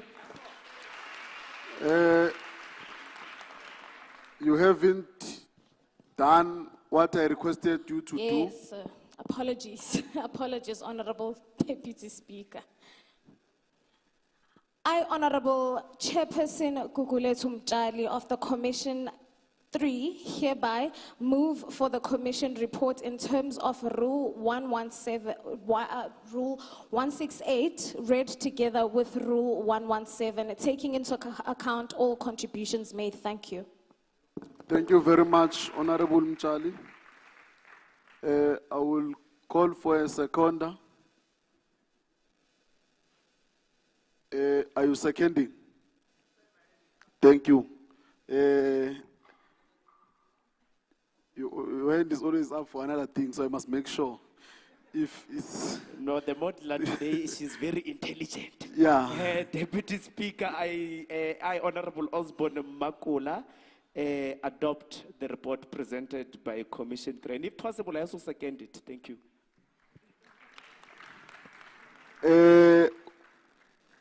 Yeah, it's fine. Honorable Makula, we are seconding. It has been adopted already by her. Honorable, there is a point of order, or we are thirding.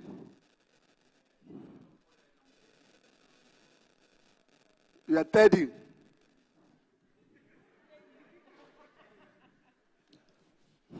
Thank you for the opportunity, Honorable Deputy Speaker. I am Honorable Mtetwa from Commission 3. I was actually standing on a point of order and I'm thirding.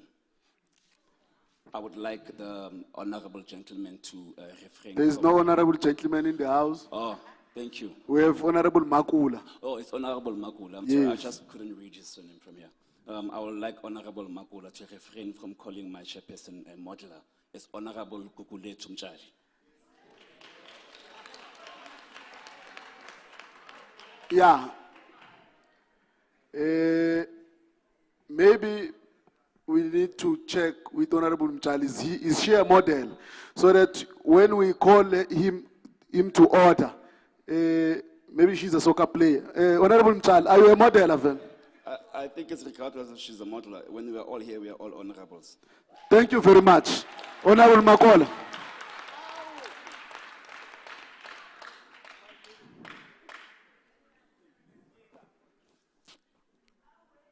I'm concerned. You have allowed a gentleman to stand without even indicating on which rule is he rising on. And now you want me to come back. The honorable member did not indicate the rule that is rising on. Now you want me to come back and withdraw. How can you recognize such, Deputy Speaker? For you to save us time, can you withdraw and we move forward? Recognize the rules of the House, Deputy Speaker, then I will withdraw as well. If you don't recognize the rule of the House, then I'm not going to recognize the rules of the House, Deputy Speaker. Okay. Lead by example, Can you Deputy please Speaker. give him a mic? Thank you. For him to rise. Deputy Speaker. Yeah. Can you put your point of order in order? To save time, I will withdraw, Deputy Speaker. I'm thirding. Thank you very much. Yeah, let's move forward. I now put the question. All those in favor say yes. Yes. And all those not in favor say no.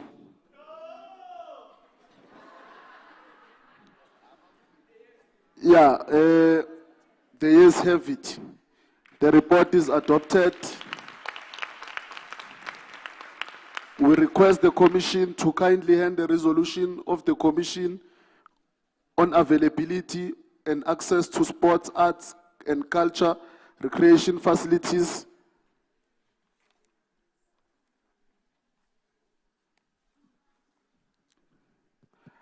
I now declare the debate on the availability and access to sports, arts, culture and recreation facilities closed.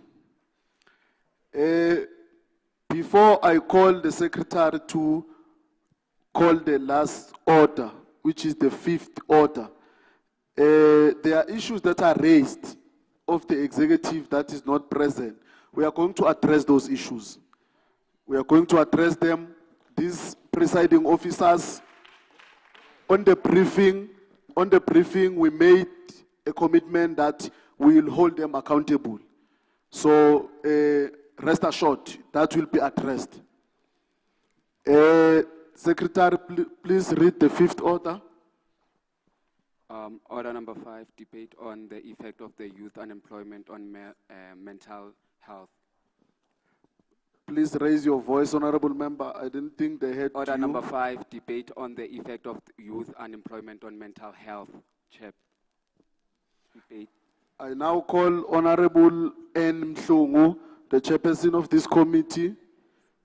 Oh, it's N. Sindan. Thanks very much, sorry. I now call on Honorable Sindani, the chairperson of this committee, to present their commission's report. Thank you.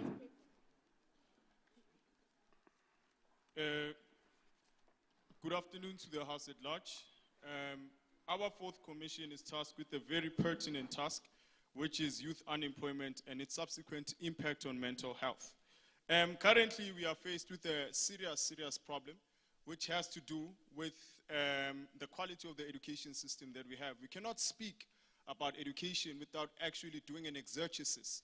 An exegesis simply means a critical analysis of the root cause of a particular problem.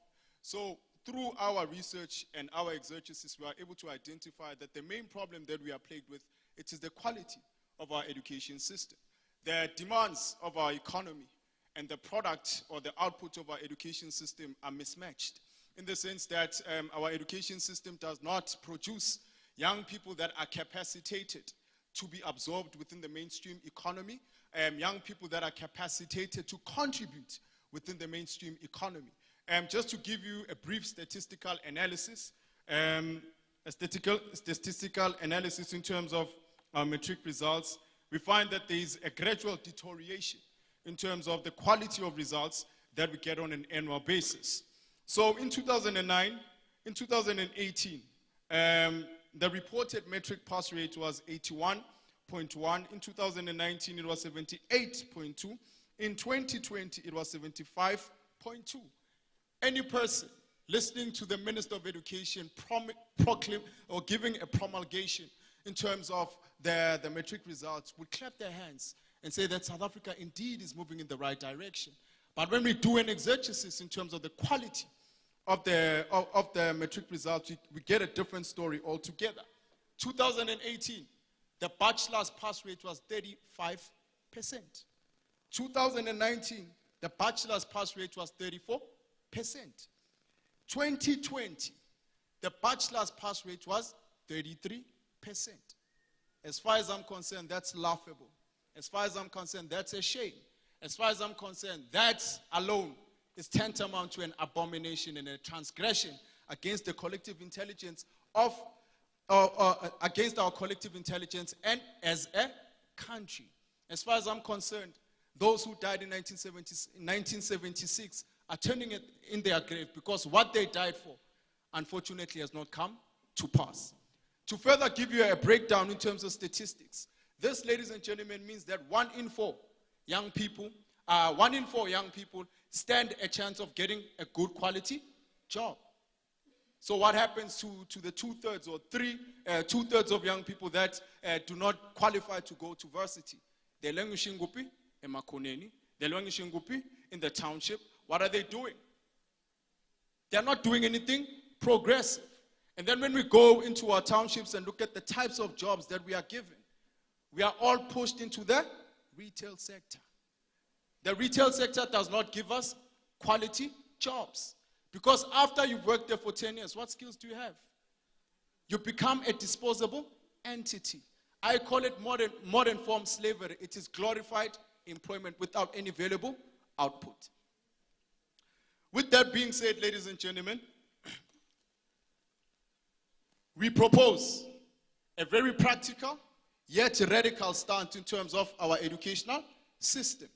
So, ladies and gentlemen, we find out that within the context of the output of our education system, we've got young people that cannot be employed because the quality of their matric results is not good. What happens to them? Awutholanga i-bachelor's, utholu H, utholu D. You are not recognized by the upper echelons of our society. You cannot be absorbed into the mainstream economy. According to statistical value, you become redundant. So what happens to you? We propose a radical approach in terms of our education system. We say that we need to focus on manufacturing. We need to focus on an education system that actually gives our people direct skills. We need to coerce our government to actually focus on having factories within our societies. Why do we need factories? Factories, once you're done operating on a certain plant or on a certain factory, you've got skills. Where did Henry Ford work? He worked at he basically worked at a factory whereby they design cars. And that's how he was able to procure skills. After procuring skills, that's how he was able to start Ford Motor companies. Mobuye McDonald's, what type of business are you going to start? Yeah, business, McDonald's. You know, the probability of you doing that are very slim because you do not have the requisite skills to be able to start a business of that high quality and caliber. Kindly wrap up. Oh, wrap up, ne? With that being said, ladies and gentlemen, we believe that once we invest in plumbing, once we invest in glass making,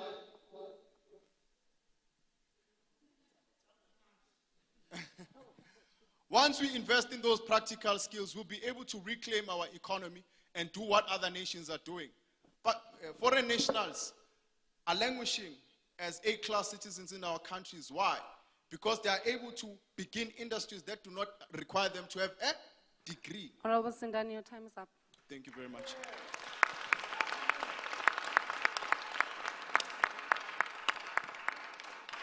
Thank you very much, Honorable Sindani, for your presentation.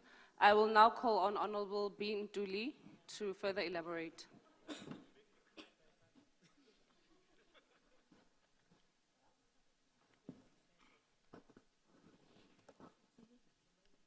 Greetings to the House at large. I am Honorable Bushebake Nduli. Well, I'm going to talk about education. As our Honorable has said that we have an education crisis. But before that, I'm going to talk about TEPO 1 Apologies, Honorable Nduli. Can we request the sound people to please fix the sound? Thank you. Thank you. All right. I am going to talk about TEPO 1 million first. TEPO 1 million is a network that supports young people in Gauteng on their journeys to learning and earning. TEPO 1 million offers free resources, support, and access to a range of opportunities through their program. And I am not going to stress about TEPO 1 million because Honorable Mbali Shope has already said much about it. TEPO 1 million is a great initiative, but because a lot of people do not know about it, it makes it inadequate. It offers valuable skills that a lot of people need, skills that people who are in like after matric, people who have completed their degrees should not be having a program having such skills. For example, we are living in a fourth industrial revolution, but a lot of people do not know how to conduct a lot of things that are technology-based. We are living in a digital world, and as young people, we should be having subjects that are computer-related in our schools, especially in public schools, because a lot of people do not have the basics of how to use a computer, yet when you apply for a job, they want a computer literate person. So we as the youth of 2022 propose that we need to have subjects that are computer related, such as CAT, also be provided in public schools. Because if we can see that we are not taught which makes those, and people who are in those. Honorable Ntuli, kindly wrap up. Okay, thank you. To have been said that we need those necessary skills so that, because in certain places, people feel incompetent, or in a nutshell, it messes up with their self-esteem or their mental ability. So I propose that the skills need to be taught in earlier stages rather than when you are now after matric. Thank you. Thank you very much, Honorable Ntuli. I will now call on the next speaker on the commission, Honorable M. Sedibeng.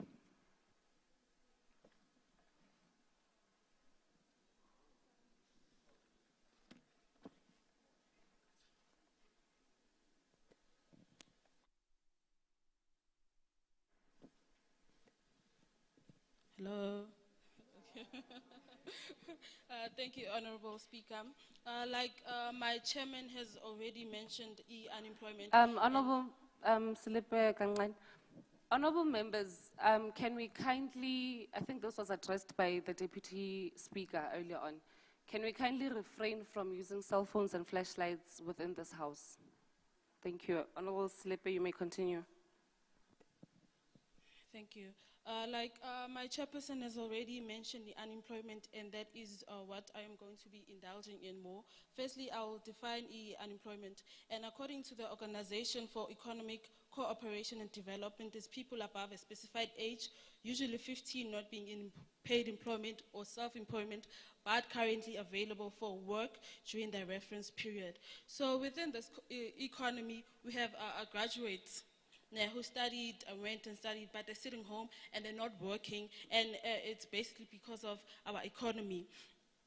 And our statistics says your life tends to improve after the age of 26. In other words, from 18 to 25, you are struggling. And it's important that we look at our education system and we equip it with academics, also trade, so that if the education system and intellectual route does not work for you, you know that you have something to fall back on. This is now where we look at the vocational part of the system. If if we now include it in our system and make sure ukuthi the stigma when you're doing your vocational studies, or maybe you drop out, go high school and decide to go to a TVET college, we do away with that stigma and make sure that we bring it to our people that academics don't always work for everyone, but you can do with your vocational studies and make sure that it works for you. So after you graduate, you don't just sit at home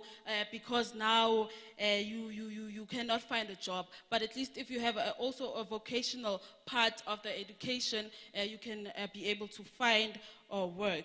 We do have business in our locals, but lack education and a professional touch. That's where you find that there is a generational division divided between the old generation and the new generation. We go to school, but we fail to use that knowledge to get power and empower. Kindly wrap up.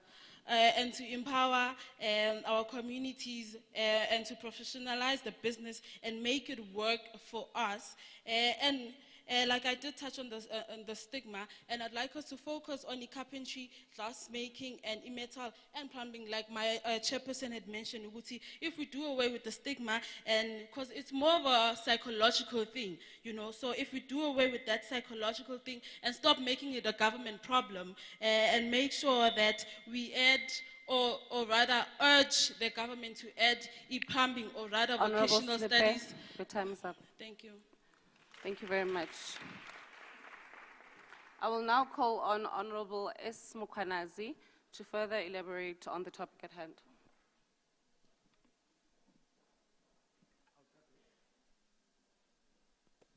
I would just extend my greetings and move forward. 3 minutes is too short. I'd firstly like to give the meaning of unemployment mentally and economical. This unemployment means the embryo or a virus that spreads the increase of unguided or mandated or recognized time on our youth life expectancy.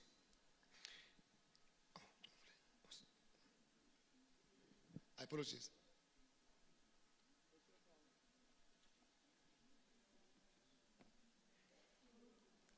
Unemployment means that the huge unanticipated or unmandated time or guided time loss.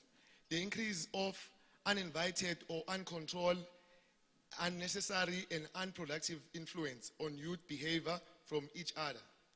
The increase of exposure and resolution to substance abuse intake and abuse. It is an amplifier of thoughts, ideas and acts of criminologistic planning and execution. It increased the youth hopelessness at the end of the day. It increased or influenced the most residential domestic violence at the end and the spread of the gender-based violence virus.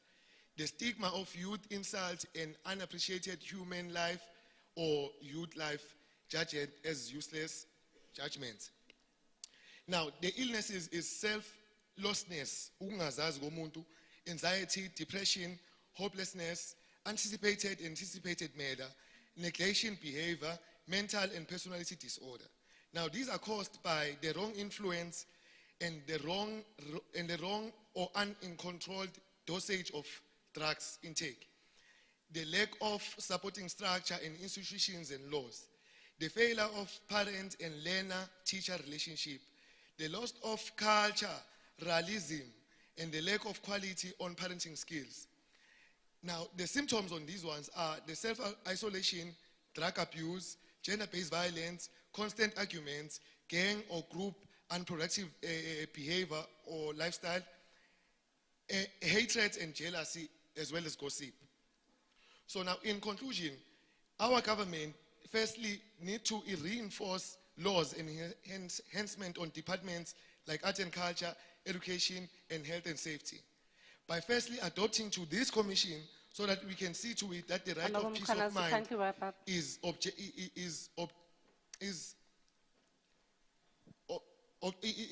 enjoyed by the citizens. The crime control by enforcing fear to commit and engage on crime. Avoid the delay of the verdict of having the court of law departments at police stations. The extension on education, meaning syllabus on LO and arts and culture and sports and SGP. Thank you, Let this Honourable committee Mkhwanazi. conduct Your a time is survey up. on a youth expectancy life. Thank you very much, Honourable Mkhwanazi. I'm now going to call on the last speaker of the commission. Can I be advised? Honourable M. Mahamba was changed.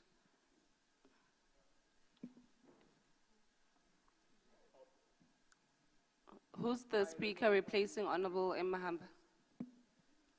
Taganipho. Oh, Honorable Mkhwanazi, sorry about that, Speaker. I'm replacing the Speaker because of her commitment that we won't expand much on. I'm rising to expand on the matter of mental health affecting youth, which is mostly caused by unemployment. Therefore, I'll start by saying we do have TEPO 1 million. All of us, most of the youth know TEPO 1 million. But then we don't see that much of an impact of TEPO 1 million. To be exact, in my location, in my municipality, I cannot even point 3 people who have been helped by TEPO 1 million. But then for the sake of time and the research that we have done, mine reads as follows. TEPO 1 million is a networking that supports young people in Gauteng on their journey to learning and earning. Offers free resources, support, and access to a range of opportunities through the program and our network of partners. TEPO 1 million is the Gauteng Provincial Government Youth Empowerment Initiative designed to help young people with any education level from grade 10 to graduate. So another challenge here, there is a threshold already, grade 10 upward. So if you don't have a grade 10, you are a youth, then you are not a youth enough. To access training and earning opportunities, through a network of partners, TEPO 1 million offers young seekers, hustlers, and entrepreneurs free resources, support, and access to range of opportunities. Mind you, they've excluded those who doesn't have grade 10, but they say it's free to all youth. So I'm asking myself, who is all youth? If you don't have grade 10, then you are not youth enough. TEPO 1 million aims to give young seekers and entrepreneurs everything you need in one place, which is good. By registering and checking in regularly on mobile site, you can get help with your CV, prepare for an interview, learn new skills online, apply for job opportunities, get support to grow your businesses, and even access emotional and legal support.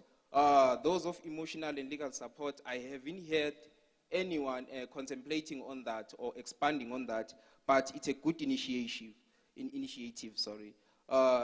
We have a demand, and that demand is an LED learning. We need skills like Microsoft, as the honorable member have mentioned. You will find that a student in grade 12 will matriculate without having a basic education in computer. It doesn't know how to type in Word, and the threshold of job opportunities, they will tell you that we need someone who can type. So that person is no longer youth enough, and that... Honourable member, kindly wrap up. Thank you, Speaker, for reminding me. Decent job in companies of all size. Be your own boss. That's how they are pushing TEPO 1 million. Therefore, just to conclude, I say we as youth are facing a lot of mental health issues regarding these job opportunities that we are threshold to not being given opportunities to. Therefore, I propose that in TEPO 1 million, we need our own delegates in our own municipalities to push this system of TEPO 1 million. Not Thank only you, Honourable through their... Mkhwanazi. Your time is up. Okay, thank you, Speaker. I think maybe before I continue, honourable members, we are not in our comfortable homes where we are slouching in chairs as if we're sitting in our lounge. Can we please maintain the proper posture within this house? With that being said, I will now call for open time. I'm going to allow 2 hands from Commission 4.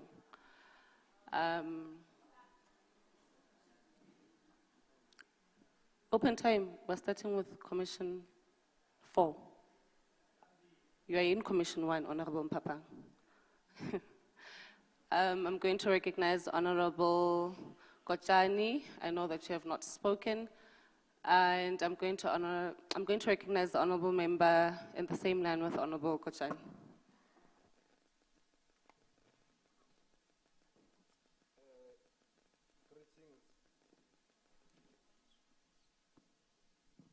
Greetings out at large. I'm Honorable Member Bongani Kochen and I'm rising on Rule 77.7. Young people, I hear you are talking, I've been listening, but you're talking about an economy that you don't own. On a serious note, you're not owning means of productions. This is what's happening. Our government is a spoon holder, the white minority is the plate carrier. Our government is only distributing, and the white minority is deciding who must get food. So in actual fact, if you're talking about an economy, you're talking about means of production, and how can we attain ourselves to this means of production? For instance, can we start what-based central banking system? Imagine if in our wards, in our communities, as a community, maybe for instance, a community that's 1.5 thousand people, we can each household contribute 50 rands, because that will make a huge difference, because what we don't have as black people is access to wealth.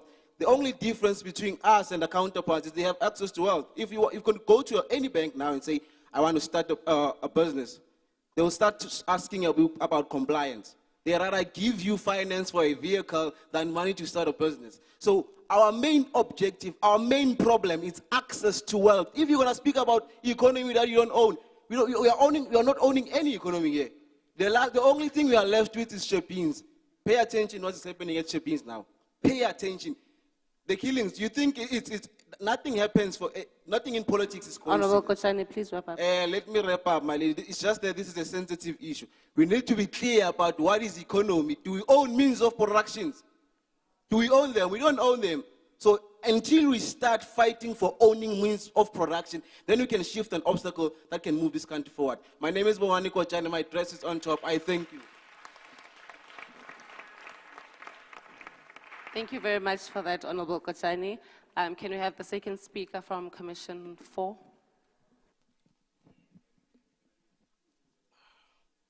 Thank you, Speaker. I rise on Rule 77.7. Honorable Ndlovu, Honorable Kochani, your words are very mouthful. Siyabonga. I won't take long. I want to highlight that South Africa has major challenges regarding substance abuse. It has the second highest incidence of alcohol abuse in the world. This has led to the increasing crime stats and violence, of course, the townships being at the receiving end. This is not by mistake. The cause of this is the relationship poverty has with the youth. It is the relationship the youth has with the increasing number of unemployment. It is the relationship the youth has with being unemployable. As the youth were saying, we are tired of these toxic relationships. We want a divorce. And now we want a relationship with legitimate participating privilege in politics and voting. We want a serious relationship of spearheading SMMEs with addressing youth unemployment. We want a relationship that will enable us to receive monetary value for our talent, such as art, music, acting, and sport. If such relationships are realized, mental health problems will be a thing of the past. Thank you, Speaker. Thank you very much, Honorable Member. Like my Deputy Speaker would say, you saved us a minute. I am now going to take 4 hands from the other commissions. I must say, yeah, I'm very happy that we have young people that are engaging in all the commissions, but I would like us to be fair and allow members that have not participated yet to also be given a chance. So I'm going to give Honorable Member, you're going to be the first speaker, the second speaker, third speaker, and no, but Honorable Member, you've been speaking, Sebi. Honorable Member, Are you raising your hand or are you pointing? No, Honorable Shabang, you've been speaking. Honorable Member, you'll be the fourth one. Can the first speaker please proceed? Ngiyabonga, Chair.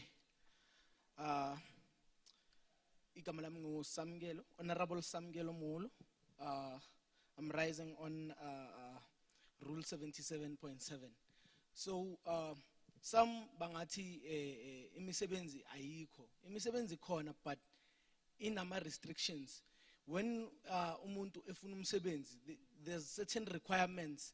Uthole ukuthi mawuphuma esikolweni as a young person, uphuma esikolweni fresh out of school, uthi uyofuna umsebenzi, bakutshela ukuthi bafuna i-experience e5 years.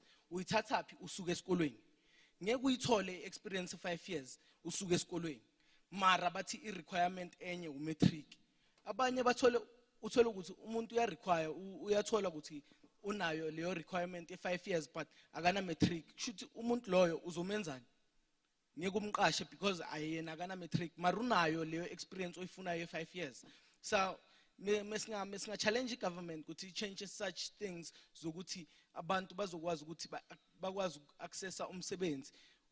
Maybe bathole nayo i-chance leyo ukuthi nabo bathole umsebenzi. Not ukuthi manje uthi wonke umuntu kumele ukuthi umqashe kwamele abe nayo leyo experience of 5 years. At least uthi 50% your staff ozobusiqasha uthi sibe nayo leyo 5 years mara uyehlise for abanye kuze bazokwazi ukuthola umsebenzi nababanye abantu. Thank you. Thank you very much, Honorable Member. I am going to take the second speaker. Thank you, Honorable Chair, Honorable Speaker. Yes. This is Honorable Neoya Lefatshe Pukwile, rising on the Rule 77.7. Now, I've made the House aware that I am a social service practitioner, meaning I work directly with children and youth and their families. I don't work with stats. I don't work with numbers. I work directly with those people. I work directly with that child. I work directly with that youth. I work directly with their fathers and the community at large. So, during my engagements with the families of these young people, or during our home visits or our annual general meetings, where you find that most of the abuse that is inside that particular household, it's caused by unemployment. Wang understand that also. Now, I'm sorry, sorry, honorable members of the House, sorry, honorable members. Now, otola hore hahona ntlu tobang monate hole dry. Wa utlwisisa. As a man, nature intended us to provide. Understand? So, as a man, if you cannot provide and feed your family, what do you think it's going to do to your mental health? Because the Lord God Himself, Honorable Member, could you kindly wrap up? Okay, ma'am. So the Lord God Himself told Adam, so meaning now we are the providers of our families. So if we cannot provide, that is the why there's an increase in this GBV. You understand? So programs should be put in place for us men, targeting us men on how we should conduct ourselves. You understand? On all spheres, holistically, I mean, Honorable Speaker. So thank you, Honorable Member. Thank Your you, time is Honorable up. Speaker. Thank you. I'm now going to move to the third speaker. Thank you, Honorable Speaker. I'm Honorable Sivia Wiseman. First of this, I would like to say that to Minister of Small Business, Stella Ndabeni, why don't you approach businesses like Meckham's, Jets, and the staff, to approach them to stop buying from outside and support local small business women like Maras, who can invent the very same shirts that I'm wearing. Imagine if I know that I have bought something that has been manufactured by my own grandmother. I'm wearing shoes that have been manufactured from China. Honorable Member, can you kindly sit down? There's a point of order. Honorable Makula.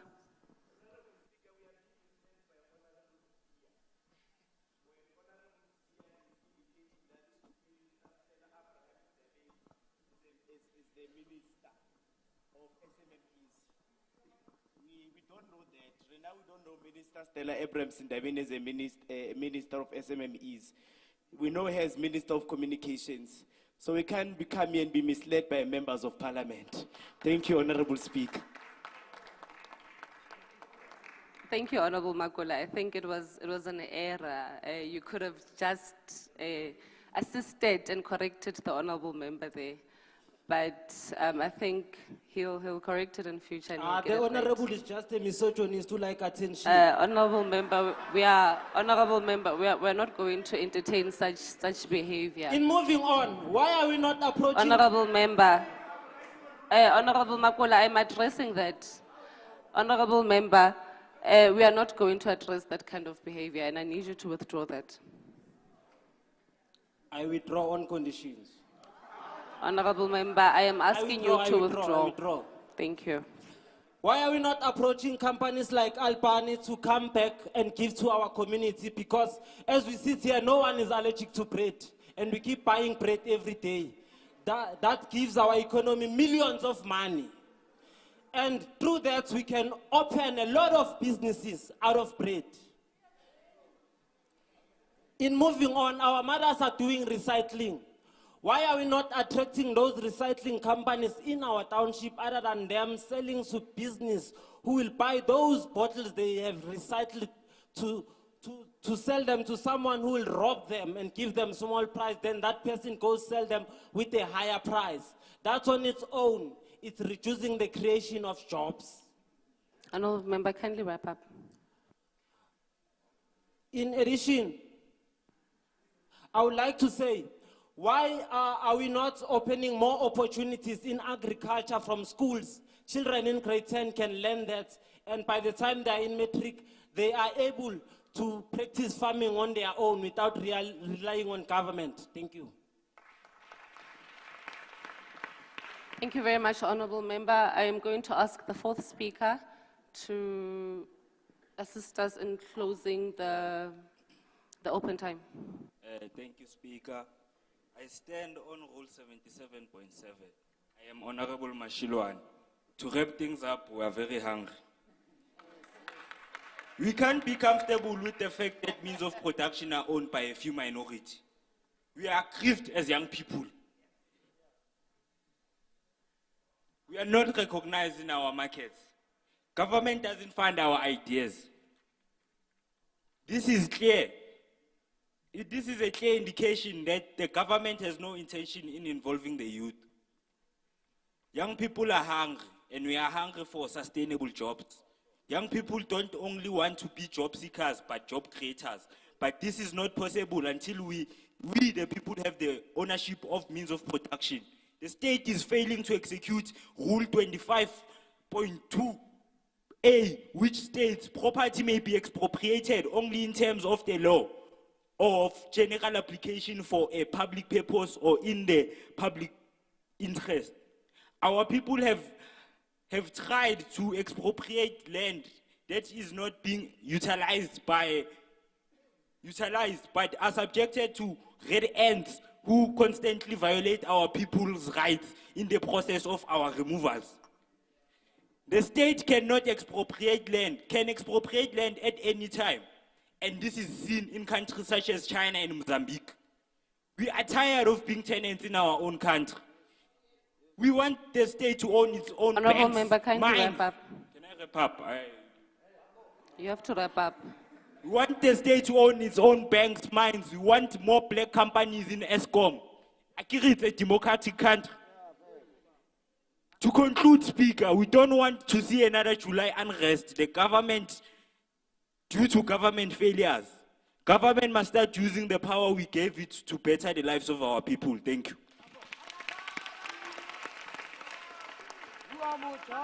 Thank you very much, honorable members, for your inputs. I'm now going to ask Honorable Member Nsindani to please reply to the debate and move for adoption of the Commission's report.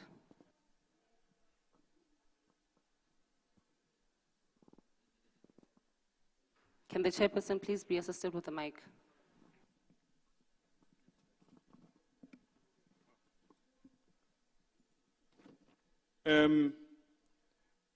We propose for TEPA 1 million to be integrated in primary schools and high schools so that it might be able to integrate what we classify as soft skills to young people from a tender age, from primary and high school, so that by the time they're done, they already know Microsoft, PowerPoint, etc. We believe that the network or the skills that are provided by TEPA 1 million are very important, and it's important for young people to be exposed to such things from a tender age so that by the time they're done with high school, they know which doors to go to, like Haram and the various social networks that they have. In terms of industries in the township, we do have a variety of industries that exist. It's now babo mechanic, it's now plumber. The problem is that our industries, wasemalokshin, they do not exist. The people that own these industries do not see themselves beyond the business that they currently have.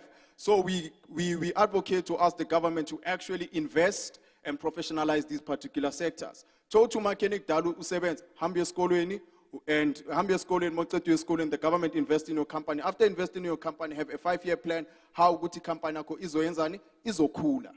That's how BMW grew. That's how Ford Motors grew. Azange nqale besiphelele kuphi election. Those are some of the problems that we have.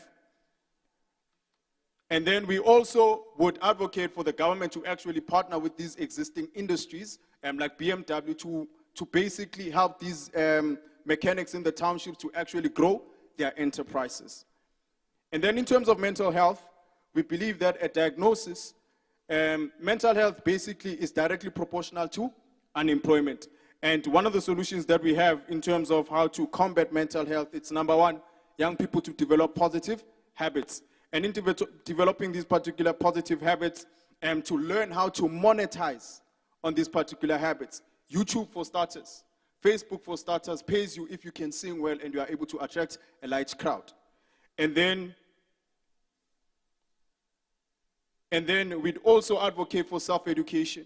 We've got platforms, Google, YouTube, Facebook, and PDFs that actually can teach you tutorials. Tutorials, let's say you want to be a baker. There are people go YouTube that teach you how to bake. And once you are able to learn how to bake, you can be able to start your own business. And in being able to start your own business, be able to curb unemployment. So above anything else, Sindane, please wrap up and move forward. Above anything else, let's add value to ourselves. Let's take ourselves seriously. As much as we complain to the government, let's make a concerted effort to make use of each and every opportunity that we are given. And the greatest love that any person can show, it's not to someone else but themselves. And how do we show love to ourselves? By investing in ourselves and investing in the natural talents and ability that God gave to us. Honorable Sindani, can we move for adoption of the Commission's report? I, Honorable Sindani, move to have this particular report of Commission 4 adopted. And I'll call for a seconder. Honorable Chikichela.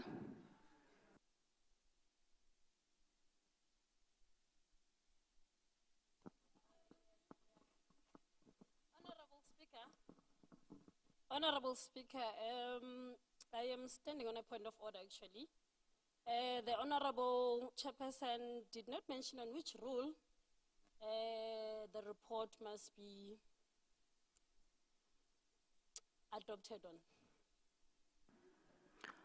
Honorable Sindani, can you kindly read out the entire adoption request? Honorable Mchali, can you please assist?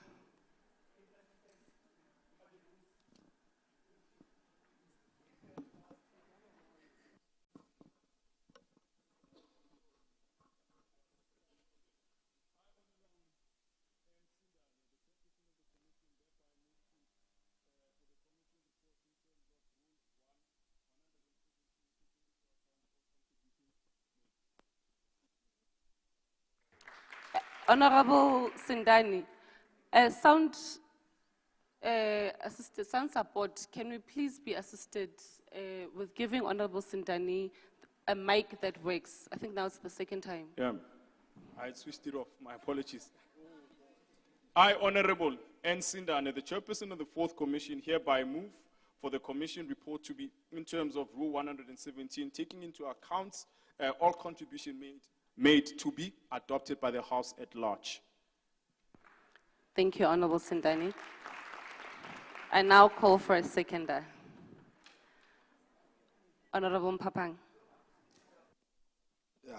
Thank you very much, Honorable Chair Lady. Honorable Speaker, I withdraw saying Chair Lady. Honorable Speaker, we as the Honorable GPL Mpapang, Youth Legislature, we adopt it. Thank you very much.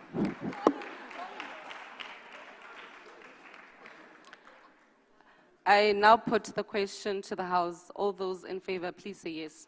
Yes. And all those not, please say no. Then yes has it. The report is adopted. Chairperson, can you kindly hand in the resolutions of the Commission, the effect of youth and unemployment, on mental health. I now declare the debate of the effect of youth unemployment on mental health closed. Honorable members, apologies, it's been a long day. I would now like to take this opportunity to thank all the honorable members for their contributions in the various debates. And I'm now going to, in the absence of Honorable Fasina Hassan and Honorable Nomvuyo Mhlagazamanamela, the Deputy Speaker of the Gauteng Legislature, I'm going to call on Honorable Mpapa to give the summary of the debate, reply to the debates, and also give the closing. Honorable Mpapa Kanyane, can you kindly assist?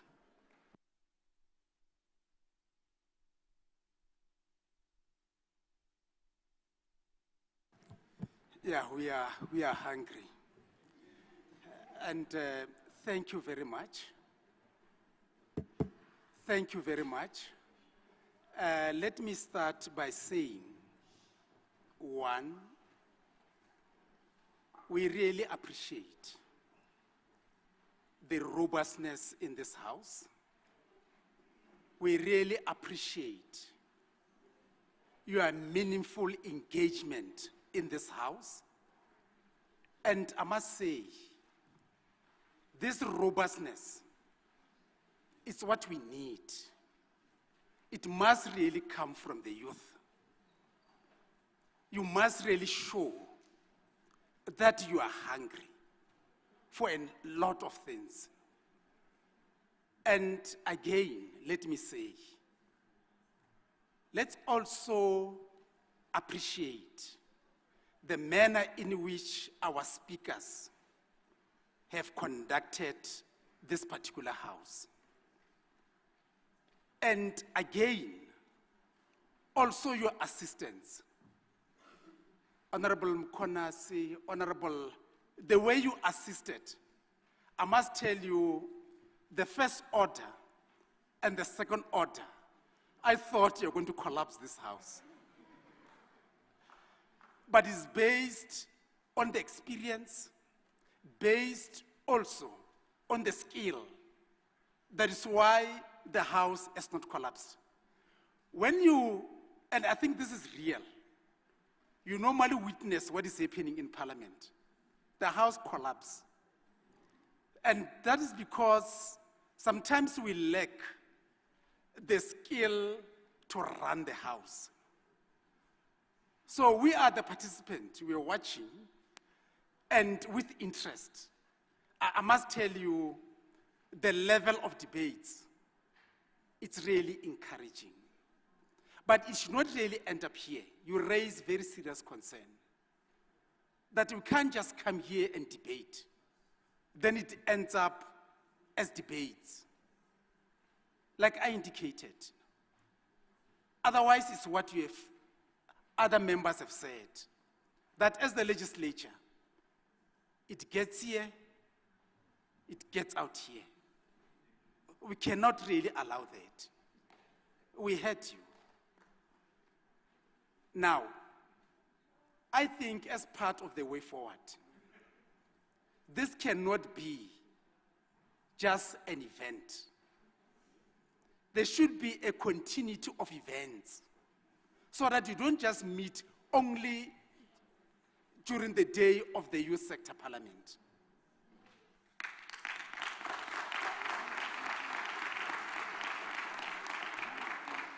And again, so that we become pragmatic, I think the report back should be this year.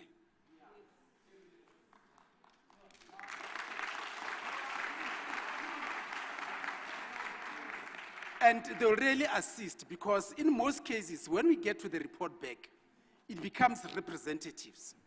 We want this entire house to be there.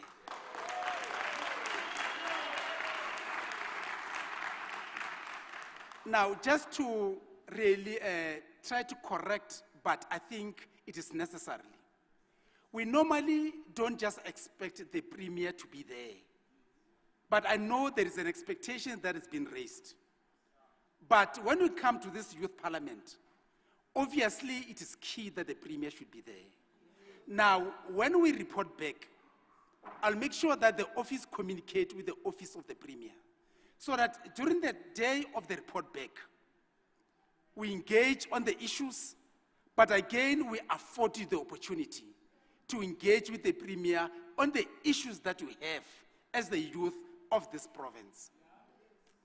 I think, like as you indicated, the speaker, that let's have another meeting of like this, so that we are able to engage, we raise the issues.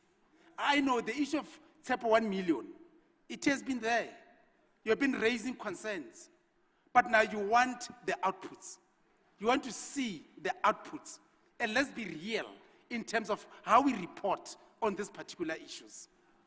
Now, I think also on that day, let's afford you the opportunity to say, this is how we want to see the youth parliament look like.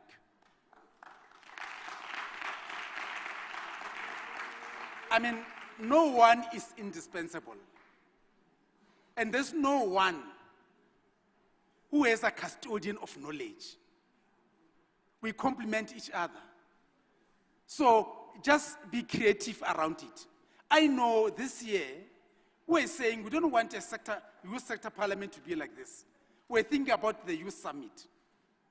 But we are able to engage, but have some resolutions. So also think about it, help us, so that it suits you, because you are the youth, you'll want it your own way. We can't have this traditional way of doing things. We must be amenable to the changes, be dictated, but what emanates from the ground. You know, when I listen to what you're saying, it conjures up memories. You read Marx, you read Karl Marx. There is a time where he said, it was a phase. He called it a Bonapartist stage. Now, what he meant, he said, is a stage of a reciprocal sage. Now you had Gramsci, another philosopher. He added on it. He said a stage of a reciprocal equilibrium. But now, what he meant in our language, he says, when the proletariat defeated the bourgeoisie, the proletariat failed to rule. It was classified in that particular era. But it's not what you were saying. You were engaging, but you were trying also to propose and classify a particular moment. Now, you mentioned a number of characters. You know the syndicalists, as honorable members, but calling you the comrades. When you suppose to transform the ownership of the means of production, you are quest with accumulation.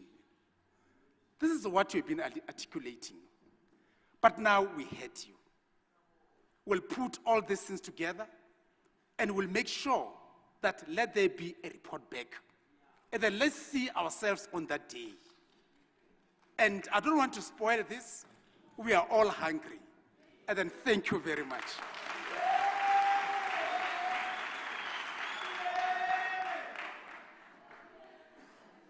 Thank you, Honorable Papa Kanyani, for your closing remarks. I think maybe we'll give you a period to digest everything that we've been saying today. But if you come, honorable members, let us have order. But if you do not come back to us and invite us for the sitting, we'll come for you. We will come. With that being said, participants are kindly requested to proceed to the front of the building for a photo session immediately after the sitting. And you are also invited to join the Gauteng Provincial Legislature for lunch at the prepared place. I've also heard that the strategic advisor of the speaker is organizing something for BEVs, or the program of young people after this. So strategic advisor.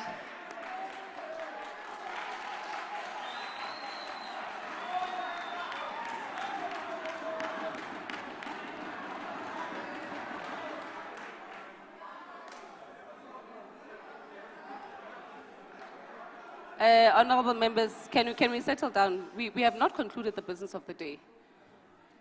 We have not concluded. Can we kindly settle down? Honorable Mkhwanazi? Honorable Mkhwanazi, you're raising on a point of order. Can our Honorable Mkhwanazi be assisted with a mic so that we can quickly conclude? We know we are all hungry. Honorable Mkhwanazi? Are you fine? Okay, honorable members, you are please requested to remain seated after the presiding officers have left. Not yet. I'm making the announcement. And then close the house. Yes. Honorable P. Kubeka will be addressing you shortly after the presiding officers leave the house. I would now like us to all stand and observe a moment of silence and meditation.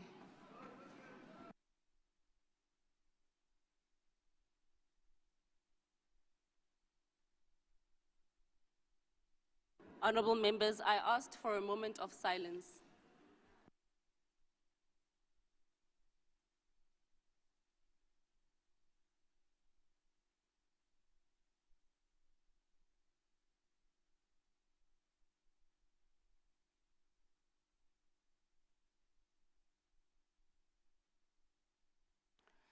Thank you, honorable members. This concludes the business of the day. The House is now adjourned.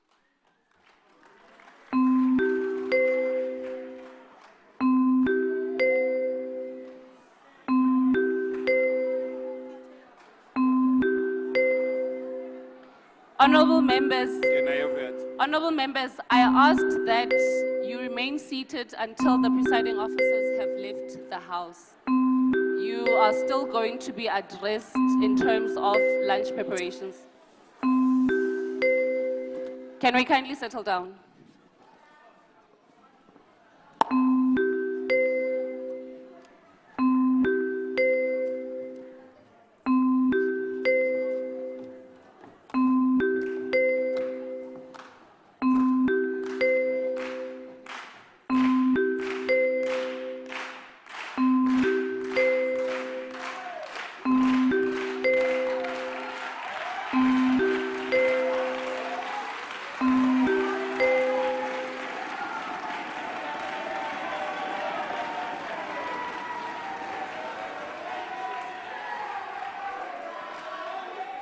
Can I have your attention? Can I just be the spoiler for the last time?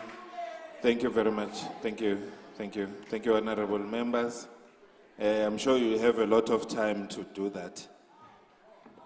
Yeah, we appreciate the opportunity. Can I allow our guests to also join the procession as they leave outside for the outside photo shoot? And request that honorable members, before you go for the photo shoot, you'll be allowed first in the queue to collect and place your food on the tables that are on the far left of the